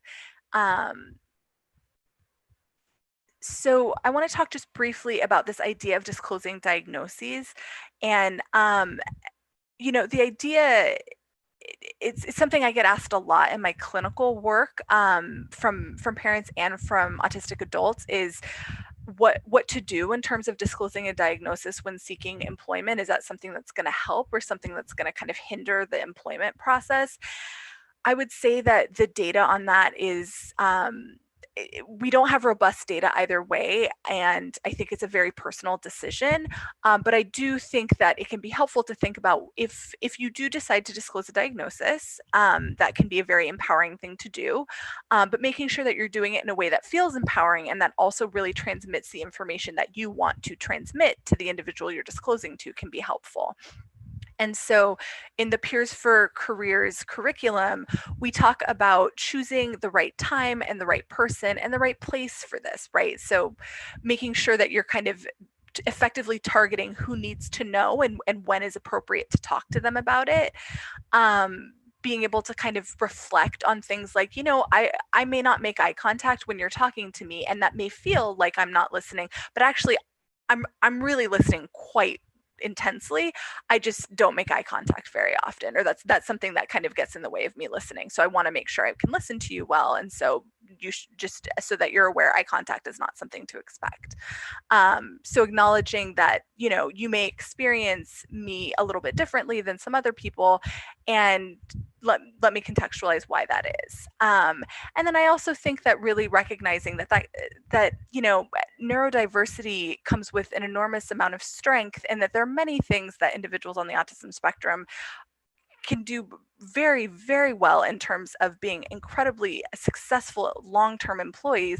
And so really making sure that you're advocating for what you're bringing to the table in terms of the employment skills that you have, the interpersonal skills that you may have, or ways of, you know, kind of navigating the environment of that specific job that are really important for that job, and that really show that you are actually an incredible candidate for that position.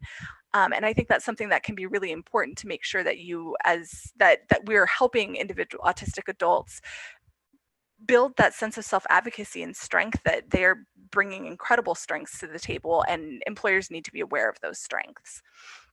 And then I think making sure that you're, you know, kind of able to answer questions, but also that you're clear that, you know, your diagnosis is not something that, like, you're just one person and this is your experience and these are the needs that you have, and that's kind of how you want to be discussing that. And then I think, you know, similarly to thinking about accommodation needs, there are reasonable accommodations that are very appropriate for individuals within the workplace. And I think one of the things that can happen is that if you are not aware that that's the case, you may not be asking for very reasonable supports that would allow you to very effectively demonstrate wonderful skills and be an incredible asset to employment opportunities. And so one of our goals is to really make sure that we are supporting young adults in feeling comfortable and recognizing their right to have the accommodations that they need. And so again, this kind of walks through the steps that we think about in terms of how to support young adults in feeling really comfortable requesting reasonable accommodations, and knowing the language that reasonable accommodations are actually a legally supported thing that you can obtain. And so thinking through people with ideas that might be helpful in terms of the accommodations that you think would support you in the workplace, but also being open to what others might think might be helpful if you're struggling with something and you're not quite sure what might be a good support for it, or a good accommodation. And so again, this is really intended to help the individual feel comfortable self-advocating for what they need in the workplace, which is expected to support effective job maintenance. That's something that clinically I often see individuals who can obtain employment but struggle to maintain it because they are there are certain needs that are not being met within the employment environment that if they were met, they actually probably could be very successful long-term employees. And we want to change those initial statistics in a positive direction. And this is a way to support that. So just kind of wrapping up the Peers for Careers program that we're in the process of now recruiting for the second cohort of. There's an evidence-based framework that we're working from. We're not teaching job skills, we're teaching the skills around kind of the social aspects of employment to support individuals feeling comfortable going out to obtain and maintain employment. And we're really hoping to empower young adults to feel comfortable self-advocating by kind of working with them on effective strategies for navigating the workplace-related experiences that may come up, including conflict, including needs for accommodations, etc. All 23 of our participants in our first cohort have found employment or internship opportunities. We're extremely excited about that, since obviously in the middle of a global pandemic, the economy has not been kind. And so employment is difficult to find, and having everybody find some type of opportunity has been really, really exciting. And we are enrolling for our upcoming cohort. Again, you can live anywhere in California. I will have information at the end should that be something that you're interested in. So just kind of wrapping up generally, the current statistics that we have are hard. It's hard to see such low employment rates for autistic adults. But I do think that things are changing. And I think one of the exciting things and why we're all here is to help turn that tide really dramatically. And I think that that's happening. So my goal and my hope is that in 5 years, this talk won't start with those same statistics, and that we're going to have much more exciting statistics to talk about once we're able to shift the workplace to be more open and accepting and flexible for neurodiverse employees, but also making sure that neurodiverse employees have some skills and supports to effectively navigate the employment environment. So we really want to make sure that self-advocacy is an enormous component of supporting individuals who are seeking employment, and also that we're building neurodiverse awareness within the workplace. So I want to acknowledge some of our collaborators. This is the contact information about the Peers for Careers program if you guys are interested, and I will stop there.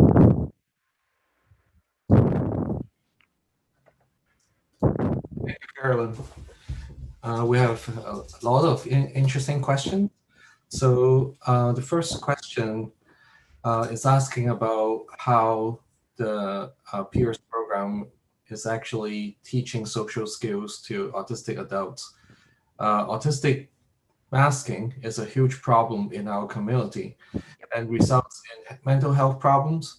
Do you think programs like Peers program are actually helping adults, or are they simply forcing them to mask being autistic to continue to suffer through and able its workplace?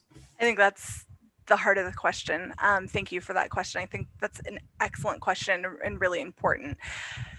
The goal is not to support at all. The goal is simply to provide skills that individuals can decide when and how to use to be effective in the environments that they want to be in.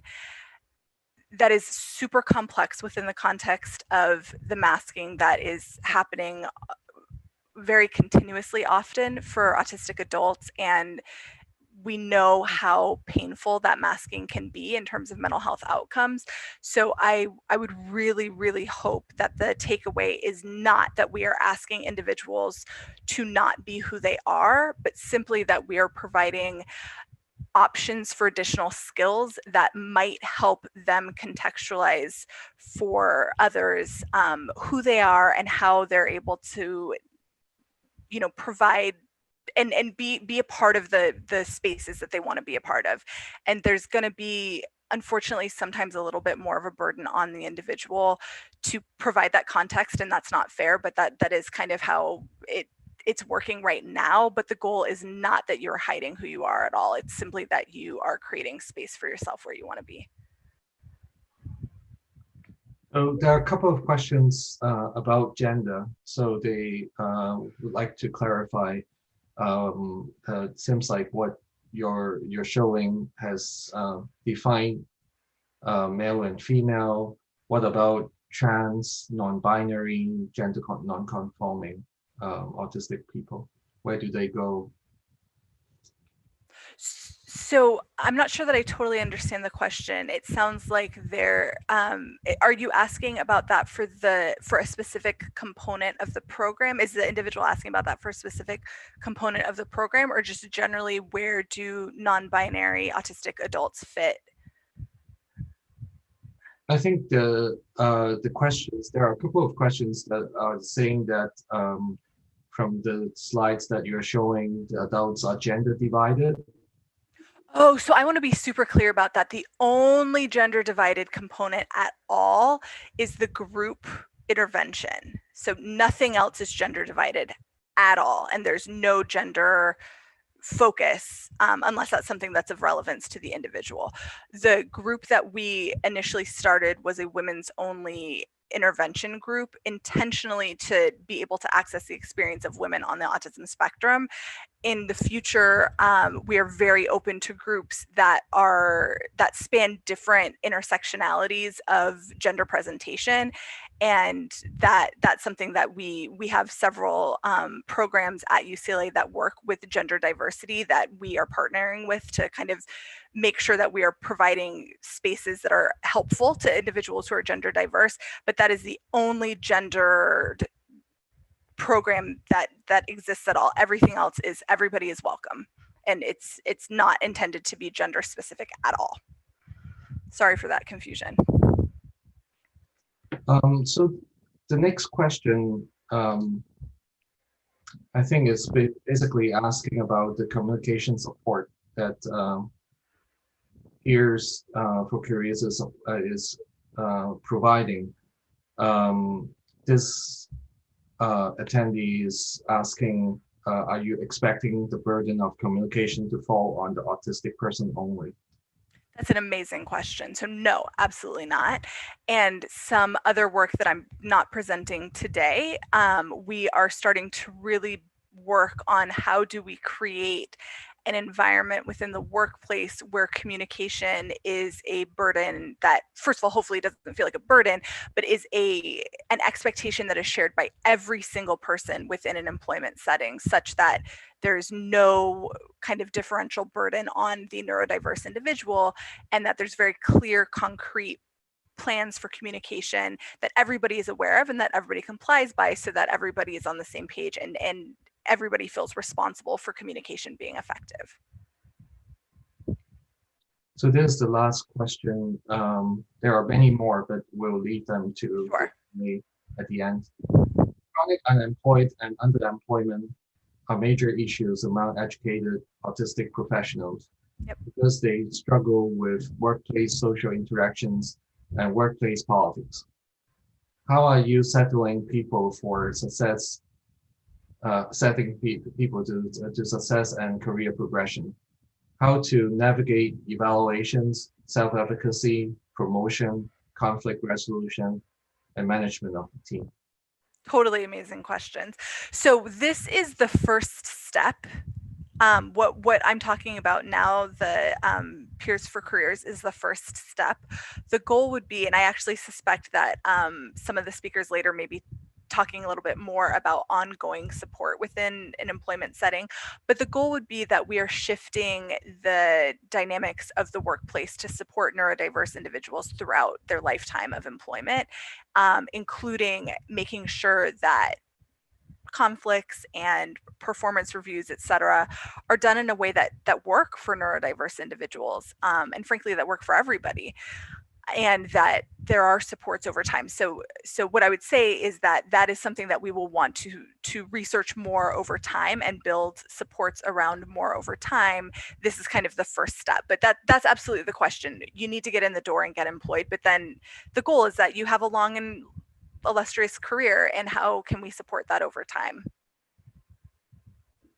Thank you, Carolyn. Thank you all so much. Okay, so thank you so much for that, Dr. Grants, and I'm excited to present our next speakers, who are my colleagues, Christy Mehta and Dr. Janet Miller, who work on the Neurodiversity Project, and they'll be presenting today on the Neurodiverse Employee Support and Training Program, the NEST program, and I'm looking forward to hearing from both of them.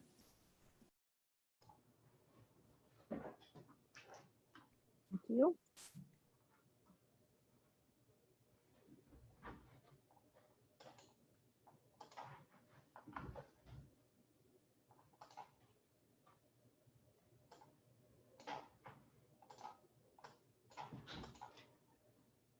Okay, can you hear me? Hopefully.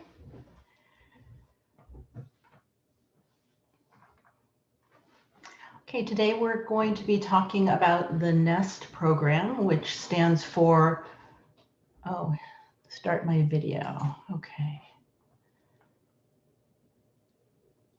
All right, hopefully I'm being heard and seen.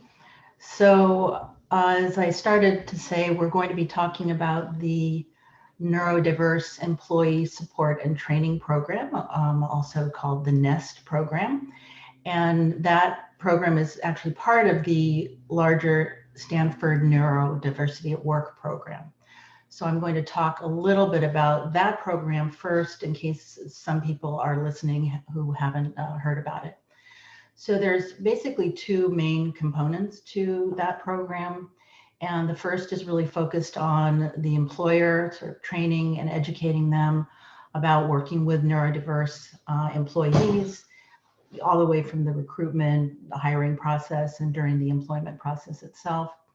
And also assisting them in creating a supportive and neurodiverse friendly work environment. And it's from that group of employers that we've created, or the Neurodiversity at Work program has created, the job bank. The second component of that program is the candidate registry, and that's where the NEST program comes in.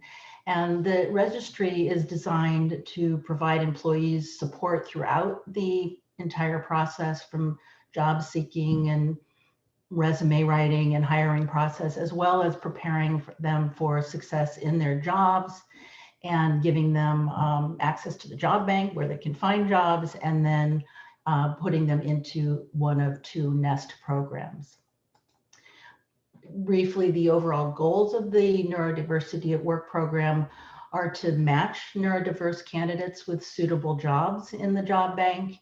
And really, we're hoping not just to find jobs for them, but to match them with jobs that really emphasize their skill set and are also in line with their interest and their employment goals.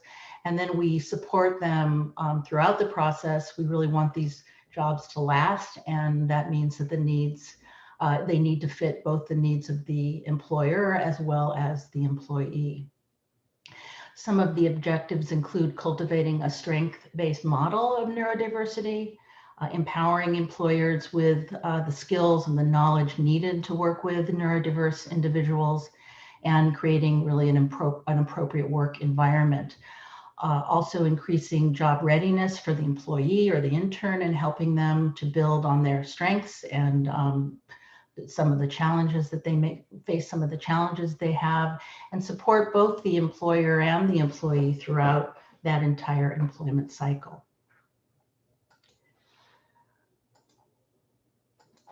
So one of the ways that we're doing this is through what we call the support circle model, and that's where we're helping both employees and employers create a support system that really can help the employee succeed in the workplace and even in their personal life as well. So we'll be coaching them on how to connect with support in both their personal life and at work.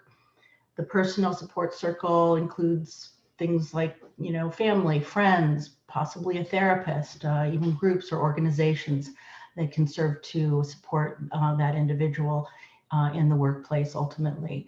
And then at work, we have another group of support circles, both in the job itself, a manager, a coworker, HR representative, and possibly even a job coach or other job-related support. And so you'll notice that the NEST coach is not directly working with members of either support circle, but rather they're helping the employee to develop these supports and to utilize them in the most effective and helpful way possible.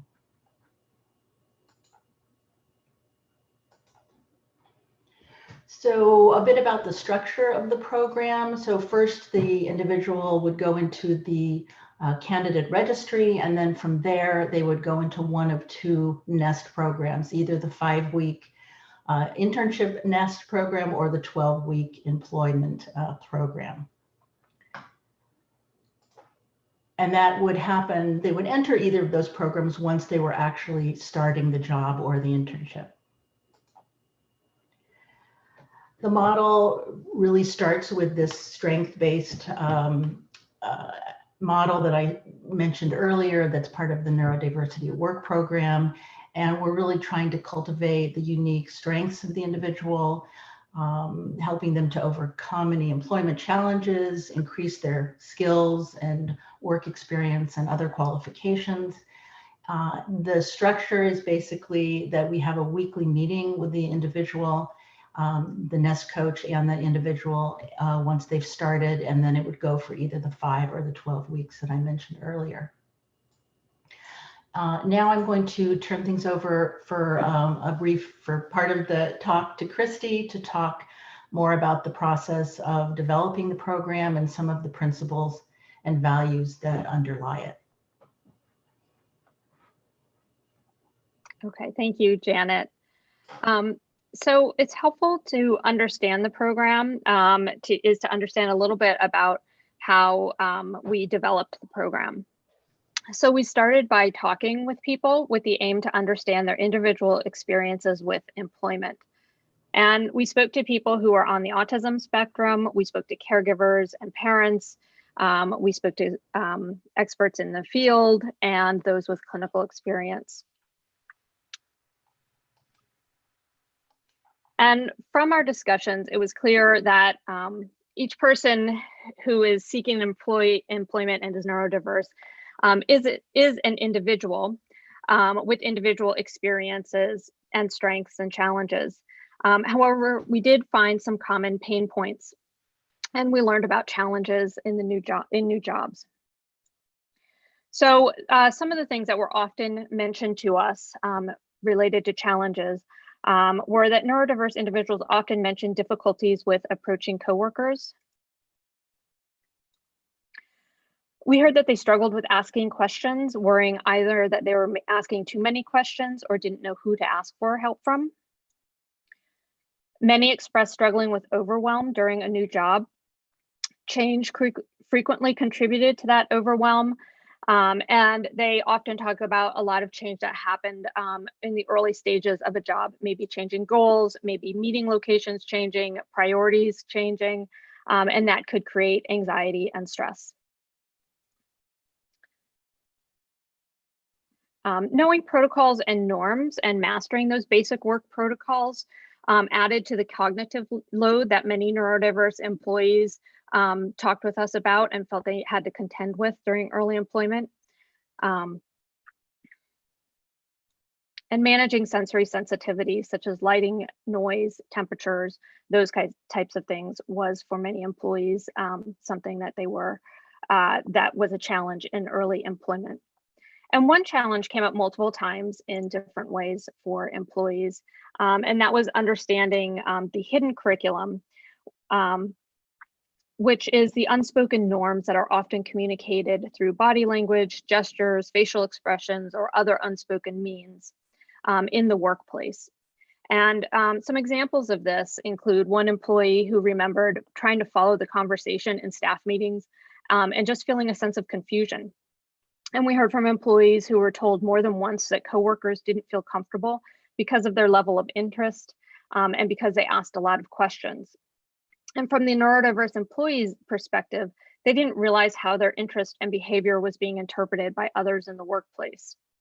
And we've heard from neurodiverse employees that conversations at work can sometimes feel like they're flying blind, to the point where some neurodiverse employees suspected colleagues were having meetings without them, when in fact they later realized that they were just not following some of the subtext of the meeting, those gestures and these unspoken communications and norms. So that was a key area of challenge that seemed to come up and was what you would think of as a pain point for many of the people that we talked to, a theme that emerged. So clearly, although there are many challenges during early employment, for neurodiverse individuals. At the same time, they bring enormous strengths to the job. And we asked them about some of the strengths that they felt like they were really bringing to the work environment. And some of the ones that we heard about were an ability to follow directions, a sense of humor, analytic processing, concrete thinking, visual processing, thinking in pictures, a consistency to work, attention to detail, a hardworking attitude, a diligence, responsibility, a commitment, an incredible integrity and work ethic, and a credibility. And of course, the strengths, as with challenges, are incredibly individual, and these were just some that were shared with us when we were asking people about their strengths. And as with anyone, many of the neurodiverse individuals connected overcoming challenges to strengths that they had developed. And one of the example of that was developing observational skills. And to cope with challenges, a number of neurodiverse individuals described developing observational skills as one of their strengths. And again, another example of this is one individual described bouncing around in her career. And while she felt forced to change jobs, she also found that because she had switched jobs so often, she learned to observe other people. And what she learned early during early stages of employment was to imitate other people until she formed similar work habits. And she recognized that each work culture had its own written rules, and she would be able to follow the unwritten rules once she had learned them. But another thing that she observed and learned over time in multiple experiences was that having somebody there in the work environment who was supportive was really key. And an example would be a supportive manager who maybe could give some tips on some of the social interaction in the work environment, such as that you might be expected to bring a gift to a holiday party, which would make a big difference in her feeling comfortable and able to fit in.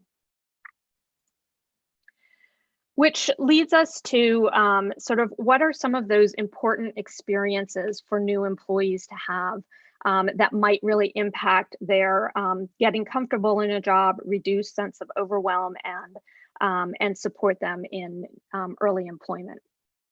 And feeling heard was a key thing that came up repeatedly in situations where employees felt heard. It seemed to make a big difference, especially early on. And people overall and their relationships with people were key. So mentorship was often important as an early experience. Having someone to joke around with, being able to have a little fun at work made a big difference.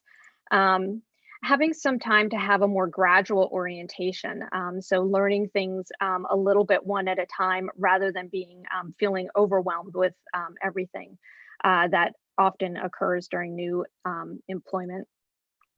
Having work that matched their ability and interests, so doing interesting things, being able to explore something new that was interesting.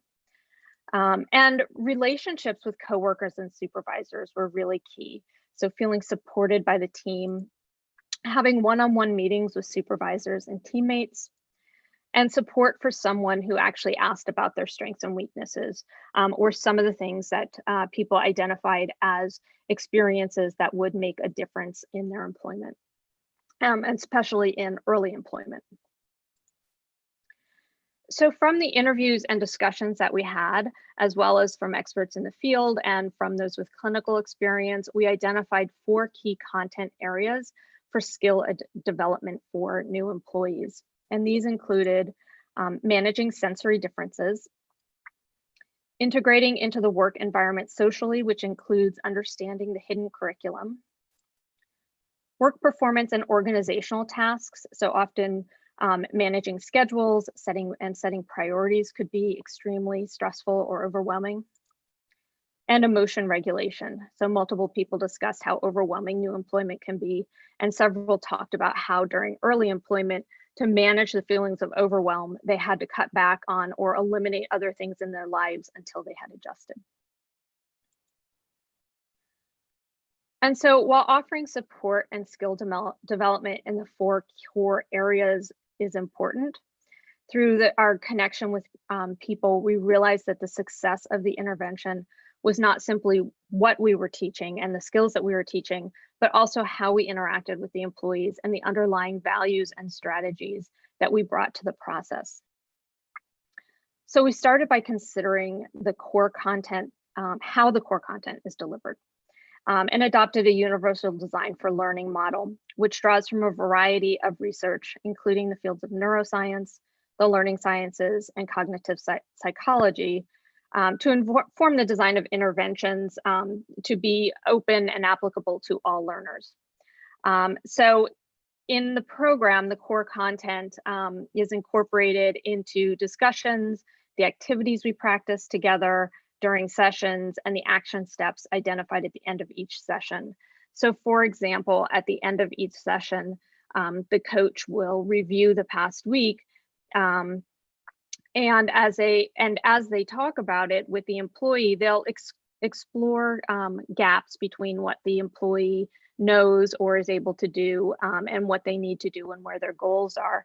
And what the coach and the employee are looking to do in that process is to really identify just right challenges, sort of those things that will help them to grow in their ability to manage new employment or their skill with new employment, but aren't overwhelming and discouraging. And that's one of the principles of universal design, is sort of finding things that are just right challenges that are not completely overwhelming and discouraging. Another key value and what strategies are built around is the idea of self-advocacy. So the model engages the employee in developing and strengthening the ability to articulate their needs and to make informed decisions, which includes making decisions about the support they feel like they need to meet those needs. The skills would include, and it built within the model will include, asking for support in a timely manner. So when you need it, before things get sort of spiraling into a crisis. And then being able to ask for support in different emotional states. So sometimes we're good at asking for support when we're very calm, or when we're not having too much trouble, but when we start getting frustrated or we start feeling despondent about something, it can be harder. So making sure that they can ask for the support they need, even when they're already starting to struggle. And the other thing, as Janet had mentioned, is that when she talked about the support circle model, is the idea of engaging with supports in the system. So part of the model and part of the values and the strategies that we're working on is building an ecosystem of support. So while it's important for the employee to understand and communicate their own needs and build independence with self-advocacy, it's equally important to develop and strengthen supportive relationships at work and in their personal life that are going to help them achieve their work goals. And all employees, and I think anybody, whether you're neurodiverse or neurodivergent or neurotypical, knows that you rely on your colleagues to do your job and to progress in your career. And for many neurodiverse employees, in particular, they benefit from support in the work environment because they may have, some of them may have challenges in particular areas where input and support from people in the around them can be really beneficial, such as reading social cues or identifying priorities. And then another key value and strategy built into the core curriculum is the idea of problem solving and strategies around problem solving. And problem solving and adjusting are really key to self-advocacy, to maintaining self-regulation, not getting overly frustrated or stuck, and to achieving goals. And so for those reasons, problem solving strategies are woven throughout the program. And it's through the problem solving that the coach and employee sort of strengthen the decisions that the employee is able to make their ability to kind of evaluate what they need and their adjustment as the work environment changes, because that's really a reality in work environments, is that there's sort of constant change, and so there's constant need for adjustment. And then, as mentioned by Janet earlier, the program has grown out of a strength-based approach. So the curriculum is not designed to simply address challenges, but as a central tenet to build on strengths, with the aim of increasing both, their short-term adjustment and happiness within the job, as well as longer-term life satisfaction and hopefully career satisfaction, as well as they're able to move, continue in their career and move within their career. So now that I've provided a sense of where the program came from, I'm just going to briefly talk about the 4 content areas a little bit more. And then Janet's going to talk about the structure of the program, which includes a meeting structure and a weekly action plans, and then planning for Beyond the Nest program, as it is a time-limited program. So as a reminder, the 4 content areas are integrating socially and the hidden curriculum, work performance and organizational tasks, sensory differences, and emotion regulation. And so integrating socially in the hidden curriculum is, this curriculum is primarily designed to help employees understand the nuances of communication and learn skills to ask for what they need. It focuses on how to build and strengthen relationships, how to make choices about when to adapt to the social environments. So at times they may want to choose to act and adapt socially, and then when to assess, and to assess when to self-advocate for others to understand their unique communication and social interaction style. And it's really about making, the focus of this is really about making choices around when they want to adapt versus when to self-advocate for others to kind of understand how they're communicating. And then in terms of work performance and organizational skills, this can be a really key area for skill development, particularly early in a job. And often employees have expressed difficulties with managing time, or so there would be a focus on setting up routines or a time block setting, potentially using visual schedules or tools such as apps, calendars, or timers to provide structure, in addition, managing emotion during times of change at work. And every person's sensory experience is different. Managing sensory differences can make a really significant impact on feelings of overwhelm and the ability to focus and concentrate.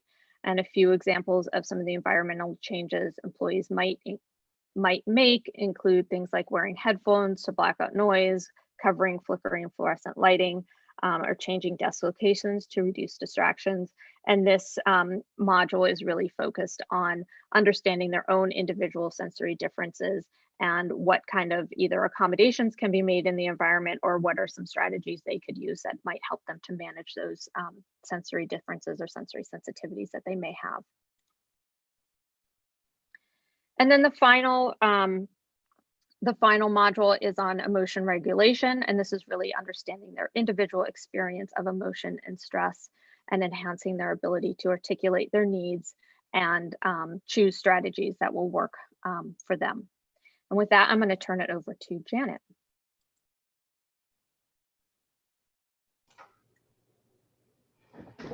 Thank you, Christy. So in talking about the basic structure of the curriculum using these 4 content areas, we're basically using 2 different models. One is the 5-week model, as I've mentioned, and the other is the 12-week model. And the basic structure of these are very similar, the main differences being the length of the program and the breadth of the material covered. So in the employment program, we cover all 4 of these core content areas, although you probably can't see the detail in those different squares, but if you could, you'd notice that it varies how many weeks we might focus on one particular topic. And that's because we really want to tie the program to the employee's needs and what skills and challenges they have. So we may cover one, emotion regulation for 2 or 3 weeks, and maybe sensory interest for just one, depending on what the employee needs. In the internship program, since we only have 5 weeks, what we're doing is selecting one main priority target area and covering that area throughout the 5 weeks of the program. I want to mention that in reality, these 4 content areas really overlap and often impact one another. So, for example, if somebody has difficulty with time management and setting priorities, which is maybe more focused on in the organizational section, that can, of course, exacerbate their stress, and which we would talk about in emotion regulation, and it also may lead to tension with colleagues and difficulties in interpersonal interactions. So even though there may be this one primary area that we're focusing on, for example, in the 5-week program, when you start to address something like organizational tasks, that can have a ripple effect and lower one's stress, and which in turn may improve interpersonal interactions and so on. So even though the 12-week program is more comprehensive, the 5-week one can still provide some significant support for the individual.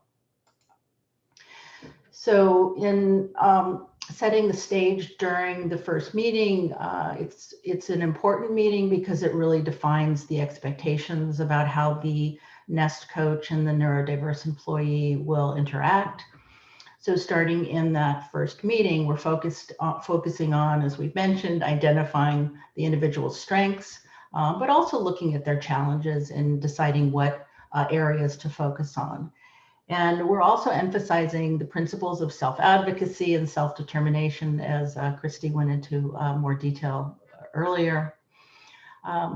As I think she also mentioned, several of the employees that we spoke with really highlighted the importance of having had somebody to talk to about their challenges in the past and how that really made a significant difference. So in the first session, the employee and the NEST coach will be identifying either the primary target area for the intern or the priority of these areas for the longer 12-week program. And we're doing this because we want to work on strategies that are really relevant and most important to that employee. It also really helps them to begin to articulate their needs and practice self-advocacy right from the beginning as they're making choices about how to address their own unique challenges and strengths. Okay, I'm noticing we're almost out of time, so I'm going to quickly go through just the basic weekly meeting structure. It's more or less broken into 3 parts. The first being problem solving, evaluating strategies that might have been used in the previous week, and adjusting the strategies for the coming week. Accordingly, we will have a shorter psychoeducational content, which may be videos that we've prepared or written content that the employee may either look at prior to the session or during the session with the coach. And then finally, we'll be engaging in a guided discussion, possibly behavioral rehearsal, feedback session, and identifying various ways they can use their support circle to the best effect. So we're also developing a weekly action plan encompassing all of these principles that Christy went into great detail about. And we're coming up with an action plan for that week, as well as at the end of the program, an action plan for moving forward. And that's because we're not just sort of offering them this support and then just disappearing, but we really want to help equip them to move forward, have a plan where they're really utilizing their support circles as best they can, perhaps even increasing them, and continue to use the skills of self-advocacy and problem solving that they've been learning and practicing during the NEST program. So I think I'll stop there, and thank you both. Thank you for listening.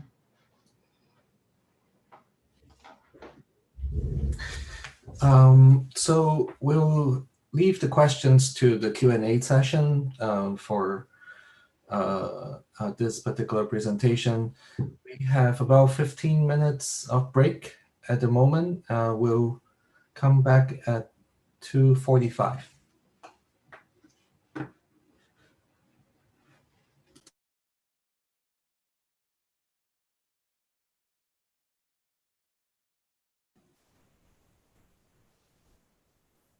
Quinn, do you want to try uploading your slides? Sure, let me do that.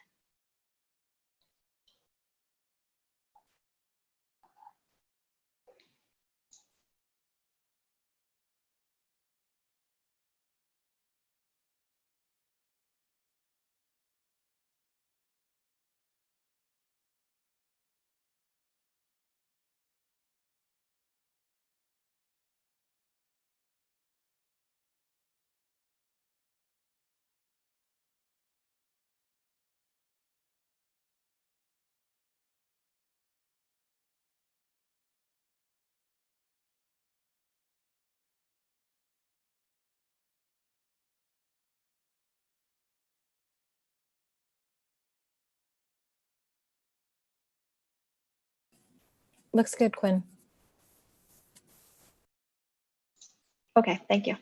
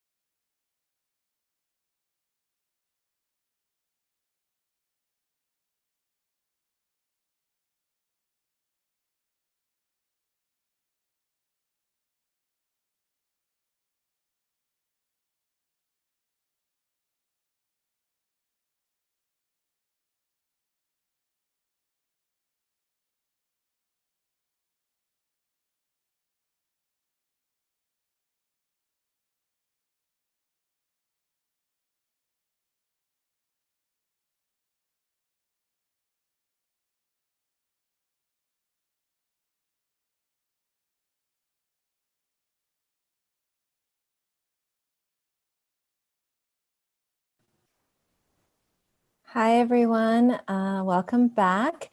And I'm very happy to introduce another one of my colleagues, Dr. Quinn Nguyen.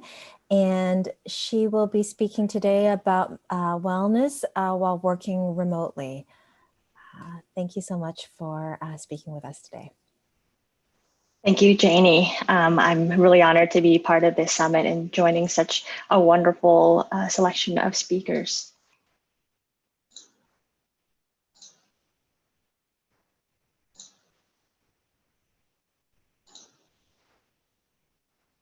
Does that look okay, Janie? All right. Looks great. Thank you. So again, I'm Quinn Nguyen. I'm a psychiatrist here at Stanford. And today I want to briefly cover how autistic adults have been affected by COVID-19.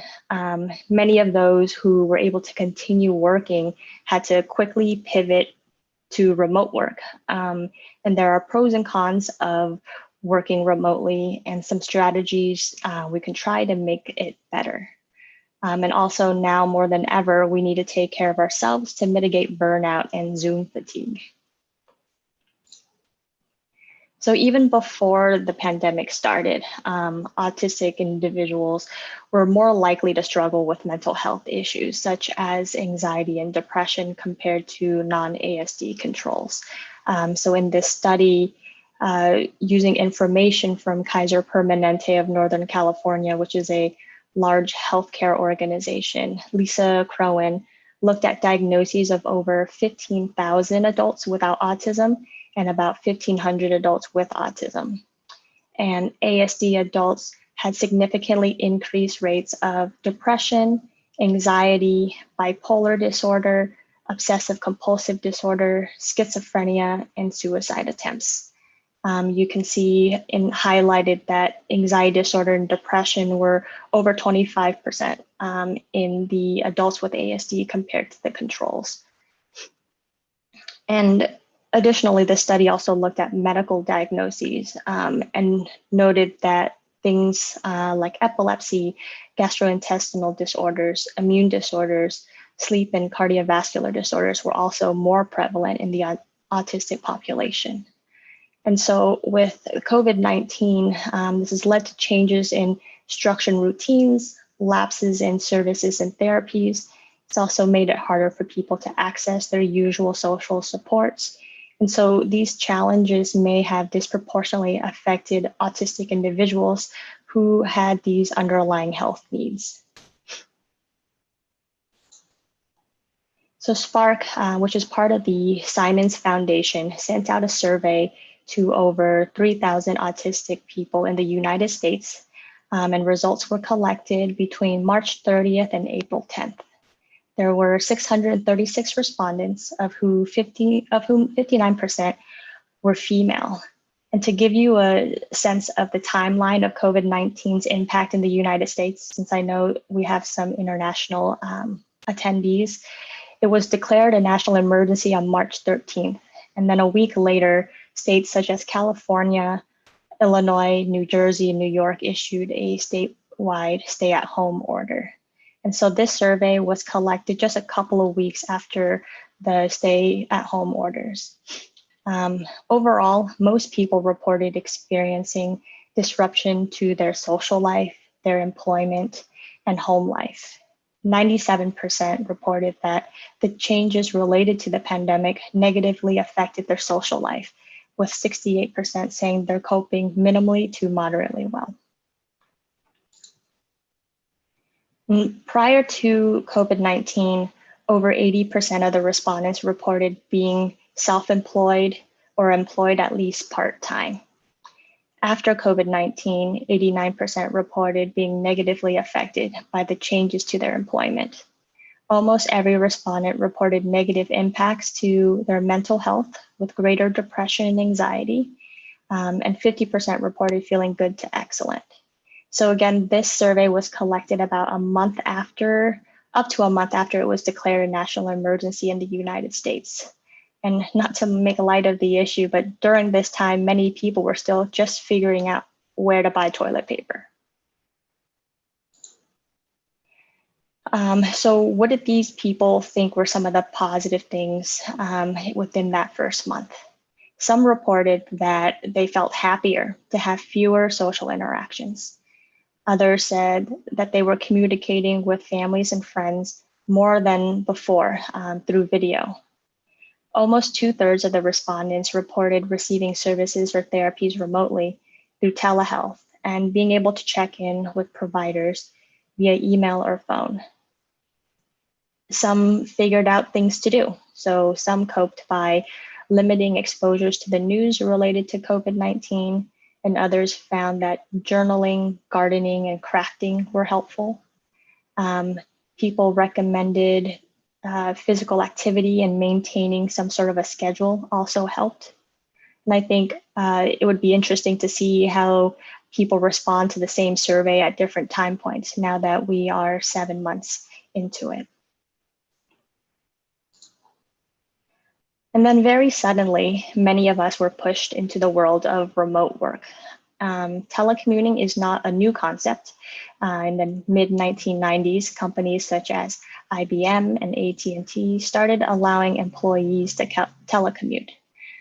Then in the early 2000s, innovations in technology made telecommuting more feasible. So we had wireless internet, so we're not just tied to a desk. We could go to a cafe. The internet was faster. And then there were new video conferencing applications that allowed us to stay connected with our colleagues. A survey in 2018 done in Europe by IWG, which is the International Working Group. They're an office space provider to people who work remotely. Found that 70% of professionals work remotely at least 1 day a week, and over 50% at least half the week. So over time, the number of people working remotely, at least part-time, has increased.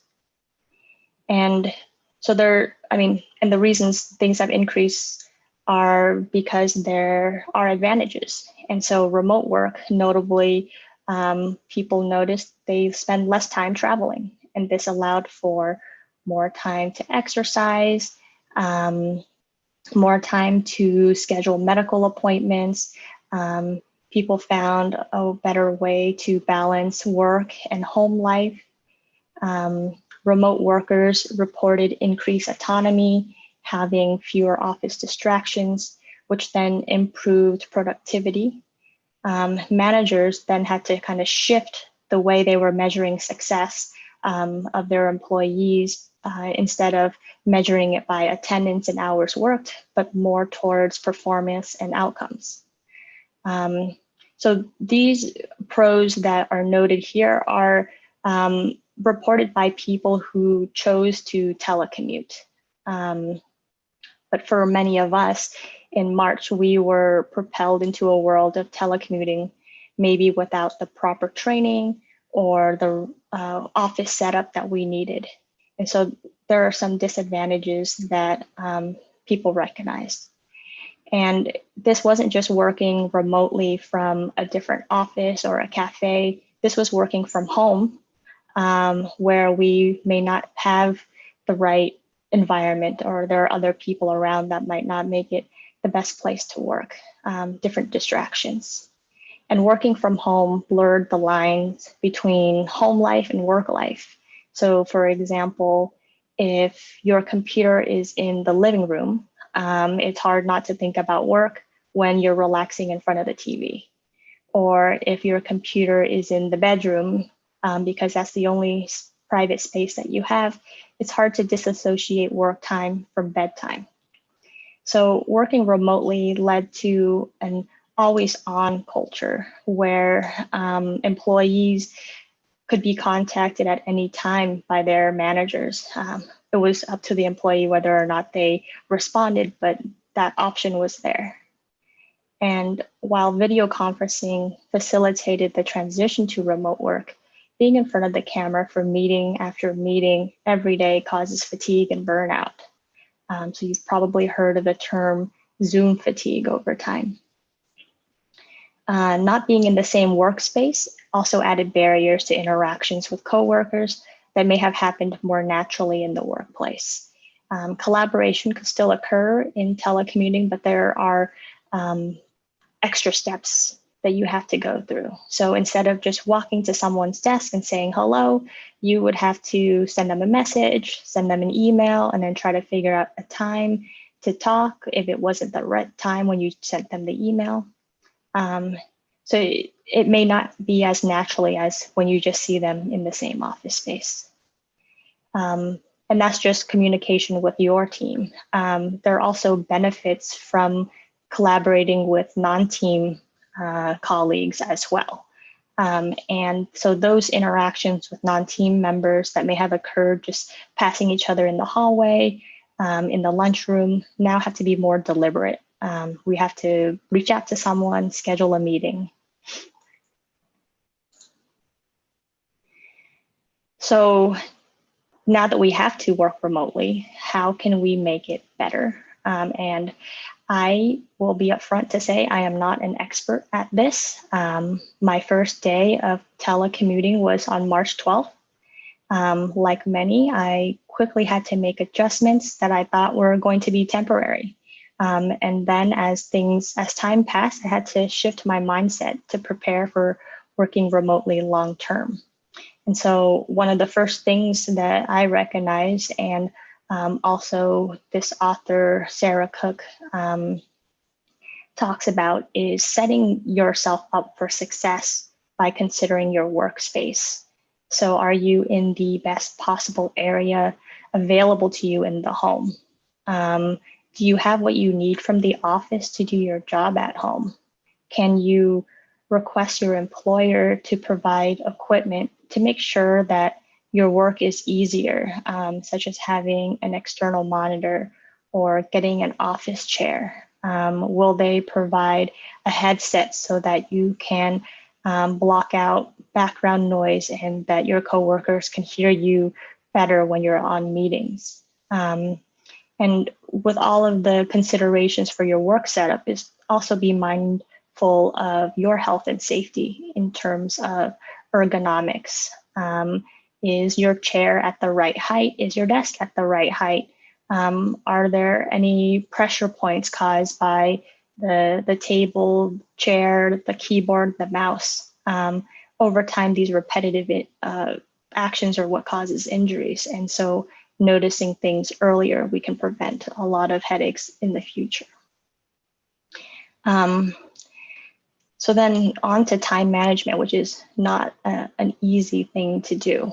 Unless we have clear goals and a degree of self-discipline, it's really hard to manage our time and deliver. Regular meetings with the team can help us prioritize what are the tasks that we need to focus on.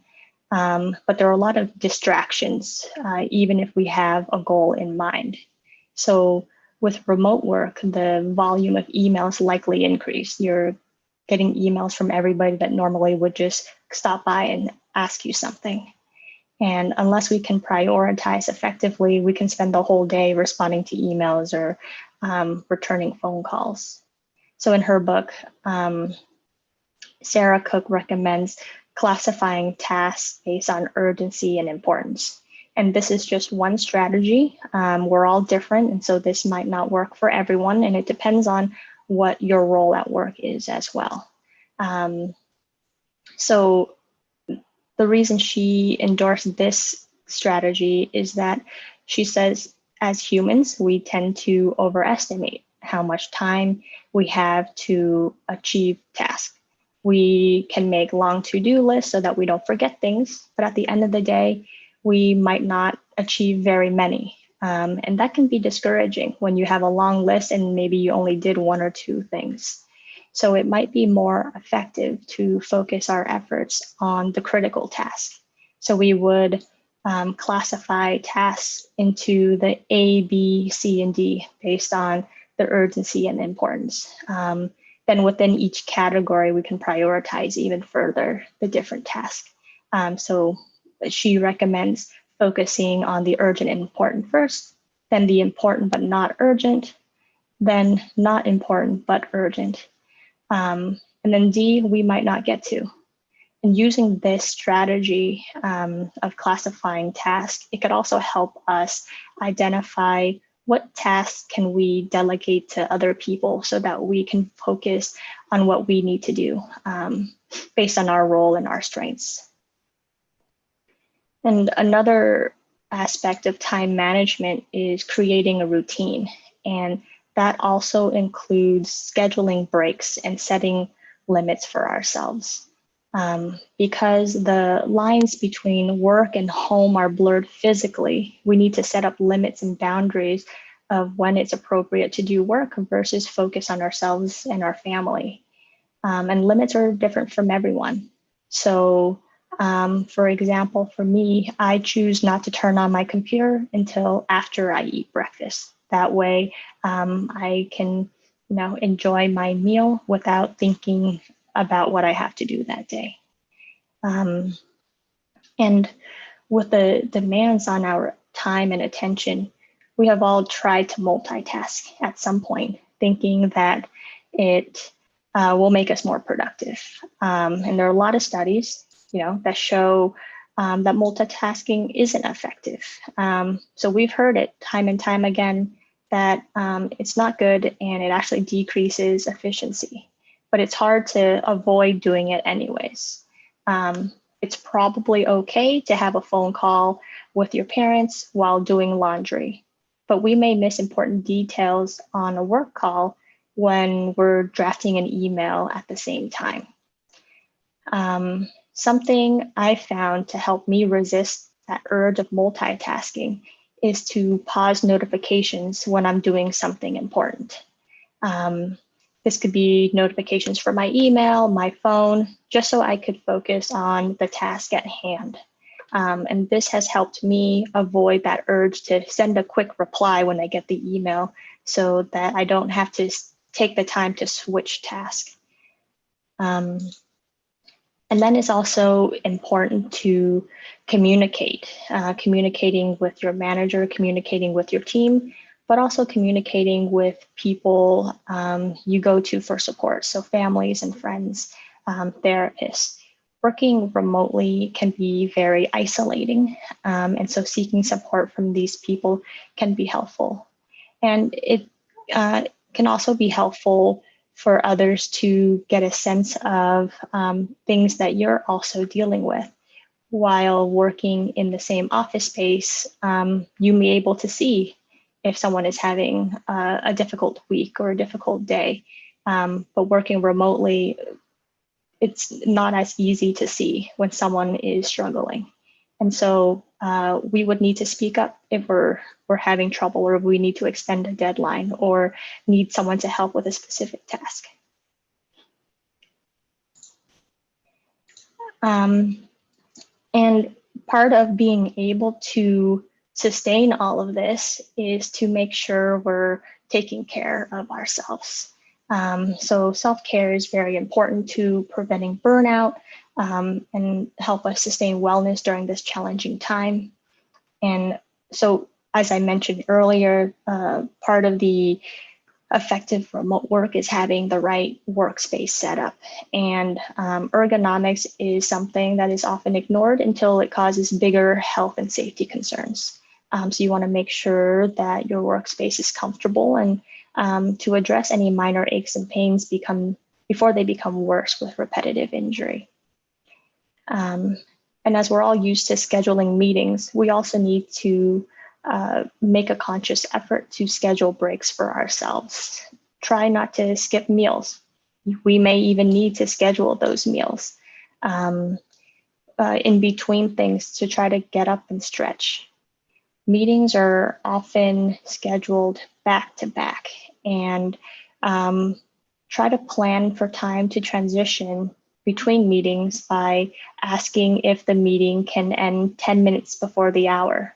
That way you can get up, you can use the bathroom, you can grab a snack, you can ground yourself before the next meeting.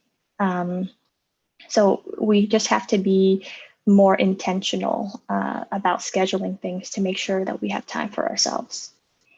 Having your camera on is really helpful in connecting with other people in the meeting, but it's also very exhausting to be on camera all the time. So depending on the meeting, it would be nice to ask if we could turn off the camera so that you're not on video, so that you're not expected to sit still in front of the camera. That way you can stretch, you can fidget, but still pay attention to the material. Of course, regular exercise and physical activity is really important. So a way that I've found to fit in a little bit of physical activity is if there is a meeting or a phone call that I can take away from my desk, I try to take it while I'm going for a short walk. That way, I am still engaged in the meeting, but I'm also getting some exercise and also, taking some time for myself in terms of self-care, especially if the meeting is not something that I'm actively sharing or participating in, but being more of a passive listener because it's informational. And then it's also helpful to recognize the signs of stress so that we know when we need to make changes to our routines or when we need to ask for some support. And Michael Fieldhouse shared some of these signs earlier, so I thought that was really awesome, and then I can just review it. So it's important to recognize where the stress comes from as well. So we know stress comes from work, things like pressure of meeting deadlines, adjusting to changes at work, maybe even feeling bored because we're not challenged enough at work, or just navigating the politics in the workplace. And then there's also stress outside of work, especially during this time. So financial worries, illness or death in the family, relationship issues, moving homes, caring for others, or just living in a place where the conditions are not great. So in these tables, it stresses the difference between kind of positive stress and negative stress. So eustress is the positive kind of stress that helps us focus our energy and motivates us. For example, it's the excitement that we feel when we're close to completing a major task. It's a kind of stress that we can cope with. On the other hand, distress is something that we feel we can't cope with. And so in these two tables are signs of physical signs of stress, as well as emotional signs. So you may notice things like changes in breathing, indigestion, aches and pains, headaches, feeling sweaty and clammy. And emotional signs could include feeling anxious, feeling tense, depressed, low self-esteem, underconfident. And then there are also signs of stress behaviorally. And so with eustress or pressure, we can be more focused on our work, more decisive. Our thinking is clear. We have an awareness of what's going on. On the other hand, when we're in distress, we have trouble focusing, concentrating. We can't make decisions. It's harder to make plans. We don't think as clearly. And so when we notice signs of distress, it's time to reflect upon our self-care, and then thinking about, is this time for me to make a change in my routine? Or is this time for me to reach out for help from a medical or mental health provider? So pay attention to your body and ask yourself, am I eating more? Am I eating less? Am I losing or gaining weight? How many cups of coffee have I been drinking? Have I been drinking more coffee than usual? For people who smoke as a way to relieve stress, am I smoking more? And what about sighing? Some people notice that when they're tired or they're under stress, they seem to be sighing more, and that's more of a subtle sign. And stress can also affect our immune system. So are you getting sick more often? How is your sleep? How is your thinking? Are you forgetful? Are you showing up late to things? Are you not meeting deadlines? Are you showing up late to meetings? When you're at work, are you always just watching the clock? So when we notice these signs in ourselves, it's time to ask, okay, what should I do to adjust my routine so that I could schedule more time for self-care, or should I seek professional help? So in summary, COVID-19 has negatively affected our lives in multiple ways: school, social life, work, home life. And many of us, because of the pandemic, had to shift over to remote work, which has pros and cons, but there are strategies to make it more effective. And most importantly from my talk, I hope you take away what are the signs of stress so that you can practice self-care, and to also communicate when you're having a hard time, to seek support. Communicating is effective both for the remote work, but also for your mental health.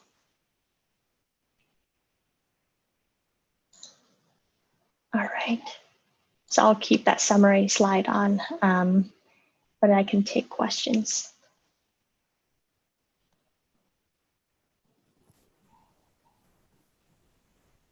Thank you, Quinn. Let's move on to the Q&A session. I think maybe the questions will trickle in. Okay, sounds good.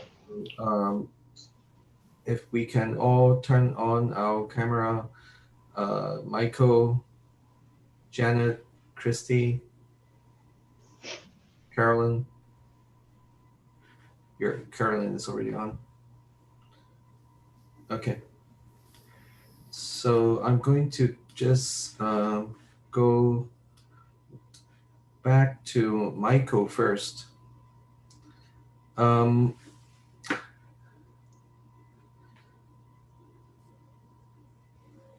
So there's a question about if you are admittedly focused fully on the employer's perspective, why do you have psychiatry or psychology staff? That sounds like a liability issue, not authentic support. Yeah, it's. I think part of it, what we've done is really how do you actually grow the knowledge base of the really the environment. What I mean by that is really, everyone in the organisation. I think it's just. I think we all now knowing that mental health is an issue more broadly, and I think a lot of us are building capacity. So it's all about building capacity with co-workers and managers. So I think we use psychiatrists, psychologists, and OTs as a way of actually making sure we're building the capacity for everyone, not just ourselves. Excellent. Carolyn, this is amazing work that you're supporting young adults going into their career. As a person with ASD, I have been in the workforce 10 years and was diagnosed later. Is there any programs that you or your group will do for someone who has been in the workforce and need the training at a later point in their career?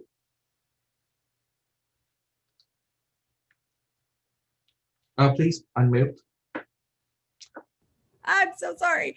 That's such a great question. So I think that's something that we're definitely wanting to pursue in the future, is providing access to the skills and kind of the way we're thinking about things to people regardless of where they are in their career. Also, what I was mentioning towards the end of my talk in terms of supporting workplaces in being more flexible and adaptive to neurodiverse employees is another area that we would want to go into. So what I would say is currently, maybe stay tuned. There are peers programs for young adults. And so if that's something, if those specific skills are something that you're interested in, that's something that you could pursue. But I would also say stay tuned, because you're absolutely right. That's really important. And we will be getting to it. Going on to, maybe I'll ask Janet and Christy a few questions because they didn't get to answer any questions earlier. Is there a program to help a person figure out their strengths are and what career they want to pursue?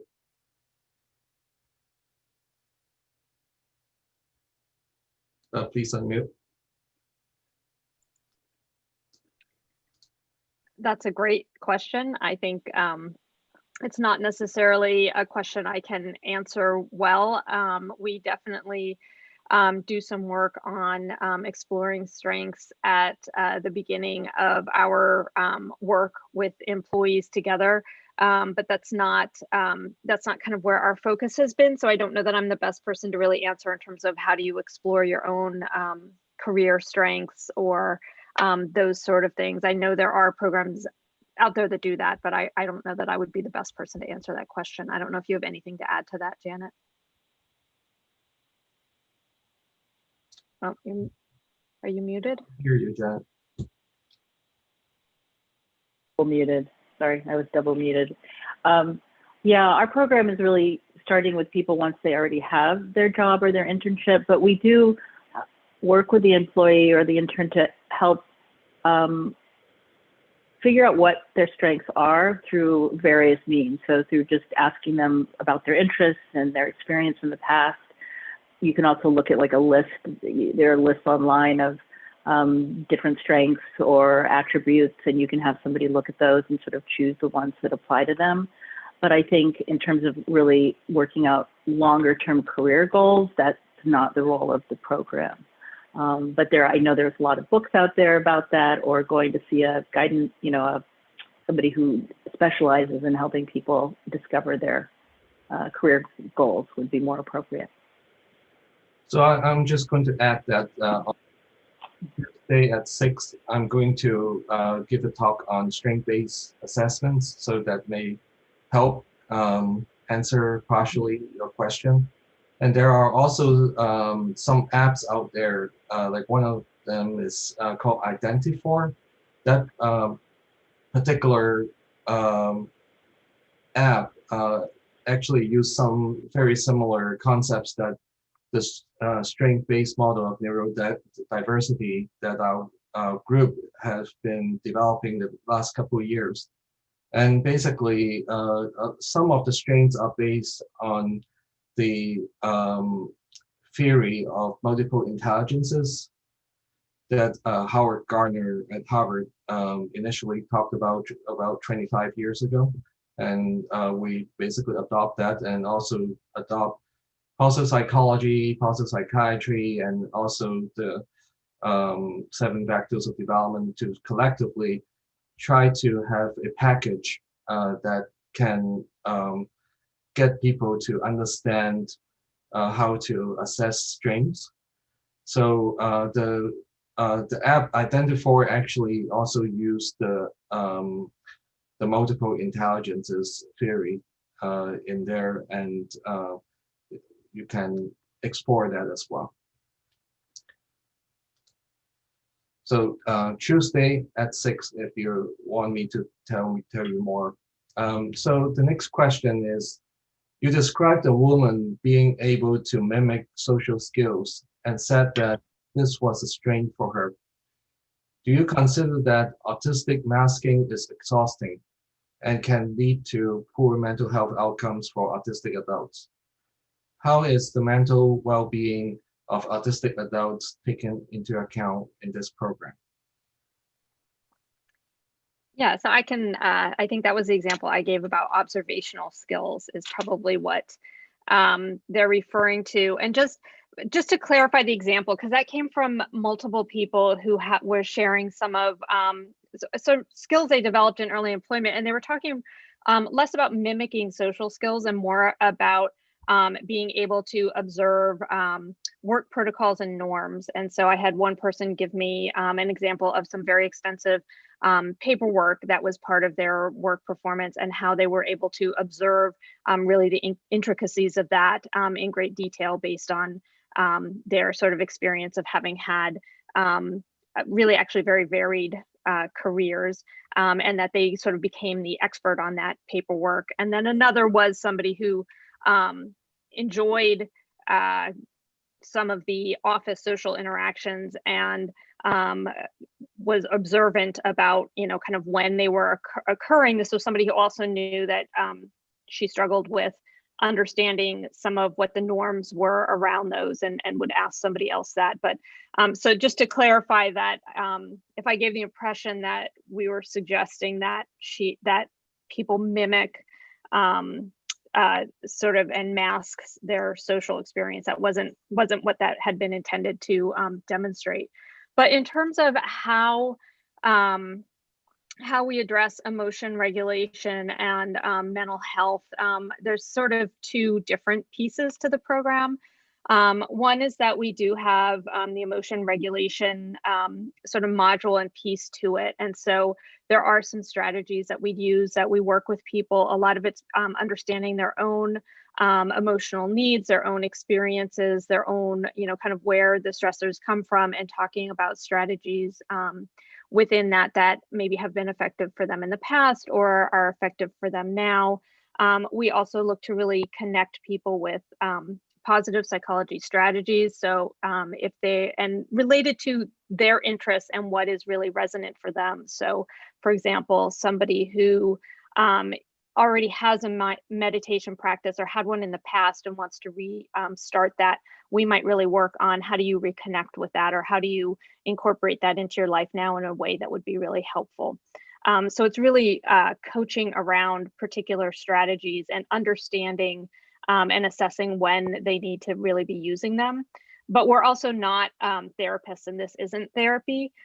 So that's an important distinction to make. And so that's kind of where the support circle model comes in. And we would encourage people to, if they're needing therapy, to really connect with a therapist and to make use with that and make sure that they had that support in their system. And we might be coaching them around how to get a therapist if they don't have one, or how to make sure that they have that support if that's something they need in terms of their mental health. Thank you, Christy. For the audience out there, if you are submitting your questions right now, please indicate in the beginning what that question is addressed to, or who that question is addressed to, so we can direct the question to the right person. So next question is for Dr. Nguyen. Many college students came home to California from out of state due to COVID and can't continue with their therapists online across state lines. Do you have any suggestions on how we can get a temporary change to the laws during COVID so therapists can continue to support their clients remotely across state lines?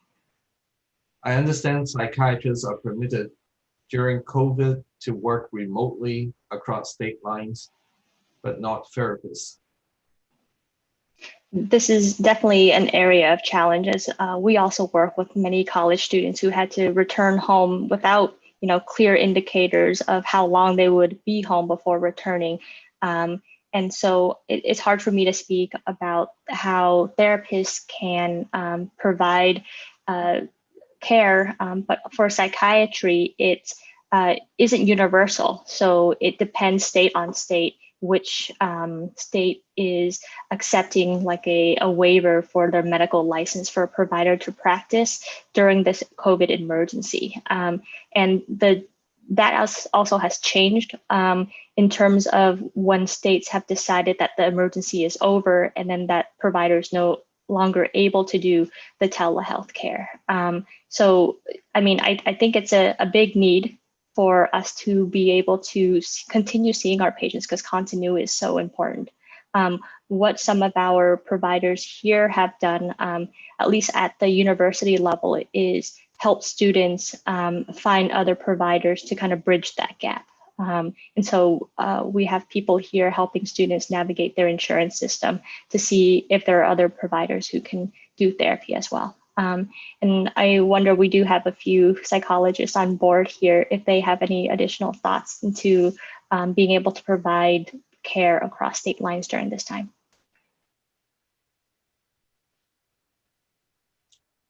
Janie or Janet, would you? It's very similar actually to what Dr. Nguyen was saying about It depends on the state. Each state has different requirements for being able to potentially get a temporary waiver to be able to be licensed in that state. I myself have gotten a couple of them actually to be able to provide some continuity of care for different clients, but making very clear to the client that it is only within the state of emergency that's dependent on the local government in terms of how long that state of emergency is declared, I guess.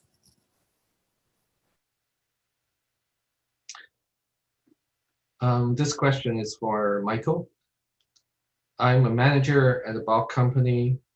How do I comfortably introduce training about neurodiversity in my teams?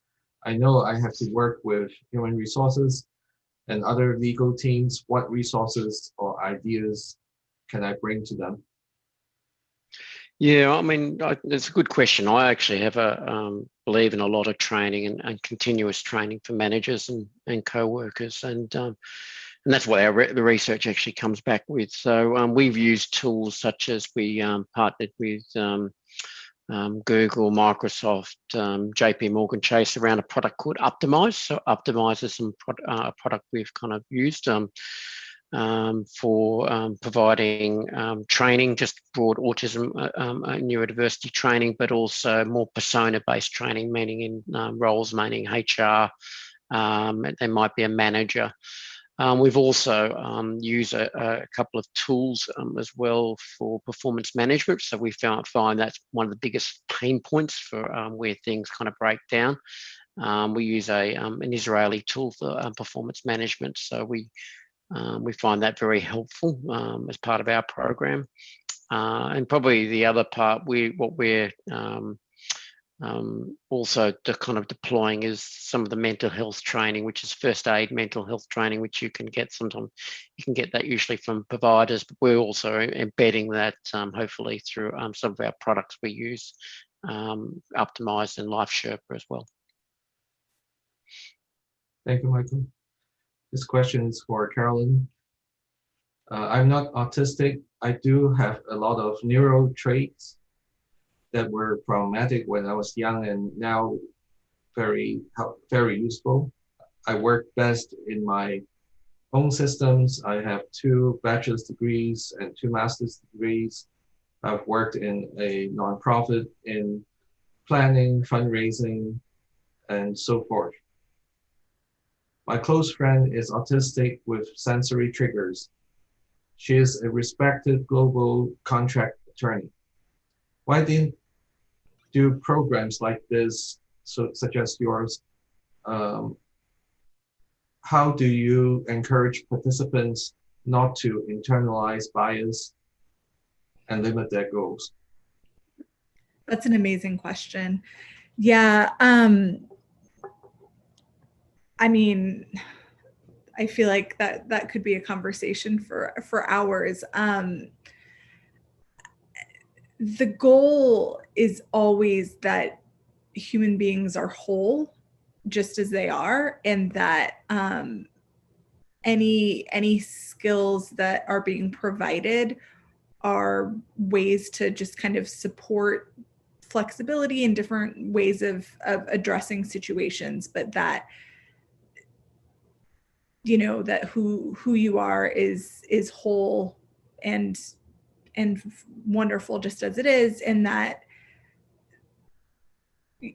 hopefully through self-advocacy and a strong sense of self and what you bring to the table, the biases are just less strong. And then I think also working with self-advocates to support neurodiverse workplaces is another way that we're really hoping to support just a reduction of bias in general. And I'm so sorry, I forgot the second part of that. It was bias and it was something else. Limit their goals. Oh, yeah. So I think that's another thing that's really important to, I think we all need to have realistic goals about where we're starting in terms of employment. Most people's first job is not their best job or their last job, but absolutely the idea and the intent is that people are learning what it takes to reach the goals that they have. And so we have participants who realize they need to go back to school, or, you know, make connections with people within industries that are going to help them kind of learn the skills that they need to be more competitive within those industries. And so the goal is always that what you're interested in and the goals that you have are what you're pursuing, and that you're not feeling limited at all, that there's no sense of what you cannot do. Thank you, Karen. Am I allowed to answer or no? Oh. Please, yes. Yes, Lauren, is it okay if I say something, Lawrence? I don't know if it's my role. I'm not technically a panelist. But we're all here. I would love to hear anybody else's thoughts on this. Oh, no, I think just to kind of piggyback on what you were saying is just also the more that you can kind of what Lawrence was talking about in the whole NEST program about strength-based perspective, the more you can see how your differences are not something that should be that you should be ashamed of or something embarrassed by, and instead being able to find ways to work with a system that maybe isn't designed for you, sensory environments that weren't designed for you. How do you advocate for yourself without feeling as if you're somehow weaker or less than because you need to advocate for yourself? And so learning those skills to be able to do that, but also recognizing you advocating for yourself allows the people who you're working for to see the wonderful strengths that you have that are being hindered by an environment that was designed by people who, by an environment that wasn't designed for you. Yeah. Thank you. That's exactly. I figured we were aligned. Thank you. Sometimes I don't know how to say the thing. That was perfect. Thank you. Our answer is perfect now.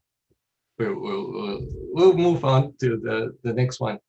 So sorry, missed the beginning of this session. Is NEST a private pay program or affiliated with any organization like Regional Center or DOR?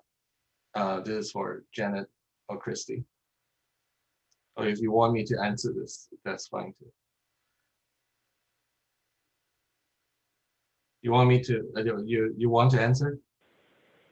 Go ahead. Yeah, no, that's fine. It's sort of just more of an organizational question. Yeah, so basically the NEST program is part of what our study, a bigger study is including. So basically the bigger study is called the Neurodiversity at Work program. And what we do is we invite candidates that are seeking jobs to come to our candidate registry. You can just Google Stanford Neurodiversity Project and then click Neurodiversity at Work, and then you can get more information about that. And basically, if you're a job seeker, you want to be in the candidate registry and access neurodiversity friendly jobs, that's basically where you want to start. And basically, if you're looking for a job, our program will help you to find ways of getting a job. We'll help you with different parts of the job search process. If you're not job ready, we'll try to find a pre-employment training or an internship position for you. If you're job ready, we'll try to find a job that is in a neurodiversity friendly workplace. And there are some companies that already have neurodiversity friendly jobs, and they already have a long history of running that. And they would provide their own support. So the NEST program is a support that Stanford provides. So basically, our group developed this whole program that's basically also funded by Autism Speaks.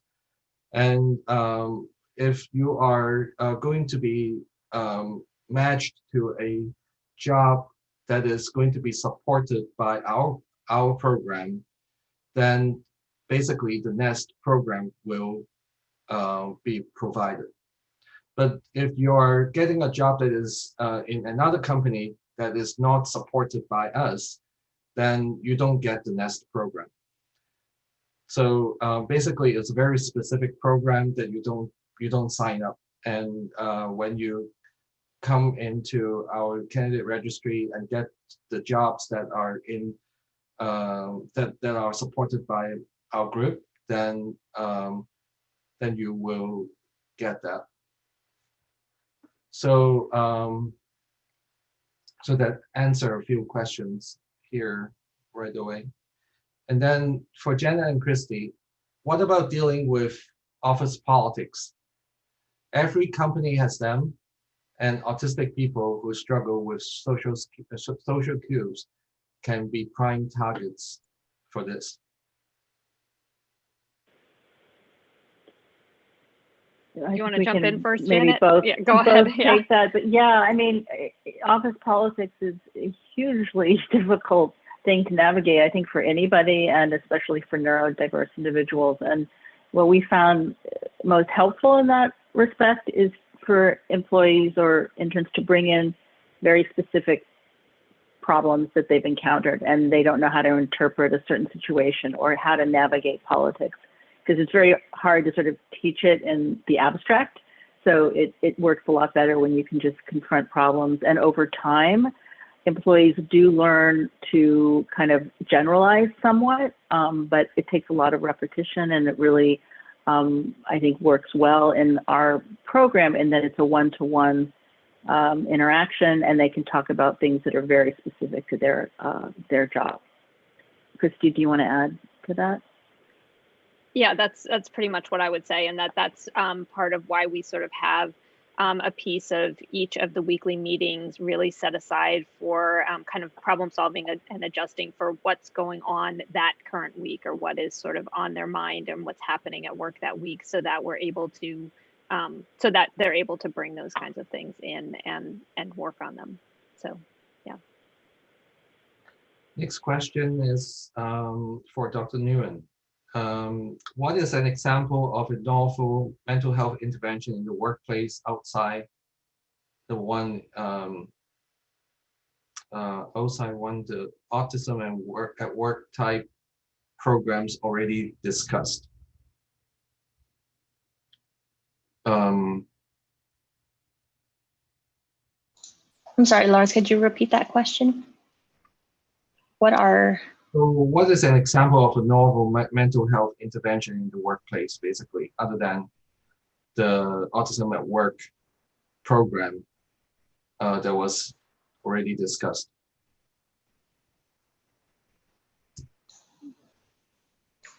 I'm sorry, do you mean for maybe Michael might be better equipped to answer this question? Yeah, I think this is what is referring to.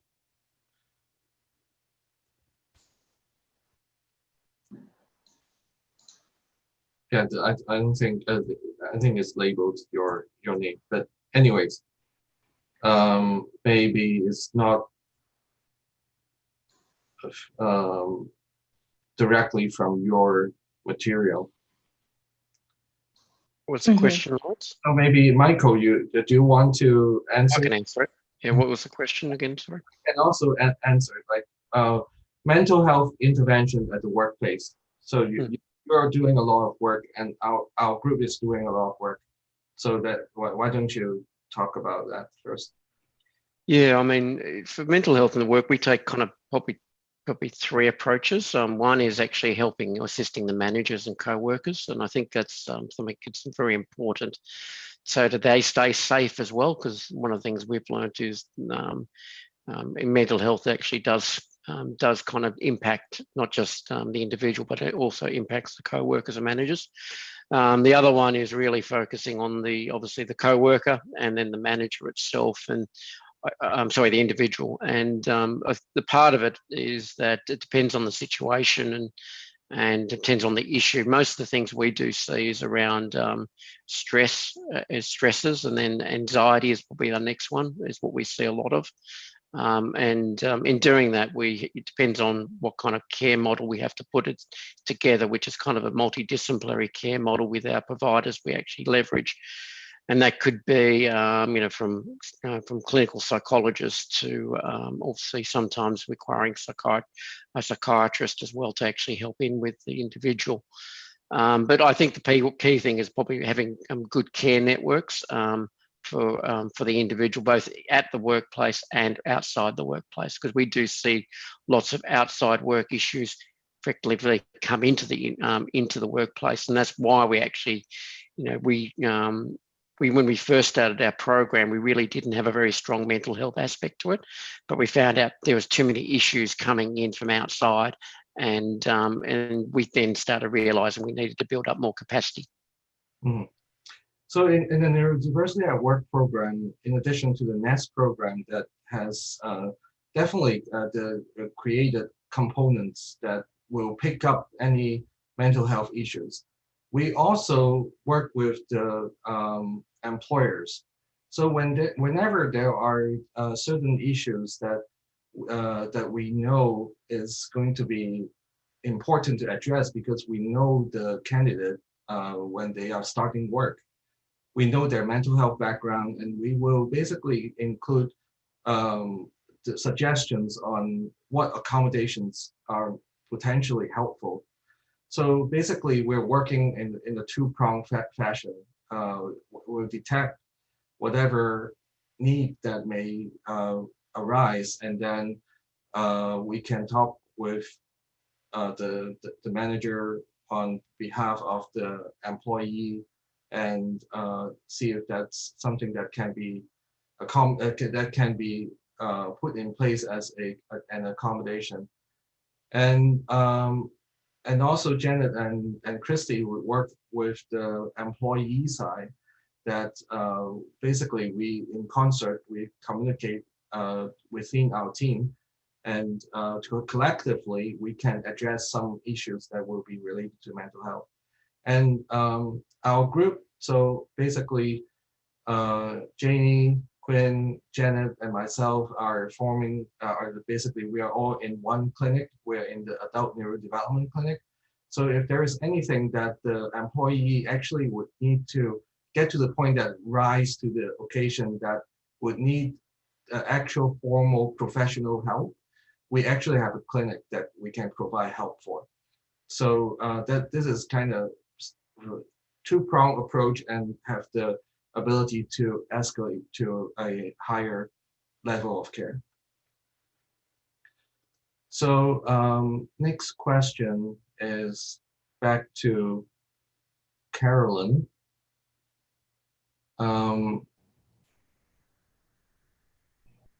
So this person is saying you have a very good idea, and once the study is finished, where would others find the type of support? Or if an applicant is not chosen, how would that applicant find a similar type of support? That's a fabulous question. So as with all of the clinical peers programs, the idea is that this will become a manualized treatment that is disseminated widely, so that it will be available outside of UCLA and to other providers and individuals who are interested in it. At this time, if an individual does not meet criteria, wants to participate but does not meet criteria, the team that does that triage process has other provider lists that might be able to provide kind of similar peers-based intervention.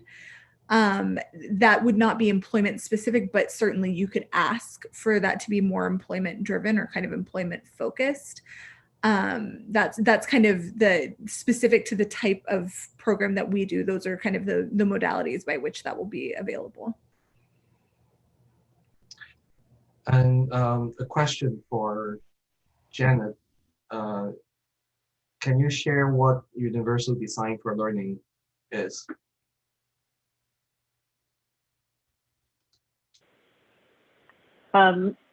Yeah, I can talk a little about it. That was Christy spoke about it more in her portion of the talk, but it's basically looking at, in this particular context of our program, really looking at both the different ways that people learn and take in information and communicate information is one example.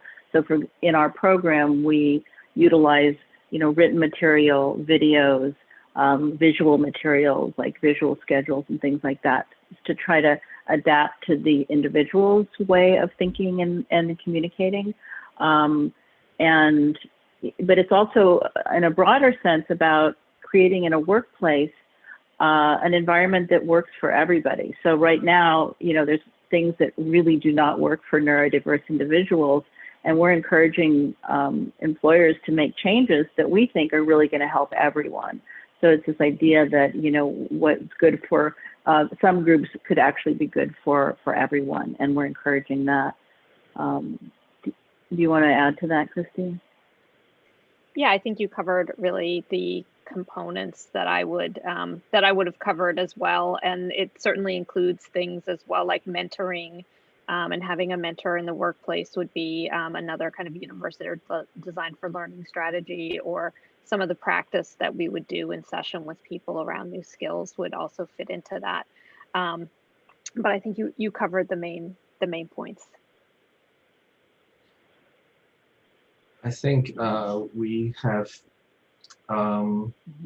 still got many questions left, but our time is up. We are scheduled to end at 3:45 and we are at 3:46.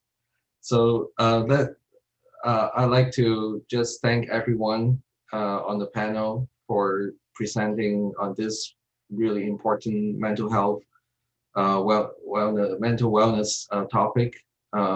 And especially in the workplace, there are not a lot of work done already. And I'm so happy that we found each other, and we are doing this work that is going to be very helpful for making sure that the people that we care about are going to receive enough psychiatric and mental health support. Thanks again. And we are going to be coming back here at,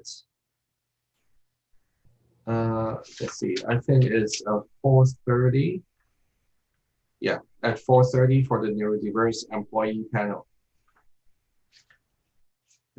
See you in about 40 minutes. Thank you all. Thank you so much. Thank you.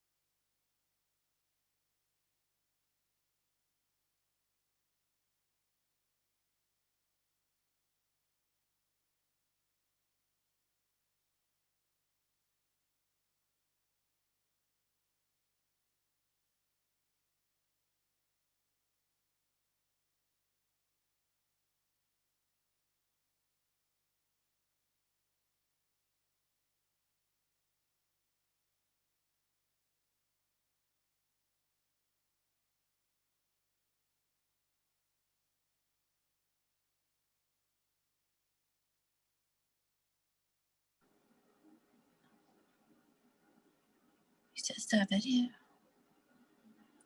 Why did it go to this screen? I don't know.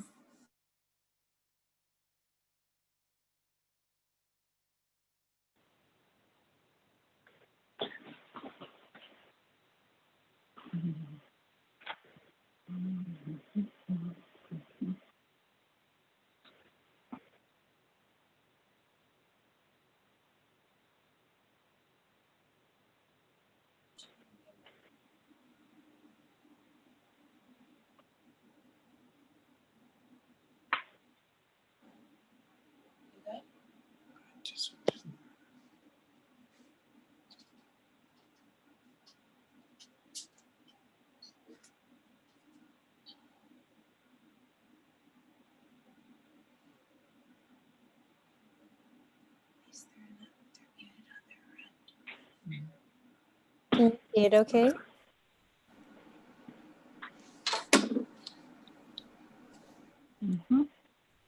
Okay, for some reason.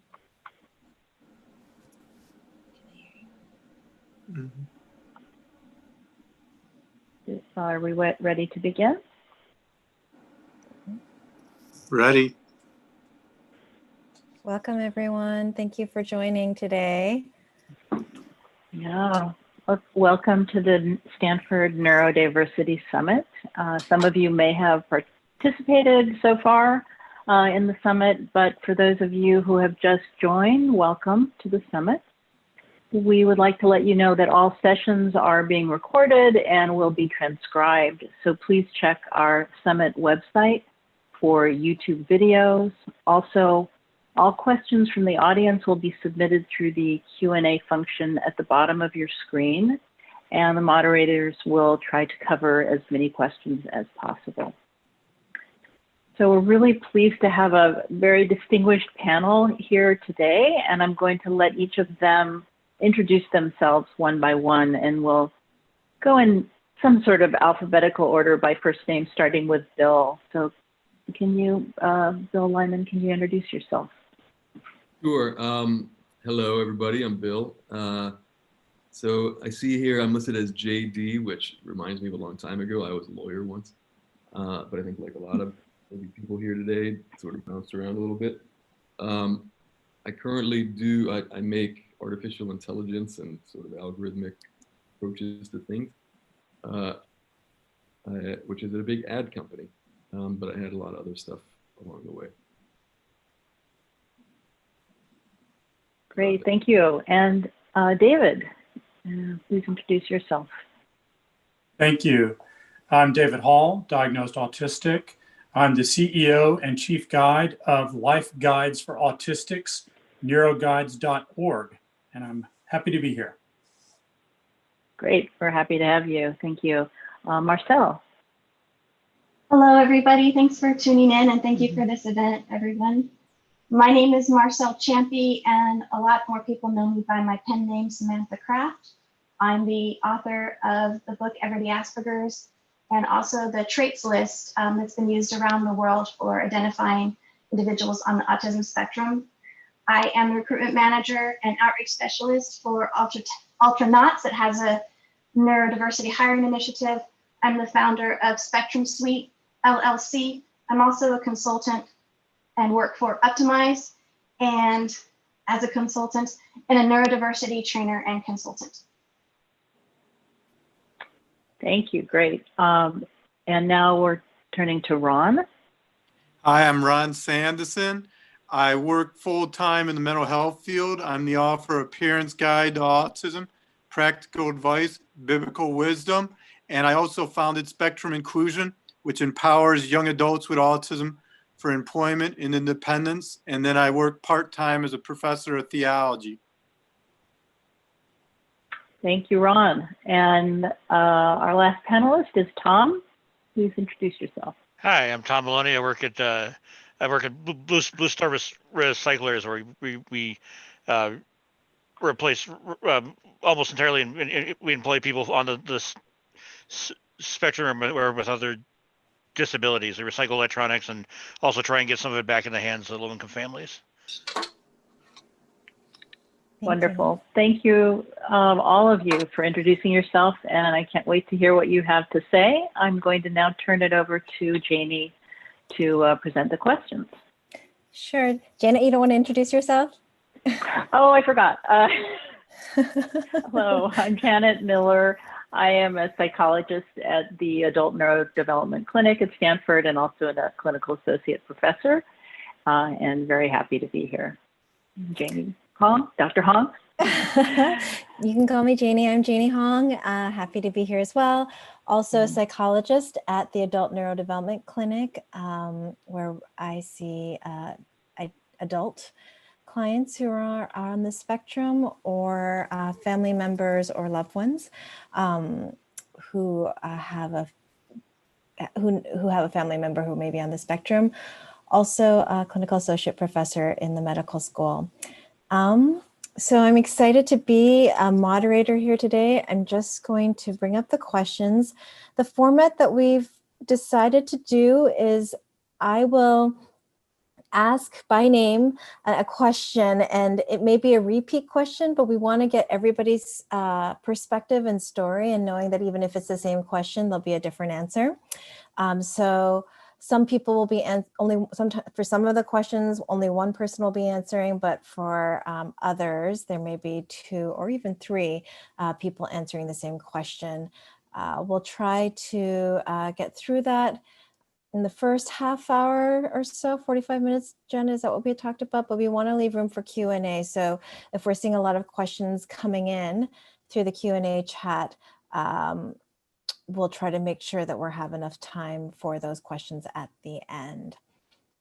Okay. And if you have specific questions for a particular panelist, if you could just put that person's name first, that would be super helpful before you write the question. So,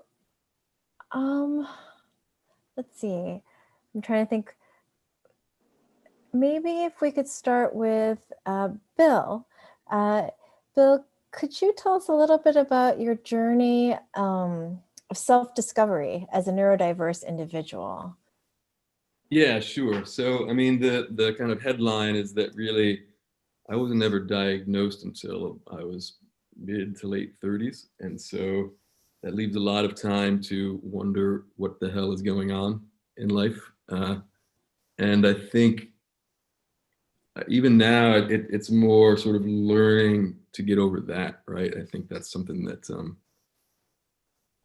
I still sort of deal with on a day-to-day basis. But I think, you know, I was always good at things in ways that didn't really make any sense, and bad at other things in ways that didn't make any sense. And it was tough to sort of make the good things count without, you know, the bad things sort of erasing it, right? And it's a tough way to go through life. And you wonder why, and you wonder, is it because I'm, you know, a coward or lazy, or because, and eventually it gets tough. Like I can tell you, I was in trouble, and I was lucky because I had family and a million other lucky things. But you know, eventually I've sort of learned that all the things I thought I was good at, I am, and it just takes a little bit of somebody caring enough to kind of, you know, give you an opportunity, right? And just take a chance and get over the idea that maybe this person's different, who cares, whatever, like, let's see what happens. Maybe to extend on that, I know that we had David, could you maybe also speak to a little bit about a late age diagnosis and a little bit about the journey with that as well? Yes, thank you. And thank you, Bill, for sharing that. That was encouraging. So it's very challenging, and yet it's very liberating at the same moment. The hardest part is with whether it's a self-diagnostic or a formal diagnostic, and I've done both, is that coming to terms with that all the things that you did, all of the perspectives that you held, all the perspectives that were held to you in growing up. And that can often be very difficult, because you realize suddenly the weight of how much discrimination, how much disconnection and sort of disbelief and all those things wrapped up that you had to support in growing up. So Yeah, absolutely. So that's the hard part, and that may be, as Bill said, that's the part that you still have to unpack. Well, I think there's another layer to that, David, that I think, and maybe this is, some people do this and some don't, but I think what I started doing was just processing my way through it, right? I figured out what someone wanted to see and I just did it. But eventually, number one, it's exhausting. And number two, that's erasing yourself. And by the end, there's nothing left. And I think that's the real, And I agree completely. I think that was the second part of what I was about to say is in this unmasking, in this unpacking, you also are presented with this incredible sense of liberty at the same moment, because you realize suddenly the possibility, and it's affirmed and it's unpacked, that you are a very unique minded person, and that a lot of the things that you considered to be doing wrong, that you couldn't fit in, were actually just you being your authentic self, you trying and striving to be unique. And I think that in a deficit model culture, that's where we impact against it. That's the rub. So again, the weight of it and the continuation of a late age diagnosis of having to unpack and unmask all those years combined together with this newfound liberty. And let me tell you, speaking to the liberty part, I'm quite enjoying getting to know myself. I love what you're saying, David, and it's you're right. I think part of that discovery process is just being able to start recognizing that maybe it was a world that wasn't designed for you. And I always tell a lot of my own clients, like, you're born as like a left-handed person in a right-handed world, but that doesn't mean that there's anything necessarily wrong. It's just that nobody really shared that with you, or maybe you got the message growing up that that was something very, very bad.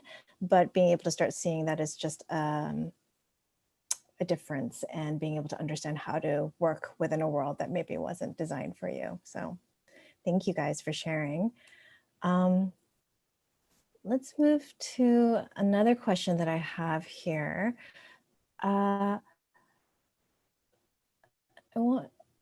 Maybe Ron, could you share a little bit about some of the challenges you've faced kind of going along this line of world not being designed for you, some challenges you faced maybe during employment, how did you overcome them? So one of the main challenges I experienced in employment was being able to filter what I'd say, and then also to understand social norms. My most funny experience in the job place with saying something unfiltered or doing something unfiltered happened in 1996. I was working at a car wash, and on the way to the job, I heard on the radio that on 97.1 The Ticket that day the Lions pro football coach Wayne Fonts was fired. And as I started drying off the cars, who should show up there but Wayne Fonts?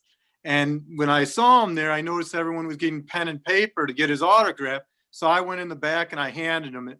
I kid you not, he looked like he was coaching again. When I handed him that job application, he said, "Is this what I think it is, son?" I said, "Yeah, it's a job application. You were fired today, and I don't want you to be unemployed." And needless to say, he was speechless. And when you Google Wayne Fonts' name, he's mentioned as the most outspoken Lions coach. And that just sums up best all my career in a nutshell, is I have very little ability to filter myself. Now I work in the mental health field full time. I've been at the same hospital for 12 and a half years.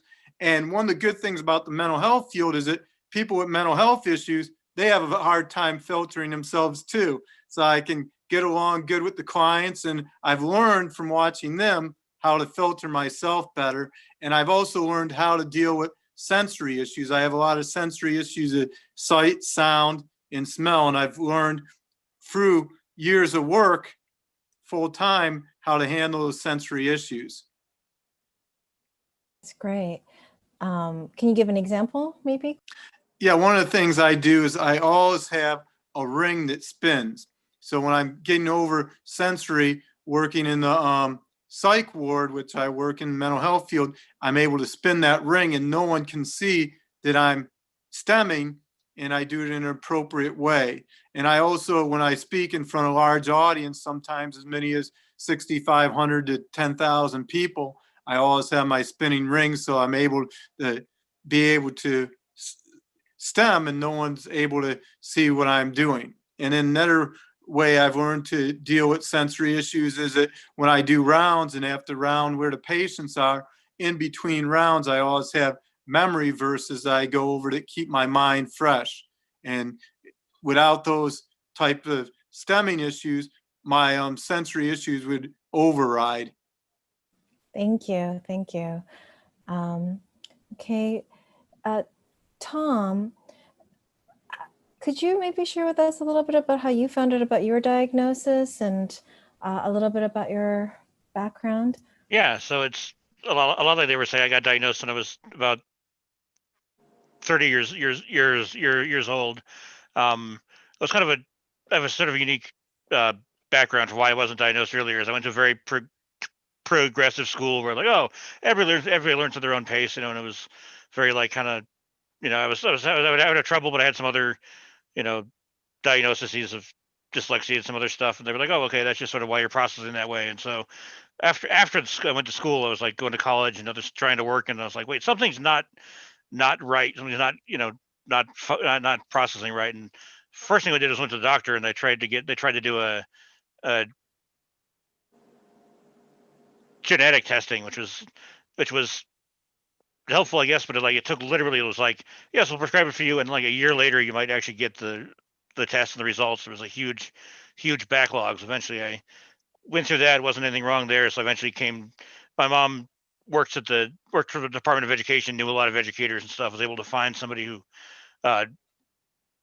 helps diagnose people. So I finally got diagnosed about 6 years ago now, when I was 30 years old. But I'd always masked pretty well, I guess. I took a lot of acting when I was I was theater degree, so it sort of that's how I dealt with a lot of it. Was here's a direct class on how people act and how people how neurotypicals kind of think and work with each other. So that's what helped me through that.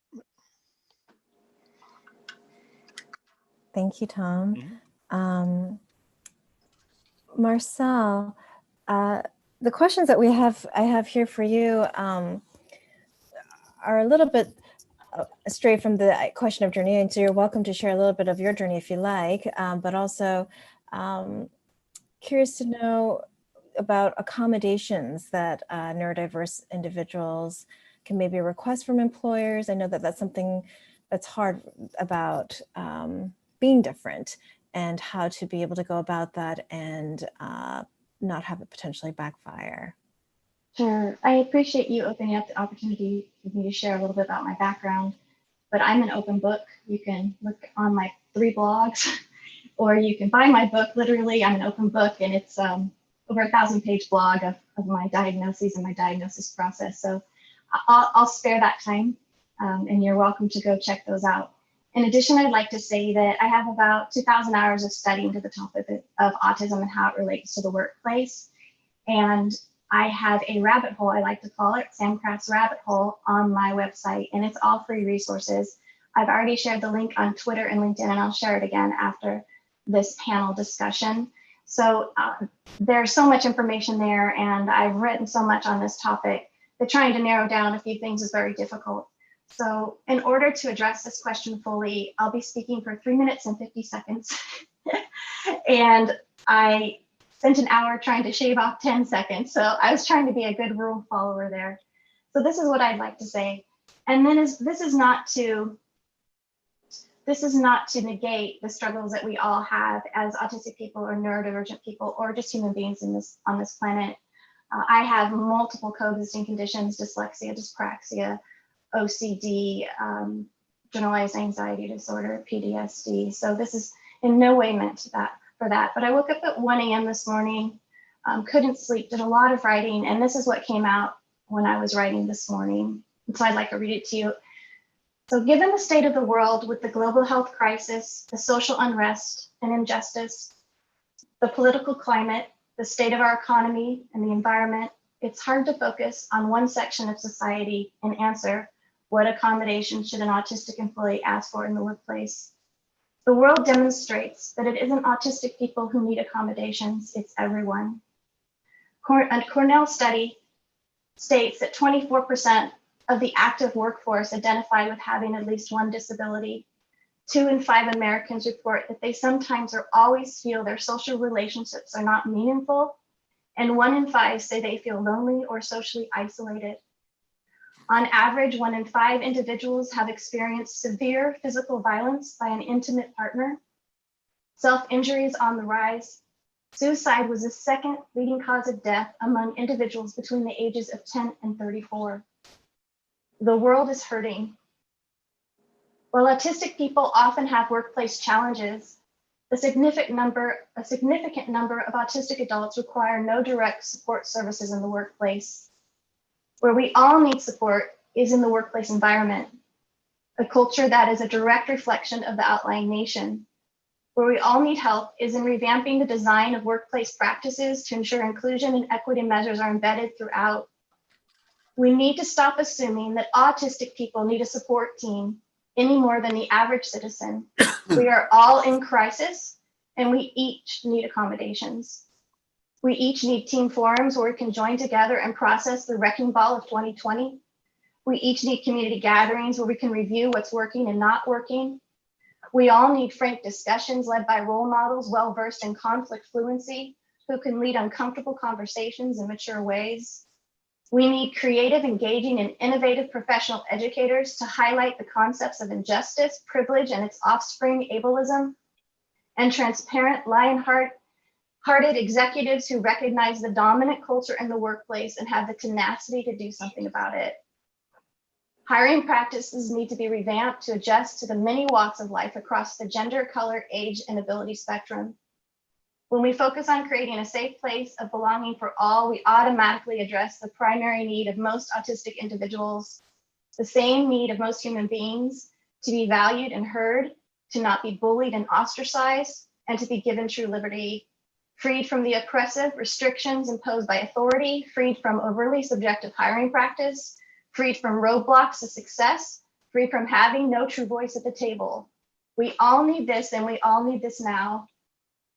Siloing autistic people through special hiring programs and treatment services to perpetuate inequality, marking us as less than and in need of something extra, serves to, let me repeat that. Siloing autistic people through special hiring programs and treatment serves to perpetuate inequality, marking us as less than and in need of something extra, just as it wouldn't hover around a worker who utilizes a wheelchair and pounds a support team upon them based on a disability or presentation style, nor should we do this to an autistic race of people. We ought not force autistics to disclose in order to have a basic human right met, that of a sense of safety. It's far time to stop pounding the square peg into a broken round hole. We need to pound the workplace environment and apply universal design principles. Enough time has been spent on highlighting our differences, our different needs, our different presentation styles, our weaknesses, our strengths. For the neurodivergent family, this broken lens of inclusivity is creating more and more inferior and superior constructs. A means to elevate us or push us down. We either branded superhero or super needy, incapable of maneuvering the workplace without the guiding hands of more capable beings. Enough. It's not about what accommodations autistic individuals need. It's about what we all need, change.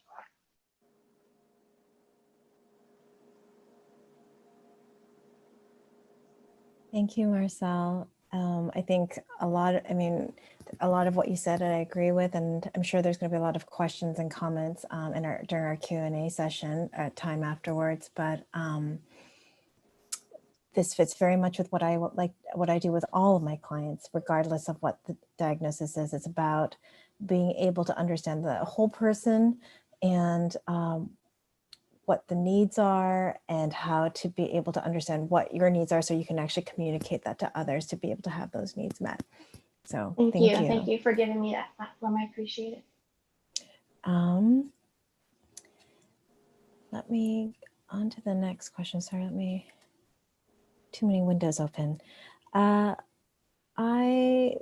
Let's go back to Bill.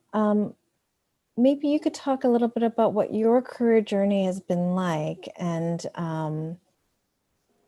any challenges that you faced during employment. We can kind of put those two together. Sure. So I mean, I think you know, when I was really struggling and I sort of didn't quite understand what was wrong, I tended to, I think like most people, I would sort of not quite connect with you know, the message that was being told, but not explicitly or all that kind of thing. And I think what Marcel was talking about is an excellent point. It's that, you know, everybody's different, everybody needs support, everybody has problems. And most people tend to sort of deal with that by taking a lot of shortcuts, right? You have heuristics that allow you to sort of interpret this complex world in ways that it's efficient and therefore it's sort of reassuring and it's also just sort of easy. And when everybody shares those, that works, right? But if you don't have that little code book in your head, you just miss things. And I think in my case, I tended to actually be aware of it, and it would be the stress from that that would kind of grind me down. But I think, you know, like I said, it's sort of a different situation now because I'm in a place where it's like sort of a basic premise of my existence is that I'm the guy who's a little different. And I think the challenge then is something like not sort of being put in a ghetto, right? Or not having a glass ceiling, or it's things like that that I think in a way, right, it's a better problem. It's not homelessness and starving, but it's also it's just as sort of unfortunate. And you know, if you're talking about a group of people who are being excluded, right, it's not something we want to happen either.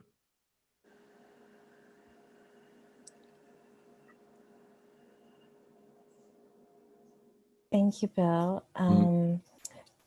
Sorry, I'm getting too many windows again open. I'm trying to find the questions. Here we are.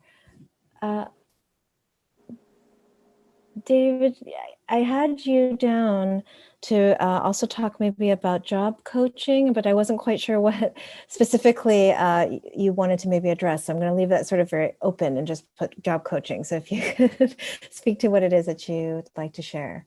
Sure, I appreciate that. And thanks, Bill, for for those words, and also for Marcy for those incredible views.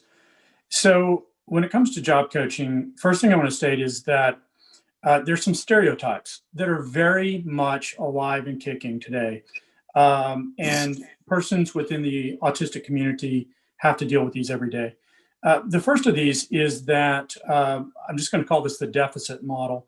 We've seen the deficit model in motion and being used by the medical community, psychiatric community, and so on for over 70 years now. And in fact, you know, they were the first ones to pick up the gauntlet and go, which I understand. But the problem is that deficit model sees, first of all, as someone as broken, needing repair, needing therapy. Now, if you're a medical doctor, I think the deficit model works fine. If your arm is broken, you should diagnose that as a deficit and fix it. But for someone's neurostate, for an autistic person, that doesn't work very well. Now, I'll say immediately that there are a small percentage of autistic persons who are also ID, intellectually disabled, but not the majority, not the millions who are not intellectually disabled. Just like there are neurotypical persons, is a minority who are intellectually disabled, but the majority are not. Those persons need many more supports and a different kind of approach and understanding. And I appreciate that. Autistic or not, they need supports. So this deficit model is one thing we have to struggle against. It's continual, it's soaked into every level, it's at the root system. And that needs to be stood up against. So when we were looking at the deficit model, if I run the clock back 3 years, I decided I did a lot of research, looked at the landscape of outcomes for autistic persons, particularly in the United States. And what I saw for outcomes of all of these therapy models, of all these coaching and diversity in action models and autism at work and all of it. When I looked at the outcomes for autistic adults, it was shattering.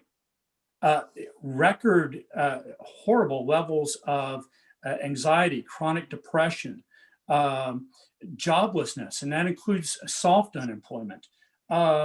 And most terrifyingly of all is an extremely high suicide rate.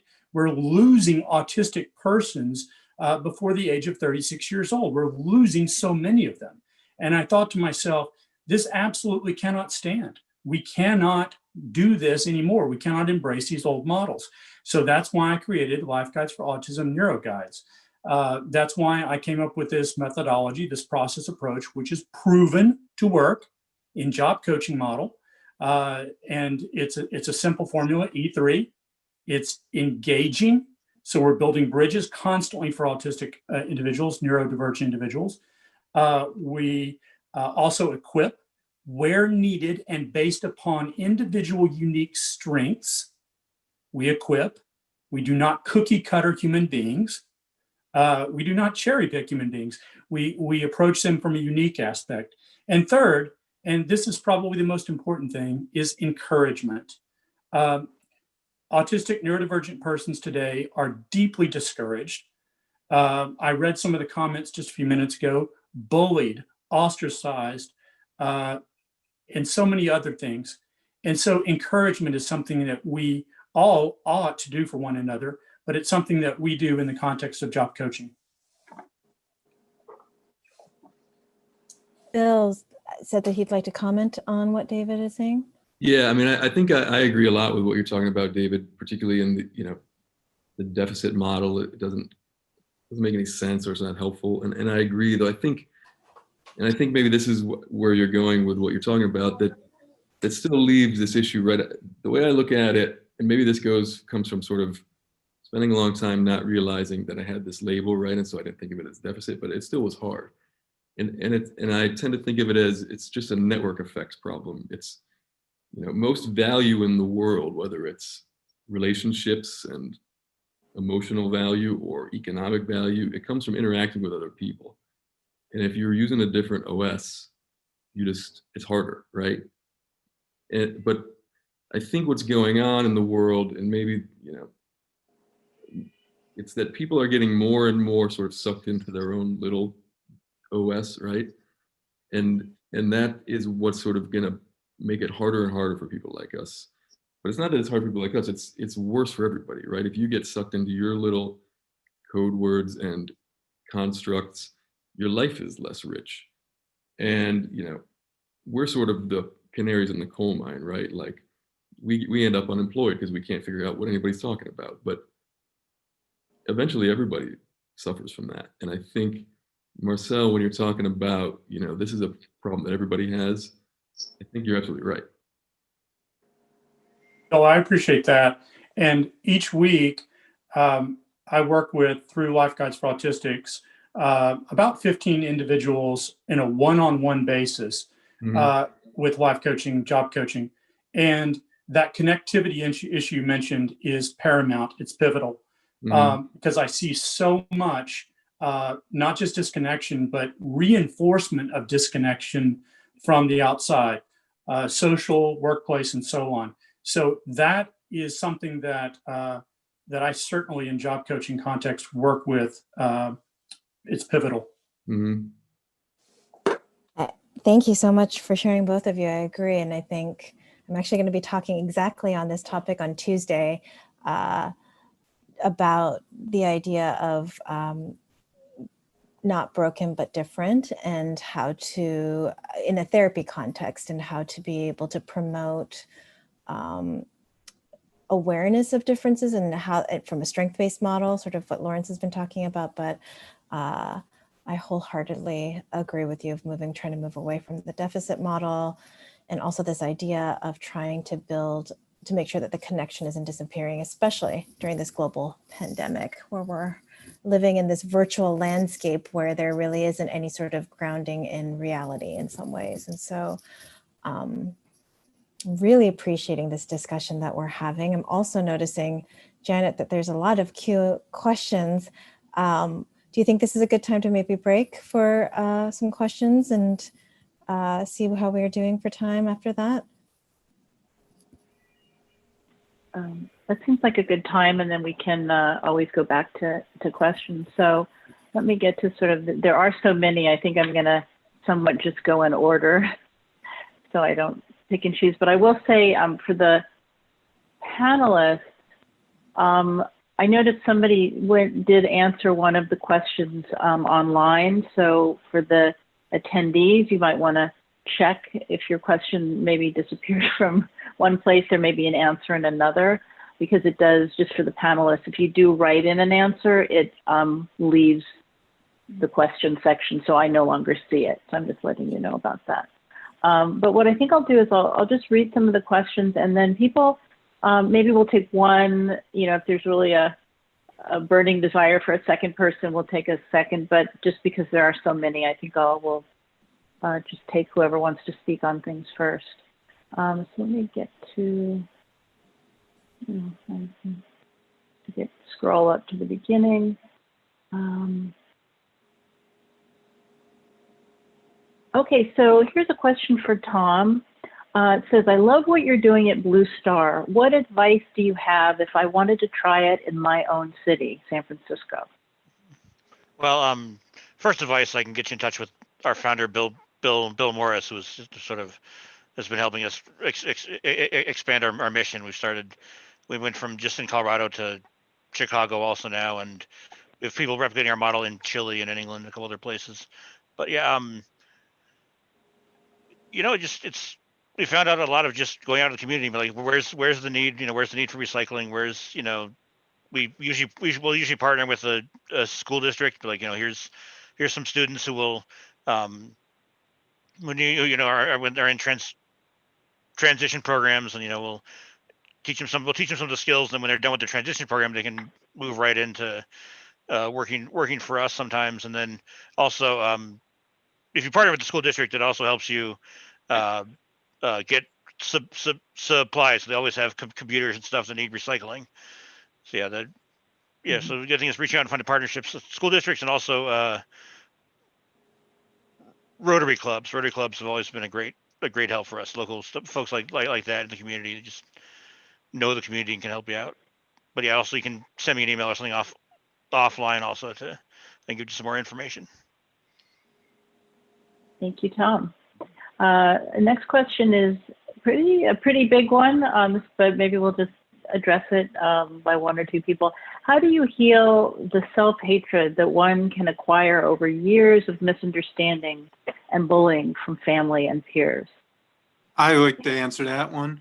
The main way is gaining self-efficiency. Self-efficiency is a belief that when you set about something, you're able to accomplish that thing. And for years, I had a hopeless complex. I felt like no matter what I did, no matter how hard I tried, I'd fail. And what I did that helped me overcome that is I started looking at the areas where I was weak and looking at the areas where I was strong and using my strengths to compensate for my weaknesses. And as I started doing that, I started gaining self-confidence and self-efficiency. And through that self-efficiency, I was able to forgive myself for all the mistakes I made and learn new ways to be able to accomplish my goals. And over the last 4 years, I went from being underemployed to being gainfully employed and beyond gainfully employed as I learned to be self-efficient in the areas where I once had deficits, but I wasn't able to necessarily become better at the areas I was weakness at, but at my strengths, I got even stronger. So I was able to accomplish the things I've been able to accomplish, get married, publish 2 books with a third coming out this year, and have my own nonprofit and speaking at 70 events a year and working full time, going on 12 and a half years. in the mental health field, and then 17 years part-time as a professor. If I can also speak into that very quickly, is that if you, David, yeah. Well, so if someone is exhausted, they're running the race as hard as they possibly can. The helpful thing to do is not to tell them to suck it up and run harder. That is part of the problem. And that is why I go back to what Bill was saying with this connectivity. Identification with peers, finding your own tribe, understanding that you are not alone in your struggles is key and critical. There is too much of this, well, you know what, the world is just a monster and you're just gonna have to fight it even harder.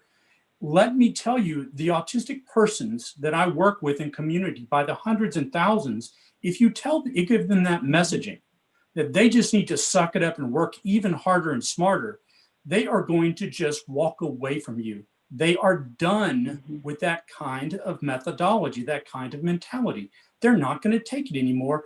And by its nature, it's going to do one thing. It's going to drive someone into depression, into giving up. And ultimately, that's why so many autistic people in our communities, even if we're not aware of it, are taking their own lives. It must stop. I'd like to add on to that. I can't give anybody advice. David. I can't give anyone advice, but I completely agree with David on this topic because it's very personal. It depends on if you have PTSD, if you have trauma, what are your resources. But finding a tribe where you feel safe, that you can be seen, that you can be heard, that you can be valued, it changed my life. I went from not liking myself, thinking I was not intelligent, to loving myself. And once you get to that point, then you can start being a success in however way you see that. And we all see successes in different ways. For some of us, that's just getting out of bed. For some of us, that's just getting out of bed after 2 days of being in bed. So I'm a strong advocate for being you, and that you're already enough. You don't need to be better. You don't need to improve. Right where you're at, you're enough. And to all the people who have the ability to reach out and reach in to those people who don't have the ability to reach out. One time on Facebook 2 years ago, we have a very safe community on my Samantha Craft page. I love the people there. It's been there for almost 8 years. And one day a young man reached out to me and he was feeling suicidal. And I've told this story before and I won't tear up. And I posted his note anonymously saying he needed connection. And within 24 hours, over 70 autistic people replied in the thread, "I'm here for you, friend me." And that's what we need, friend me. And stop this awful division in the autistic community. Do not bully and ostracize people that are already being bullied and ostracized in their life. Thank you. Ron. Oh, go ahead. Thanks. Bill. So I think when Ron's story, I think, is amazing, right? And though when you were talking, Ron, it almost felt to me like there was something at the beginning of that you didn't mention, that is how you managed to come up with that, right? Like, and I think that's sort of what Marcel and David are getting at, because when you were talking, when David, you sort of took the words out of my mouth, I think it's that to sort of have that, it's depression, right? To get over that, you need that motivation, the sort of energy to do it. And I think the human connection is how you do that. But I think we're getting into a dangerous territory of find a tribe, right? Find neurodiverse people, because It doesn't have to be neurodiverse or neurodivergent. Exactly. My two best friends are neurotypical. That's exactly, yeah, because I think it's very important, right? This is sort of the whole point. It's that. Agreed. It's hard for you, for us, maybe, but it doesn't mean that you have to find the person like you, because guess what? Nobody's like you. That's the whole point. Yeah. and that'll be a long search, and all the terrible things David's talking about will happen, because that's part of the, the monster is scarier, right? If you make it that it's just not the nice person you happen to have seen in the coffee shop, then it gets a lot harder. And actually with me, Thank you. Yeah, so I was just going to Oh, I just, just 1 second. I'm going to it looks like Tom is waiting to say something. Since you haven't spoken, go ahead, and then Ron, you can comment. We'll move on. just on topic of finding tribes and it not being, not having to be other neurodiverse people. It's why I'm in a lot of fandom communities. I'm in a lot of the sort of nerd culture, and it's definitely been, very inclusive, and so it doesn't have to be, neurodiverse. It can be interest based. It can be, finding those people who just love stuff as much as you do, or it doesn't. You see, it doesn't have to be very specific. It can be kind of, So I just wanted to put it. I just want to say, hey, the fandom communities and nerd folks are really fairly inclusive. Thank you, Tom. And Ron, we'll let you have the last word on this question before moving on. Go ahead. Yeah, I was going to say, with me, the self-efficiency actually came through a friend who was a typical, not on the spectrum, but he was willing to take time with me and help me develop those skills and be able to interact with people. And as I started interacting, my self-confidence built up, and then it opened doors to a lot of new things. But it goes back to, you need that tribe, and people are supportive. So I agree with all the people who had those comments. And events like this too. And then one last thing, Thank you. A tribe, one person, right? That's what you need. Right, and I'm going to throw in too. If you can't find your tribe, well, this speaks to neurotypicals as well. You need to be tribal to those who need a tribe. This isn't about exclusivity. It's about true inclusivity. Absolutely. Well said. Thank you all for your thoughtful and inspiring answers. I'm sure we could continue with a good discussion on this, but I'm going to move on because we have a lot of questions from the audience. Next question is, one common stereotype is that people with autism are introverted, but I am an autistic extrovert. Can you tell me whether each of you, and I don't know if we'll get to everybody, but whether you are an introvert or an extrovert? How about if we each just say the word and we can get on to the next question? INFJ, introvert. Extrovert, Ron. David, probably extrovert. Yeah, I'm definitely an introvert, though I've performed professionally at times, and it's a weird mix, but yeah. Yeah, I'm a introvert, especially but I'm okay in front of crowds, but I'm bad in front of person to person, so it's sort of a weird version of that. But, yeah. Thank you all. So we've right here busted that stereotype. So thanks for the question. And we're moving on to,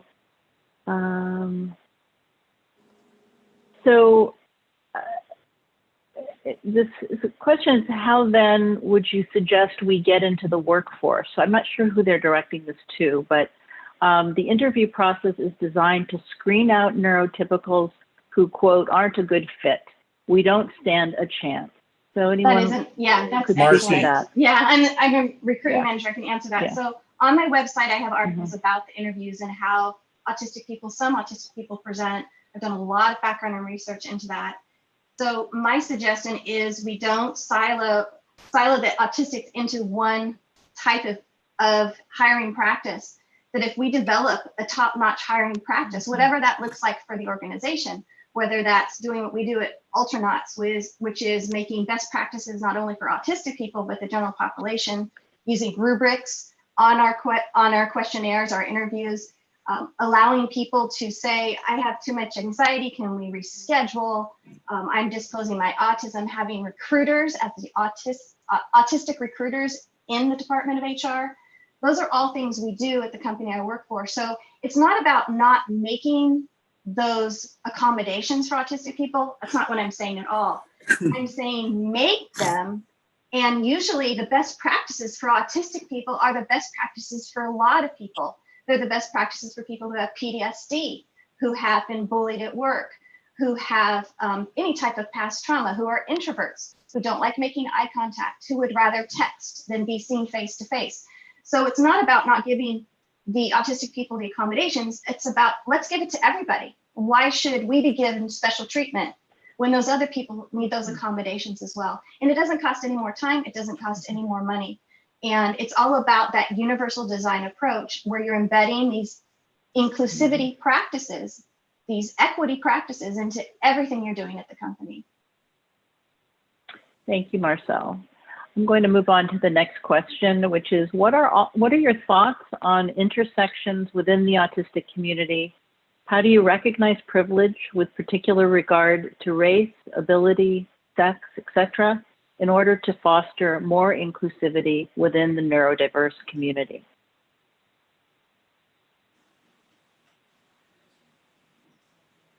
Who would like to take that?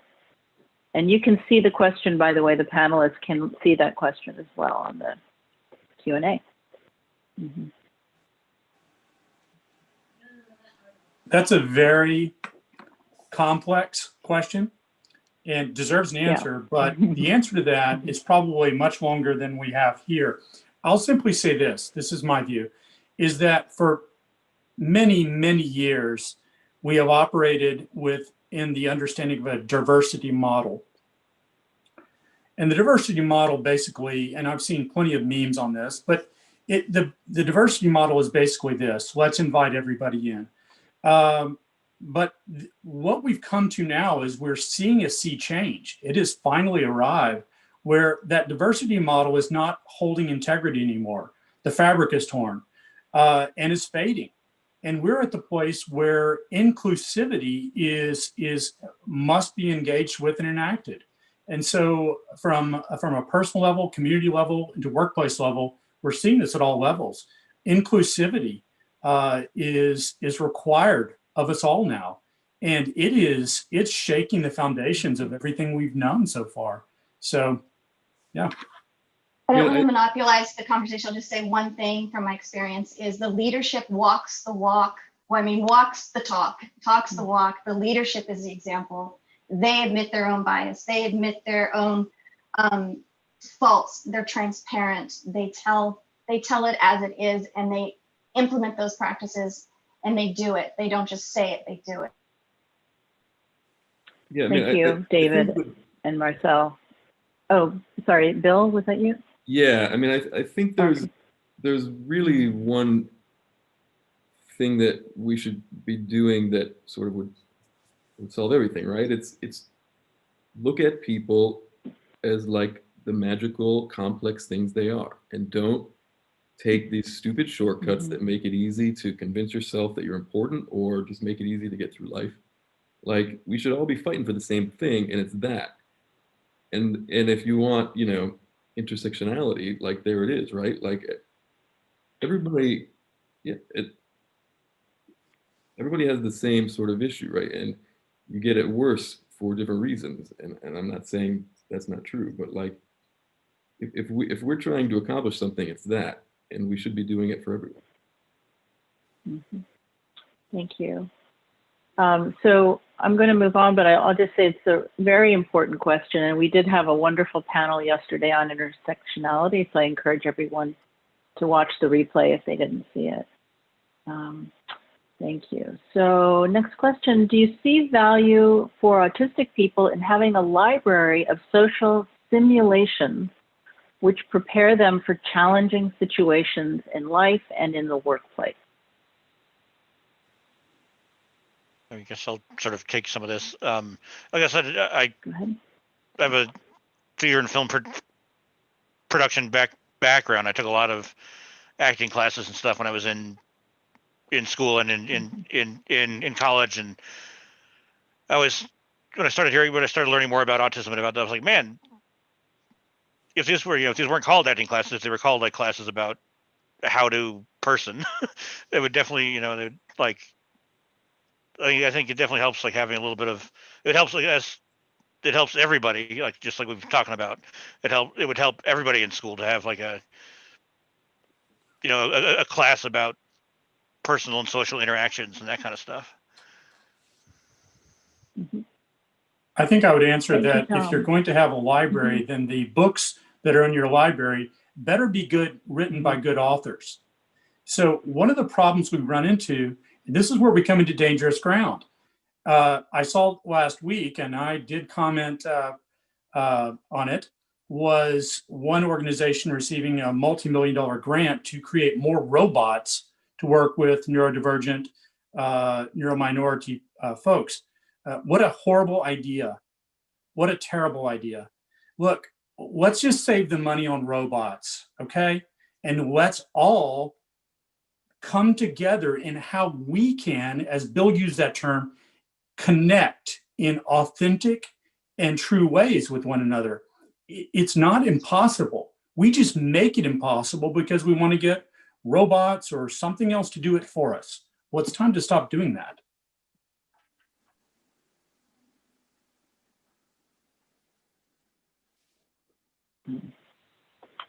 Thank you, David, and Tom, I will move on to the next question, which is a long one. So let me read most of it. So most of us have experiences and knowledge to share, but are unsure how to do so. How can we get involved with organizations and opportunities?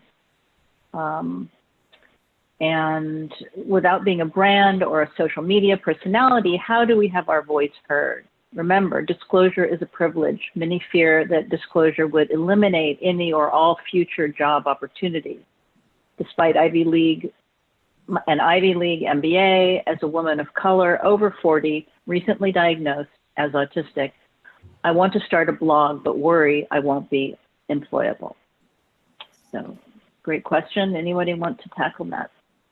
One of the things I share, I work in the mental health field. I work in the mental health field. And one of the things I share with people with mental health issues who don't like how it's done, I said, every state has an advisory board, and getting on that advisory board is easier than people think. And when you're on that advisory board, your voice is heard, but also then you can change the procedures that that state does in that type of setting, whether it's mental health, whether it's autism, or whether it's neurodiversity. And I tell people, always advocate for yourself by getting on these different boards that are out there so your voice is heard. I think it goes back to your learning style and what you're comfortable doing. I want to address the disclosure part. I do not recommend that people always disclose. I've been discriminated against since disclosing. It's not a cut and dry issue. There's lots of things to consider: your self-esteem, your support issues, past trauma, where you're going to be working. So that's another topic I have written on it. You can find it on LinkedIn about whether to disclose or not. If you don't want to disclose, there's always the possibility of partially disclosing. So I might disclose my dyslexia and my anxiety if I don't trust that my new employee, my potential new employer, might accept me or not. So that's to address the first part. The second part is you can do an anonymous blog. You can use a pen name. That's what I did when I started. If you don't have a photo, no one's even going to know it's you. You can also invite only specific people to your blog, and only those people see it. So trusted people, so you don't have to feel as at risk or exposed. And there's lots of different places you can write. The Art of Autism now pays its authors, autistic authors, to write. The Art of Autism. I just wrote an article there. You can write on the mighty, partially disclosing or talking about it and not disclosing yourself. Differentbrains.org. I love Hacky. There's my hedgehog, Hacky the hedgehog back there. And differentbrains.org is a not-for-profit. You can write there. You can also write on Neuroclastic. A lot of us know that spot. That's a not-for-profit as well, started by Tara Vance. So there's lots of options where you can have your voice heard. And again, it depends on your comfort level. If you're not comfortable, being on an advisory board, that's great advice. But if that's not your comfort level and you want to write, those are options for you. Or you can join up with an advocate and someone on this panel and see how you can help behind the scenes. So I could go on and on with my brain, so I'll stop there, but those are some ideas. Thank you. Janice, I grieve for the writer of that question, and I feel it very deeply. And each week, and the people that I serve, this is a constant, ongoing question. This should I disclose or not, and what will be the cost, and labeling, and so on. And So it's a very real thing. And I also want to add that, if you're, please do not feel that just jumping out anywhere and sort of trying to fight the power, just joining it as a volunteer, is going to address the issue, because we're not talking about this, but we should. The fact is that inherent in this deficit model, we've allowed an industry to grow quite powerful in the last few decades. So if you are a representative of a large organization who vouches to speak for autistic people, if you're a behaviorist, if you're one of those folks, or if you are, if you've designed your life and your livelihood around selling this deficit model of brokenness of autistic people so that you can raise money, I think of it this way, and this is my personal view, is that you're a dinosaur. And so the asteroid of neurodiversity movement and neurodivergent, neurominority people has hit the planet. And your time is short. So it's time to stop this neurodiscrimination, this form of neuro-racism. We're going to have to deal with this. We're going to have to talk about this. Thank you, David. Now, I'm mindful of time. We've only got about a minute left before we end. It's been an amazing discussion. I'm so grateful for each and every one of you and your perspectives. And I apologize to the audience. There's been several amazing questions in the Q&A. I know if each of our panelists could, if you're comfortable, could share ways people could maybe find out more about you or contact you, or to be able to connect with you, because I know that there were a lot of specific questions that each of you probably could answer well. I'll start with Ron, since you're already unmuted. They can contact me at my email, Sandison, SANDISON 456 at hotmail.com. And then my website is spectruminclusion.com. Great. Marcel, if any ways to connect with you or resources, that'd be great. Sure, I was trying to answer some questions for people. My site, which has a lot of information, is my Spectrum Suite, and suite like an office building, SUITE, myspectrumsuite.com. If you Google Samantha Kraft and Everyday Asperger's, a lot comes up. If you Google LinkedIn articles, Marcel Champy, a lot comes up. And then my website is a hub for everything. It'll take you to over 100 different blogs from different autistic people, and it has a resource page that I spent over a year on in employment related to autism there as well. Great. Thank you, Marcel. Tom? Yeah, my email address is pretty simple. It's tom@bluestarrecyclers.com. You can get a hold of me there. I'm also on LinkedIn as Thomas Maloney. And yeah, you can go to our website. You can find me lots of places. Just say hello. Bill, any resources or websites you'd like to share, or ways to connect with you? So I don't do any social media, though I'll give you an email. So just Billy Lyman, all one word.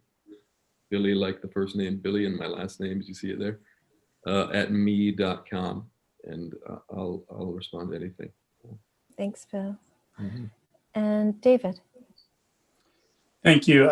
Best way to reach me is through neuroguides.org. So if you'd like to get a confidential time with me and some dialogue and discussion about how we can provide resources. Also, many of my articles are published on an absolutely wonderful resource site called neuroclastic.com, neuroclastic. And so feel free to go to either of those. I'd love to help you. Also, you can reach David through me. We're professional and personal partners, so you can always reach out to me. Great. Thank you, guys. All right, we've gone 2 minutes over, but it's been well worth it. Wonderful discussion. Thank you all for joining, and I look forward to seeing you over the next few days. Thank you so much. And Thank you, also- everybody. Bye. Thanks for tuning in. Bye. And Thank you very much. Bye. Thanks, everyone. Take care, everybody. Thank you, moderators. And You're fantastic. Yeah, thanks everybody. thank you. And check out the answered Q&A, because there are some more additional answers that some of the panelists have typed in. So thank you all. This is great. Bye-bye. Bye-bye. Thanks so much. Thank you. Cool. Oh, bye.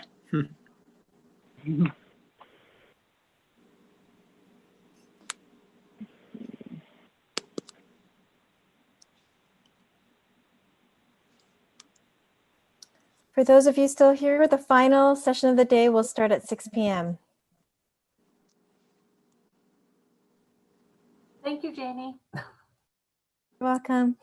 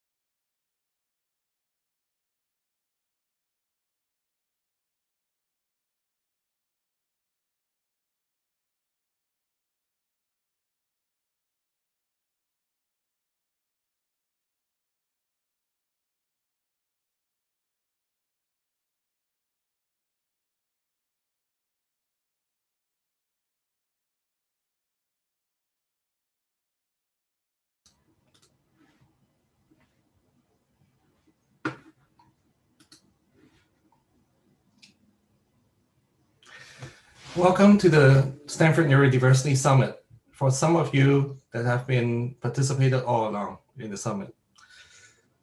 And for those of you who just joined, we just want to let you know that all the sessions will be recorded and transcribed. Please check our summit website for YouTube videos. All questions from the audience will be submitted through the Q&A function at the bottom of your screen. The moderators will try to cover as many questions as possible. So now it is my pleasure to introduce Jen Johnston-Tyler, who is the founder and CEO of Evo Libre and a good friend. She has been doing really amazing work for at least 13 years. She has been working exclusively with neurodivergent clients, and her company, Evo Libre, is a Department of Rehab vendor who has worked with many big companies, and they should provide client support and neurodiversity training. And her vision is to achieve full inclusion in the workplace. And she has been doing a lot of this with her professional experience as well as her personal experience. So with that, I'd like to invite Jen to take over. Welcome, Jen. Hello, and thank you everyone for joining us so late on a Sunday evening. I don't know how much of this this wonderful conference you've participated in, but it's really been amazing, and I'm really excited about it. So I have an hour of your time, a little bit less, and I'm going to go through some material. Do feel free to ask questions during the session. And Christy will do her best to interrupt me and ask me the questions if they seem appropriate for where we are. If not, we'll get to them at the end. So thanks much. So let's get going here.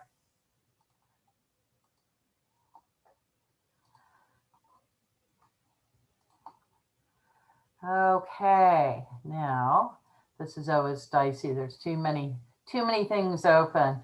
So let me get to my slideshow and from the beginning.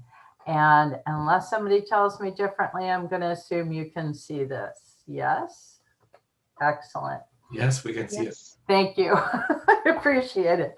So we're going to talk about preparing for your job search. And, it's kind of interesting. We think about, looking for a job is, I think, something that we should just know how to do intuitively. And my experience with Evo Libre has shown me that that's really not the case, number one. Number two, how people apply for jobs and search for jobs today is very different than how it worked in past years. And so oftentimes kids who are graduating from high school or college who were relying on their parents for advice may need a little extra help, because how parents looked for jobs is a little bit different than how they might look for a job. So as Lauren said, what do? We provide services to neurodiverse, neurodivergent clients from age 14 through adult. The reason why this is important and why I structured Evo Libre this way is because really looking for a job, learning how to look for a job, thinking about a career, all of that, how you're going to be in the world, really should start much younger than 18 or 22 or 24. We really should, start my video. Can people see this? We can now see Yes. you along with Yeah. the slides. So that's great. Oh, okay. Yeah. I'm sorry. I didn't know you couldn't. Anyway, do I need to, let me see. Now I have way too many things open. Okay, excellent. Anyway, so what we want to make sure is that, you know, kids are starting to look, if possible, for a job much earlier than before they graduate high school or college. We want people to understand, we want teens to understand what work is, how they can make their way in the world. So what is a job? I'm sure some of you have seen this before. So this is really what a job is. It is that tiny little intersection between what you like to do, if you're lucky, what you're good at doing, and what the market will pay you to do. Now, I emphasize the word you for a very good reason. There's people who may want to be ballerinas or rock stars or want to be the next Picasso, but they may never attain that goal. Now, that's a harsh reality, and you can hate on me for saying that, but the truth of the matter is, especially in the arts, but with other careers as well, a great deal of it really has to do with dumb luck. And even a really talented person who tries really, really hard, sells themselves, really puts themselves out there, may never make it big. In fact, they may not make it even to the point where they can support themselves. Now, it's unfortunate, but as I'm being schooled by my youngest right now, that's what living in a capitalist society will do to us. So it is kind of one of the realities. So we always want to talk about how can you most effectively earn an income to support yourself and enjoy yourself, hopefully have a career or job that you actually like and hopefully don't hate too much, especially when you're younger, because when you're young, oftentimes you have to take jobs that really aren't perfect for you. So anyway, so this is what that intersection looks like, what you like to do, what you're good at doing, and what the market will pay you to do. So where to start? So we're going to think meta. We're going to think kind of big. We're going to think about what are the big buckets of information about you that you have to bring to bear to start looking for a job. So we think about these as education or skills. Essentially, and again, capitalist society, according to my youngest, we are selling our abilities. And the more in demand that our abilities or skills are, the easier it is to find a job.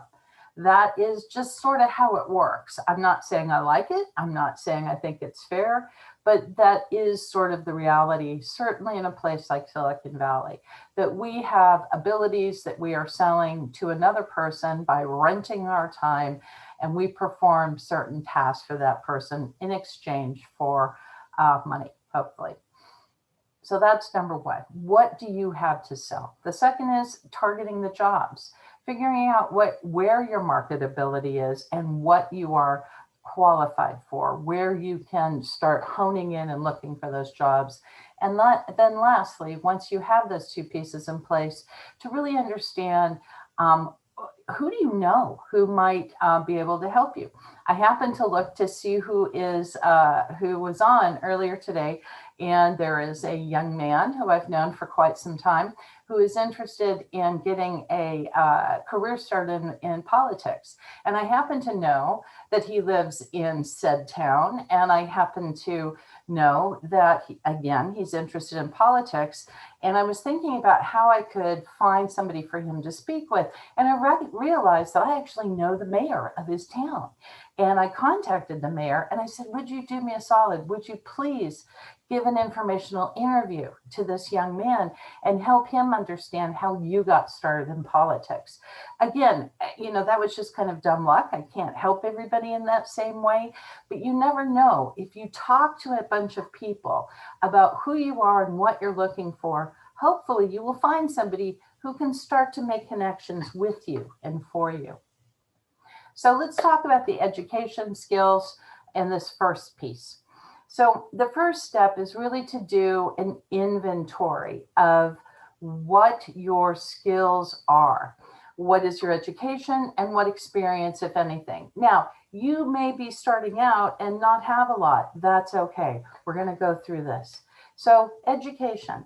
Most of you, most of us will have graduated high school. That is something you will put on your resume. Now, if you went to college, you don't necessarily have to put your high school on, but you would keep adding the most recent educational level that you have completed. But even if all you have is high school, that's okay. That's where you are.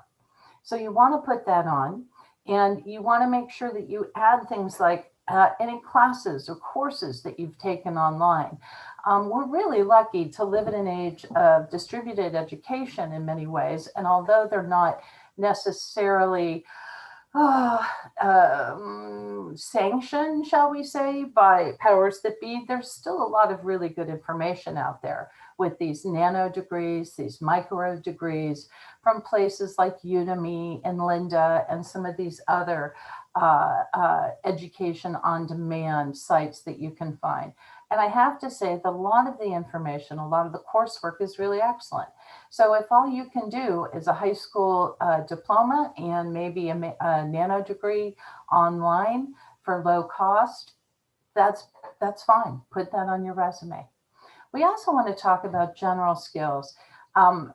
Back in the day when I first started working on my practicum as a career counselor, I worked with a lot of people who were returning to work, either after being married and stay-at-home moms for quite some time, but more frequently for people who had been out on disability and who were returning to work, oftentimes not able to go back to their initial or their original career.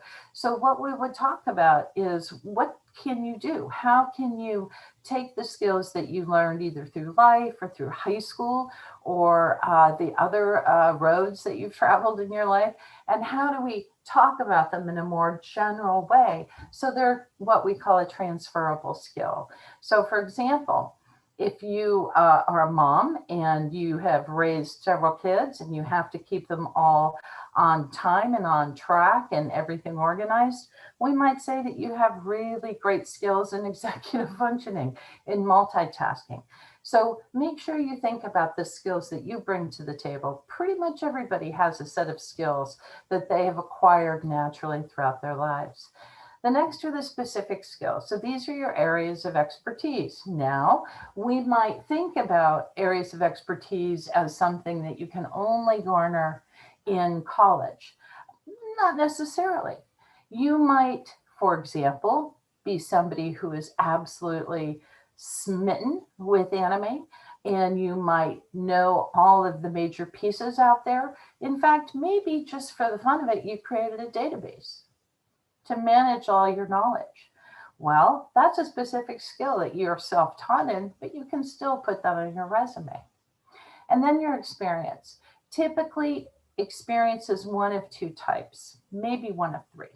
One is volunteer. Volunteer experience is indeed experience. When we have young adults coming in, especially if they're still in school, either high school or college, we try to find them, which is a lot harder now in the pandemic, but we try to find them volunteer experience that supports their career goals, rather than just sorting cans, which is fine and something we need people to do, to try to find more targeted volunteer experience. We also are big promoters of internships before you leave the college experience, if in fact you went to college. Internships, unfortunately, have gotten really, they've been really hard to get recently. Part of the reason for that is because the IRS decided to change the rules about internships. So there's not nearly as many opportunities available any longer. So instead of lots and lots of internships that everybody could apply to, now they're much more selective. Nevertheless, those are two ways that you should definitely look at if you can. And then the last, of course, is actual paid work. And we always want to keep track of that. Now, I recommend for most of us to keep a resume that's sort of like your master. We're going to talk about this in a second. To keep a record of all the jobs and the dates that you've had. But that's not necessarily the resume that you're going to hand out. So as I said, all of this information should be listed on your resume. And if you're in any quandary about how to format your resume, work with a coach. Whether it's at your high school, whether it's at your college, whether it's a friend of yours, whether you come to somebody like us, whether you're working with the Department of Rehab, there's a lot of people out there who can help you with a resume. Now, I will tell you real briefly, there are as many ways to write a good resume as there are people on the planet. That's the truth. So there are lots of different kinds of resumes, and there are specific purposes for certain kinds of resumes. The difference between a resume and a CV, for example, how you format it, it's all a matter to some degree of taste. CVs are much more by the book, but resumes can be pretty much anything. So don't get too wedded with one idea as long as the information is clear. And again, work with somebody. And one note, for those of us who are a little bit gray in the hair, a resume might be longer than 1 or 2 pages. Depending on what you're trying to sell or how you're trying to sell yourself, that might be okay. But for younger people, we like to stick with 2 pages, no more. And so if that means that you cut off your experience at 10 years, then work with a coach to figure out how you can do that attractively without looking like you're misleading anybody. And I always hate this. It always, there we go. Okay. So why is a resume so important? So it's a list of everything you've done, sort of. And as I said earlier, what I like to do is to have one master resume that I have all of my information in, every date, every place I've worked, going back to the dawn of time. I don't use that as the resume I send out, but it is sort of a good work record. You do not want to lose your resume. You do not want to try to remember what days you worked at Target or what years you worked at Target 7 years ago, right? Especially if you're filling out a job form. So keep it somewhere where you won't lose it, like on Google or a flash drive or something like that. Your resume is also your professional degree, right? It captures everything that you've done toward a career. So it's your story, it's your personal brand. So make it count. Take some care with developing it and keeping it up to date. I do a lot of job coaching with people who are in white collar jobs on the spectrum. And I tell them that they must update their resume once a year, even if they have no intention of leaving their job, simply because you will forget what you worked on. You'll forget the projects, you'll forget how much money you saved the company, whatever it is. So when you have a performance review or just pick a month on the calendar, make sure you update your resume once a year. By the way, I do that myself as well. So now that you've got a resume, let's figure out who would like your skills. The next thing you're going to do is try to figure out how do your skills, how could they possibly or potentially be marketed to whom? Who's your target? So this may take some doing, and it might take working with some people, talking to some people who are career specialists. So definitely, if you're still in college or if you are relatively a recent grad, I would go back to your career center at your college and ask them, based on your careers, or excuse me, your skills, based on your field of study, what would they target for you? And ask them for some help. You can also spend some time on job boards. I know this sounds a little backwards. If you don't know what job you're looking for, why would you spend time on a job board? Well, because you might be surprised. If you just go into, for example, I do this with my clients, to Indeed.com, and you put in a skill set and then click OK, you might be really surprised with the variety of jobs that come up. And it might surprise you when you see a job you never thought about before that sounds pretty cool. And you dig down a little bit further and you say, I actually could do that job, and I never really thought about it. So plan on spending some time doing research. The last, of course, is a job coach. Career and job coaches, and we're kind of both. There's 3 different kinds of coaching, just quickly. A career coach is somebody who helps you define what your career goals are, what you would like to study, or how to slightly alter your current career. A job development coach is somebody who helps you find a job. This is somebody who helps you with your search, who goes out into the world maybe with you, who helps you go through interviews, this kind of thing. And then the last is a true job coach. This is after you've been employed, somebody that you can talk to on the phone, or somebody who can go meet with you to help you work through some challenges that you might be having at the job site, asking for accommodations, speaking to your manager about some issues that you're having, teaching you self-advocacy. We also, though, spend quite a lot of time in doing career development.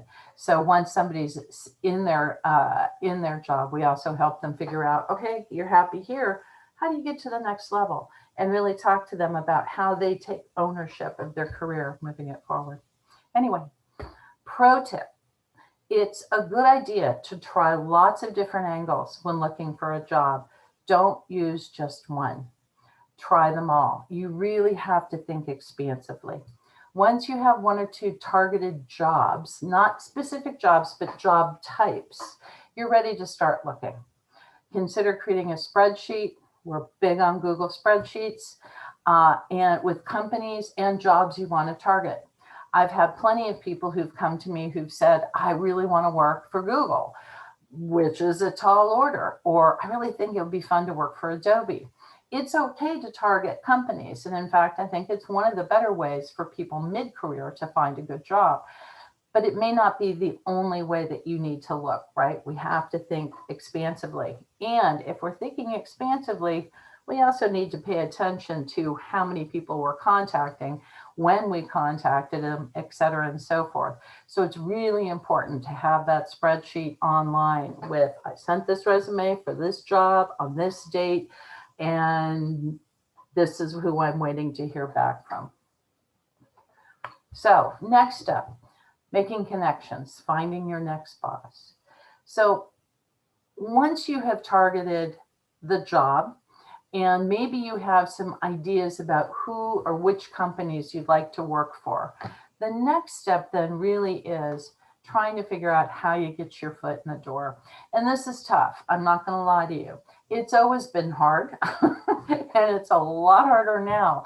So I'm not trying to tell you to give up already, but I am telling you, it may take you a couple of iterations, especially if you really, again, want to work for Google. What I would say is take a job somewhere else, keep applying at Google, right? So don't give up, but know that you may not do it first time out of the gate.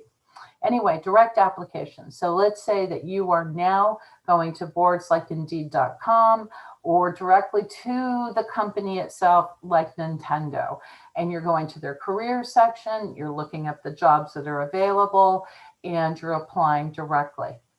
Definitely one way to do it. And I would also say for the direct applications, it's important to really stay on top of it. People oftentimes, especially when they're new to a job search or they're younger, they will tell somebody who is nagging them that they already looked for a job this month. The truth of the matter is that when you're really serious about looking for a job, you darn well better be doing it almost every single day. I know that sounds painful. I know most people hate that idea, but here's the truth. I recently have hired a couple of people at Evo Libre, and I posted and I got responses, and I was really excited because I had some really great candidates. I interviewed them. I had my people, my employees interview them as well. And we came to a decision really quickly because we found somebody who was just fabulous. So we hired her. Well, that all took place pretty much in a week. So if somebody had sent me a resume 8 days later after I posted it, and of course you never know when that job was posted, would have been too late. So it's a really good idea to carve out time each and every day, even if it's only 15 minutes, to go through. I'm going to look at Nintendo today and see if they've, posted anything new, or I'm going to go do my saved search on Indeed.com and just run it and see if there's anybody new that pops up that I can apply to. You really want to do your best to have your resume one of the very first ones that come in. Now, that doesn't mean you shouldn't apply to a job that's been posted for a while, but remember, your possibility of being called goes way down. Employers want to hire quickly, right? So make sure that you do your best to be on the top of that stack. The next one then is social media. Definitely want to keep your LinkedIn up to date. I'll tell you something brutally honest. I hate LinkedIn. I really cannot stand it. Yet everybody uses it. So I have to have a LinkedIn presence, and and I have to put things up. It's kind of a necessary evil in my estimation. It's just me. I don't really understand LinkedIn, but people use it. And if you're looking for a job, I guarantee you, if somebody looks at your resume and they're interested, they're going to look you up on LinkedIn. So make sure you have a lovely LinkedIn page that's complete and up to date.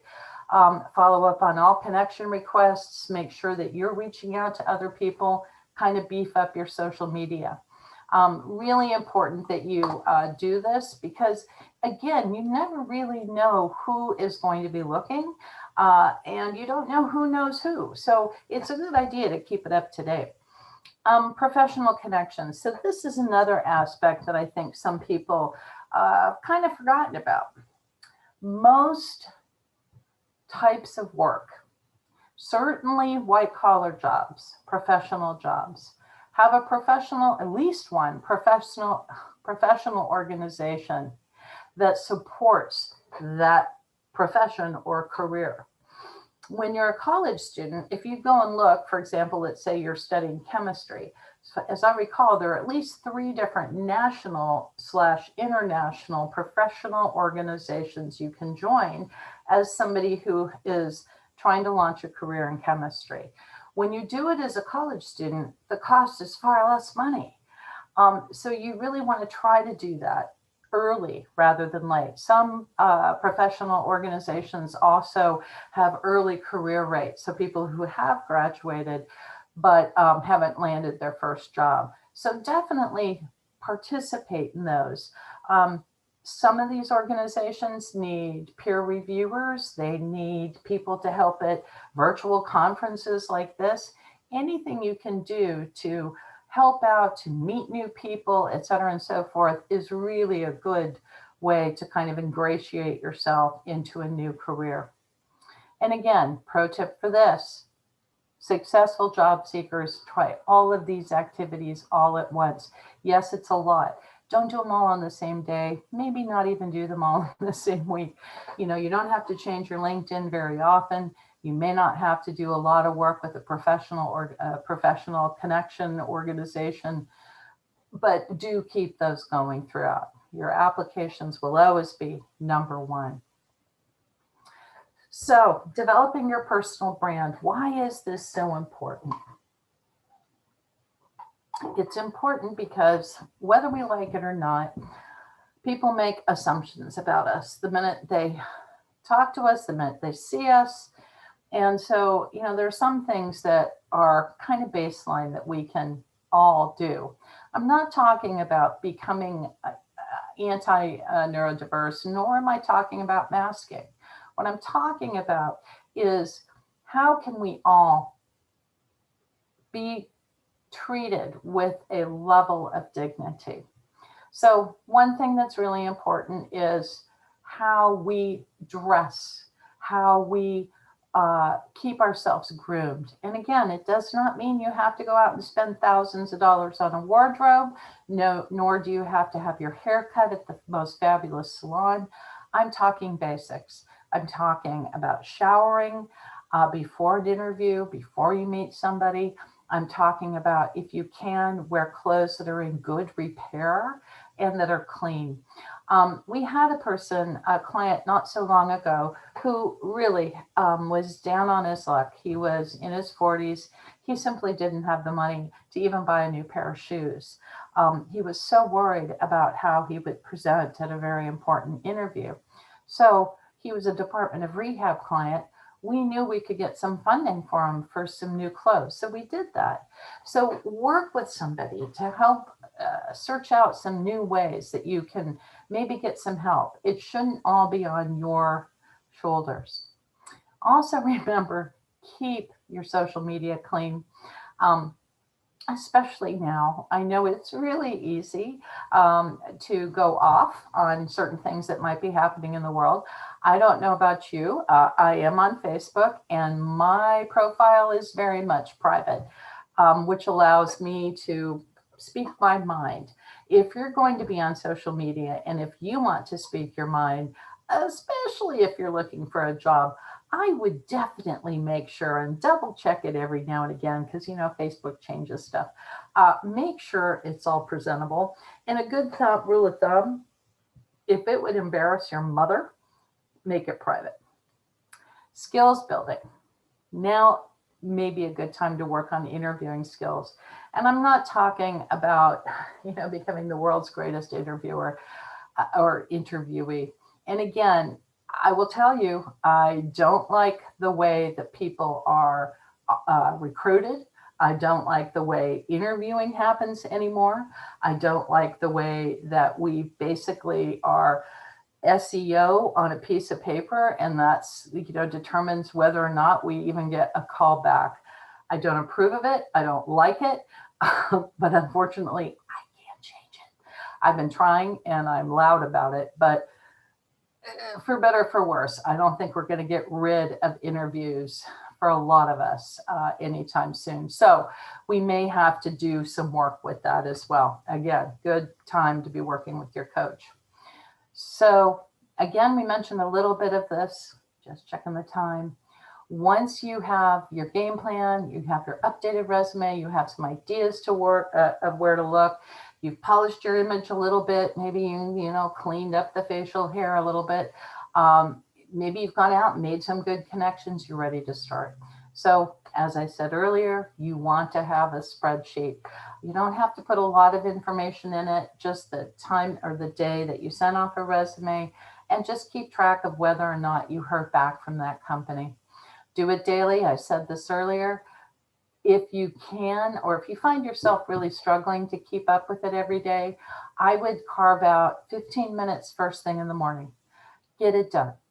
Most of us are procrastinators. Most of us will put things off to the end of the day and we just loathe it and it feels really hard and really icky and oh gosh, I haven't done it yet. My mom or my wife or somebody's barking at me and I really should be doing it.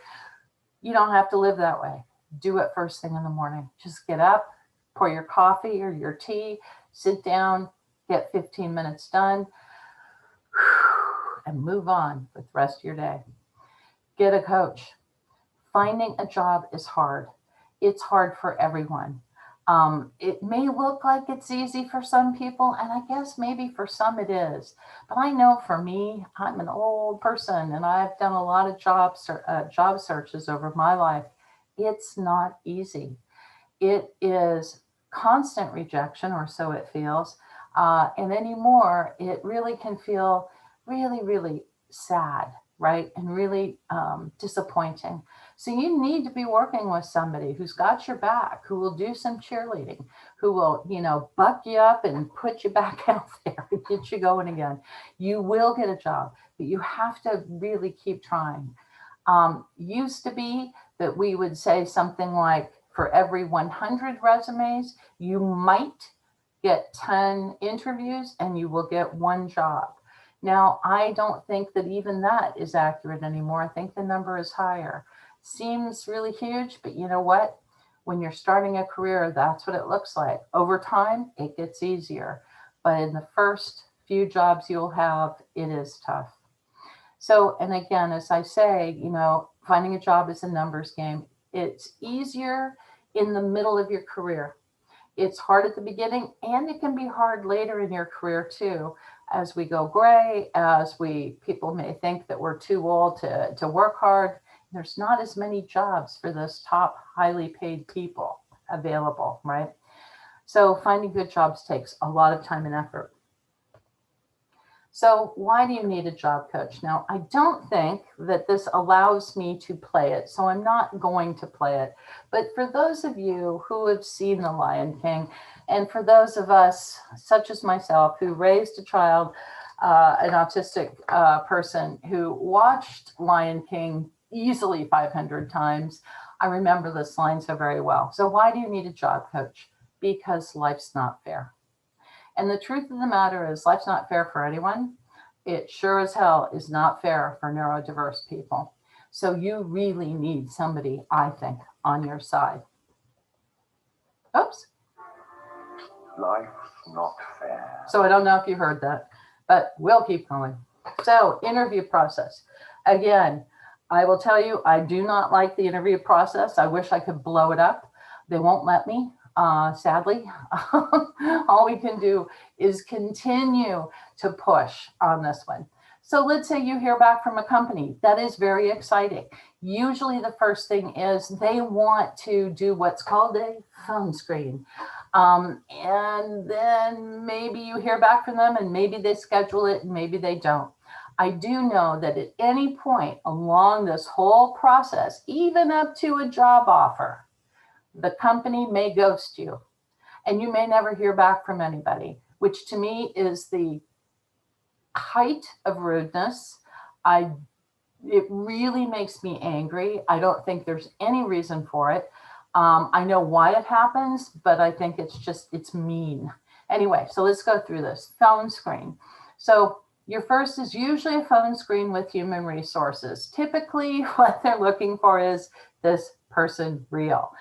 They will ask some basic questions, make sure that you are available, make sure that you're in a quiet place, and be prepared, calm enough to answer some questions. If you make it through the phone screen and you go on to the next step, that's usually one or more in-person interviews. Now at this point, if you're working with a job coach, I would strongly recommend, especially if this is tough for you, to ask for some accommodations in the in-person interview. Some companies are better than others in giving them. We've worked with a company not so long ago that had, I think they had 4 or 5 hours of interviewing back to back. And that is really hard for anyone, that it can be excruciating for a neurodiverse person. So if you can, and if you need, definitely work with a job coach, not so much to prep you for the interview, but to make sure that you can get some accommodations if you can. If you are going to have an in-person interview, I don't know if anybody does that right now, but we will again, hopefully in the future. Make sure that you're on time and dressed appropriately. Rule of thumb is you always want to be dressed as if you are about to start the job.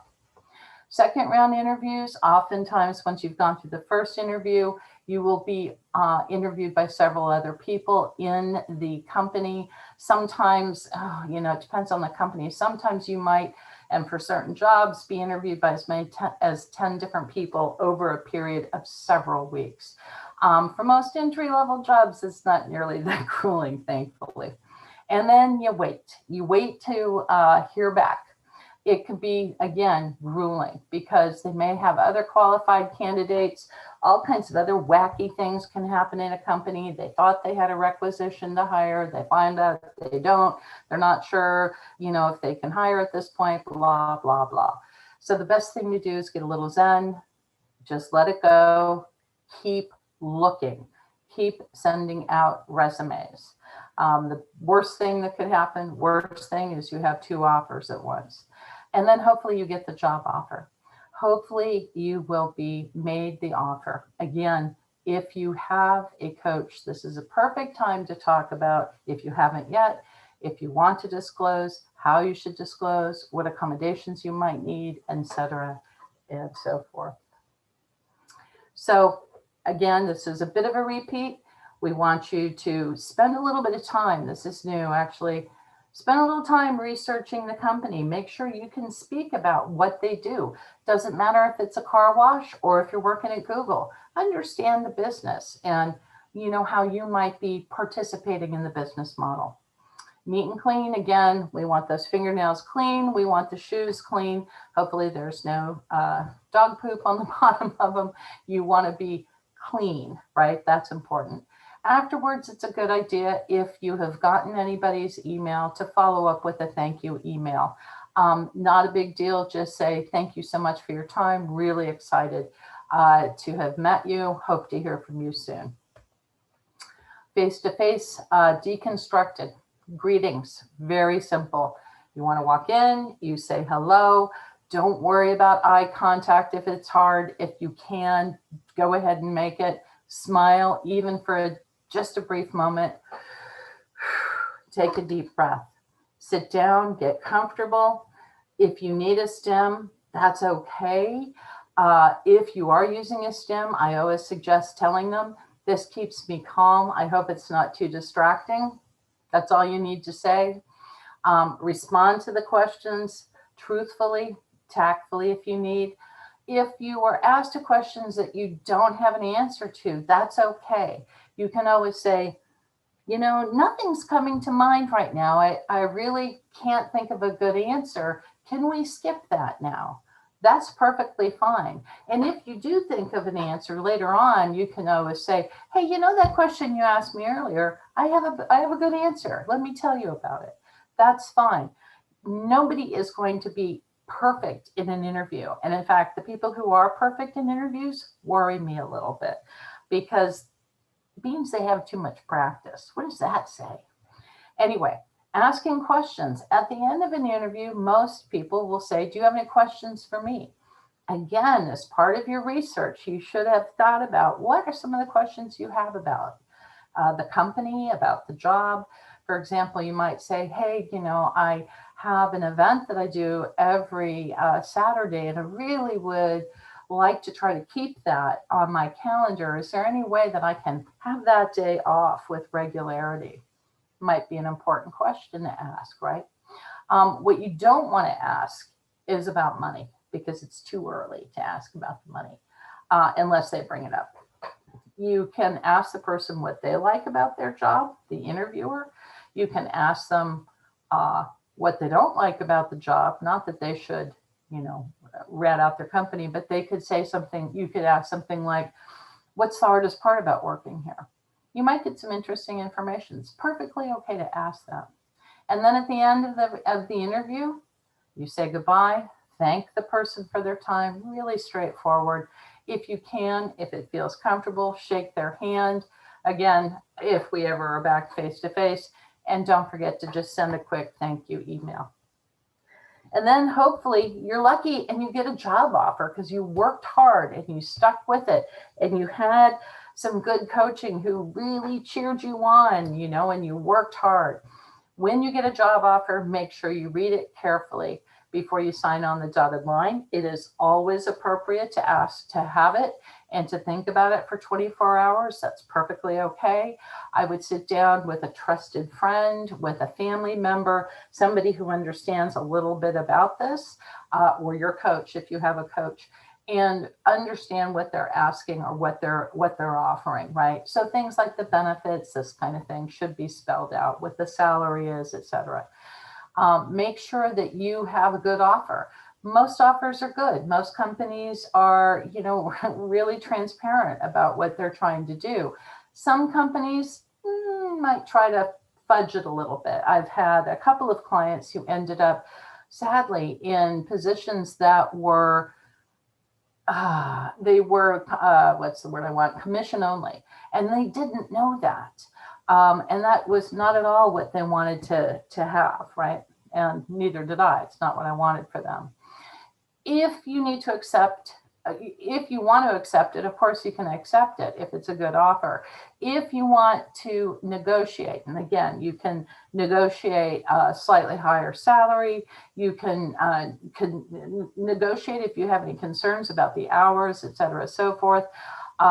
This is a good time also to negotiate accommodations. which really shouldn't be a negotiation point, but you can ask for your accommodations. Now's the time to do it. And remember, you're being hired for what you already know, not what your potential is. This is something that's very, very different now. Back when I first started my first career, I was hired for my potential. We all were hired for potential. Sadly, that has changed. Pretty much now we're hired for what we know and what we can do, which is a huge shift. And so we will have to step in, maybe at a slightly lower scale than we want, and prove ourselves before we can get to where we want to be. Most of us start at salaries lower than we want, always, especially at first, but that's okay. You're learning and getting valuable work experience. It's the first one you're doing. And that's what I have. Now, I can see that some people have been asking questions, so let me stop. Well, I guess I can leave it. Christy. Yes, you can leave it or choose to if you take it down, then we'll see a larger screen of you as you answer the question. So whatever. I'll leave it up. That's awful. Okay. Who wants to see? So ask me questions. All right, we've got a lot of great questions. So just very briefly, there's a couple times I think in the beginning where you mentioned adults, and we had a couple questions about what ages were you referring to when you were talking about adult early on? Adults is anyone over 18, right? But we work with people all the way through their 70s, potentially 80s.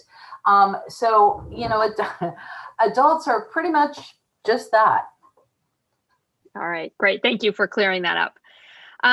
So another question we have is from somebody who says, I have a master's degree in wildlife science, a subject which I love.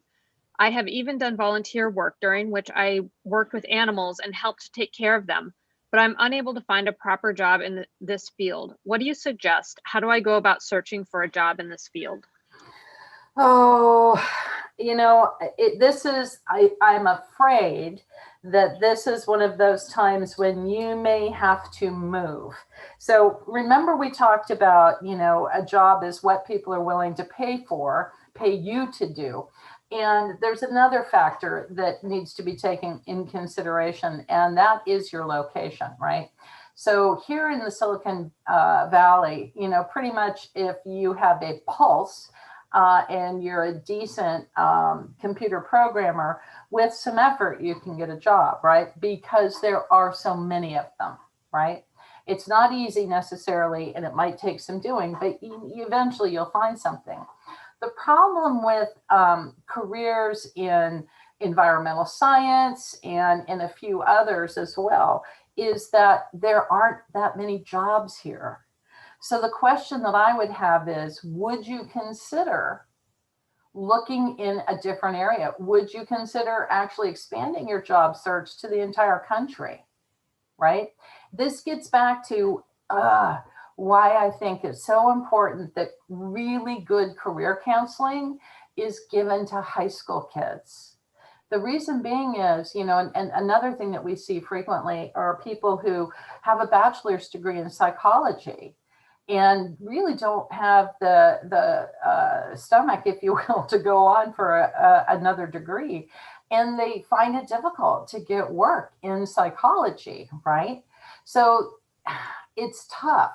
There's a whole lot of talk, and I think it's important about how difficult it actually is to get a job in your field of study. And again, I will be brutally honest and say, I blame the high schools for this.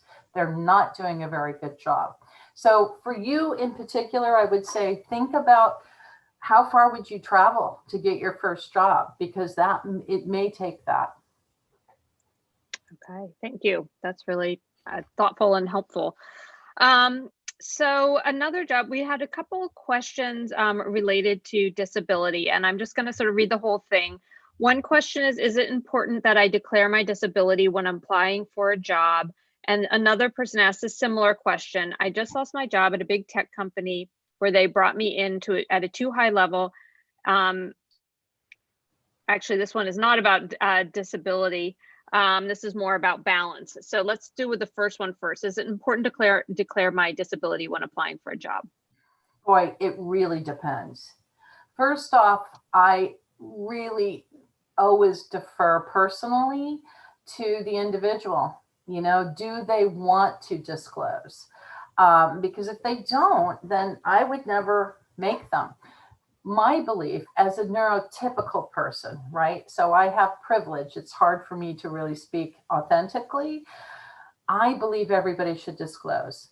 I believe that if everybody disclosed all of their warts, everything that we have, right? You know, that I have crappy working memory, that I have a real problem remembering names, right? Those are my disabilities.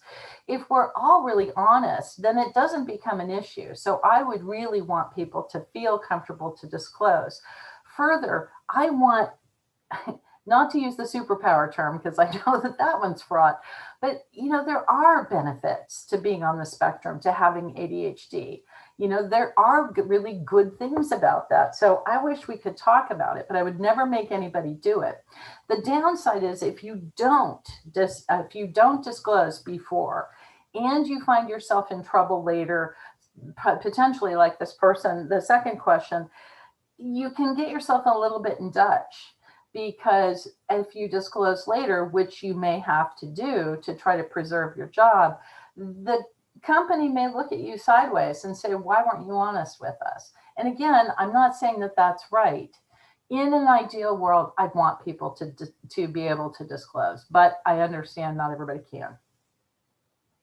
Thank you. So moving on to the next question, which is really about balance. And we've got a couple here that are similar in terms of balance and preserving mental health. So I'll read this one. I just lost a job with a big tech company where they brought me in at too high a level and expected too much leadership. The job before that was great until an acquisition changed everything. I need to find something new, but at age 34, I'm already tired of aiming high. How do you decide what to aim for to balance work and free time and to preserve mental health? If you ask me right now what I want, I really don't know. You want a break is what you want. And the other thing that I would say is this is really critical to remember for anybody who's working right now. How we're feeling today is not indicative of reality. I'll just say it flat out. We are all going through a massive emotional crisis, each and every one of us, whether we pretend it's not there or what have you. This has really been a crappy 8 months.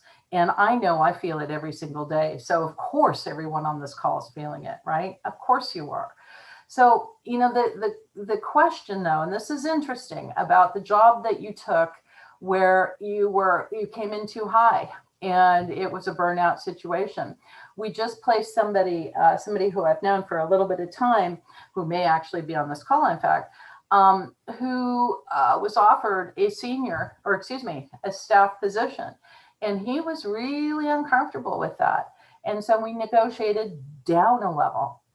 And the reason we did that is to give him some breathing space, right? Because he did not want to be under that much stress. Now, that may seem a little weird. They kind of arched their eyebrows, but they said, sure, fine, that's okay. I know women sometimes have to do this too. I've had to do this a couple of times in my career where I have stood down, for better or for worse, from a really high-powered job so I could have a little bit more balance. In terms of not knowing what you want right now, I'd say let's get through this year. Take a breather. If you can just hunker down and kind of rethink, you know, some time to rethink what you want. I think we're all working too hard. And again, I think that, you know, politically, clearly I lean left.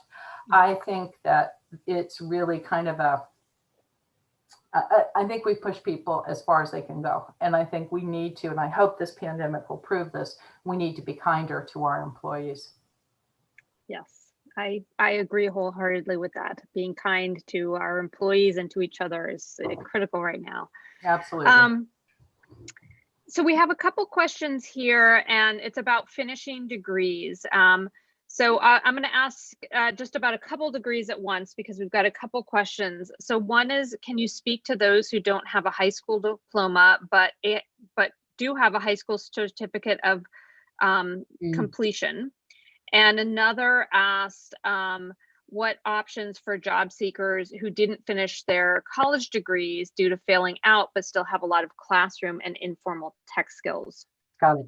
So the first one, the certificate of completion, and for those of you who don't know what this is, when you're in high school and in special education, there are essentially two tracks. And in California, the California Department of Education and therefore the school districts have made a very bright line that if you are mainstreamed and if you are considered to be more or less job or college ready, post-secondary ready, then you are graduated. So you have a diploma.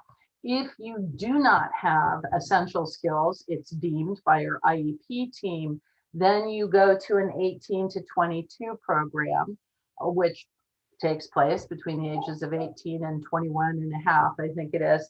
Then you have a certificate of completion. The sad news is that a certificate of completion is not the same as a high school diploma, excuse me. And so it often will not qualify you for certain types of jobs that a high school diploma would have.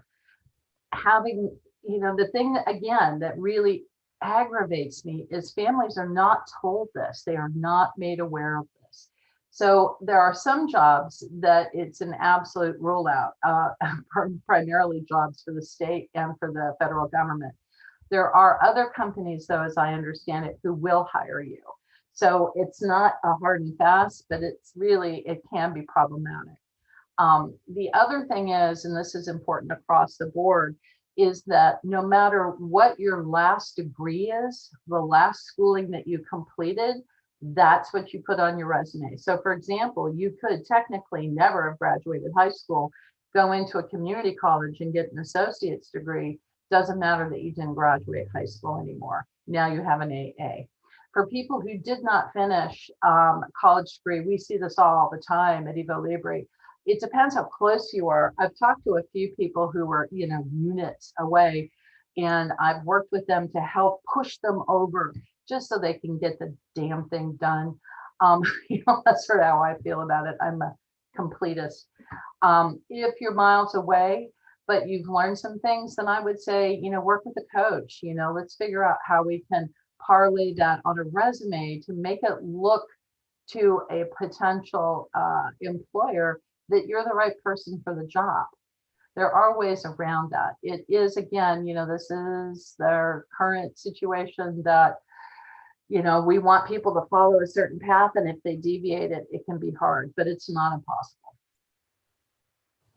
Thank you. And I think we have time for one more question. So this is, let's see, Jan, some experts think that anxiety is more vocationally disabling than the social cognition, social communication deficits that some people on the autism spectrum have. How do you assist your clients to deal with anxiety? Absolutely true. In fact, when we're talking about autism, not to put too fine a point on it, there's nothing wrong with being autistic. The problems are the anxiety and the depression that come with it, right? So anxiety is huge. Almost everybody I've ever met with autism or ADHD, for that matter, is anxious because it's hard. What we do is we ask, are you seeing a therapist? Are you working with somebody? If not, can we find you one, or can we help you find somebody?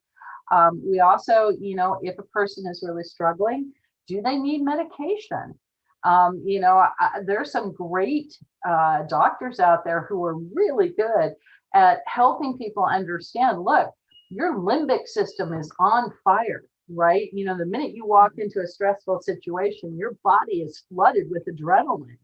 There's not a lot you can do right now on that, except take a couple of medications that actually reduce your heart rate, reduce the flow of adrenaline while you're learning CBT and mindfulness, so you can learn how to calm yourself down. But these skills take a long time to learn. So yeah, I would definitely want to be working with somebody to keep yourself calm. Absolutely.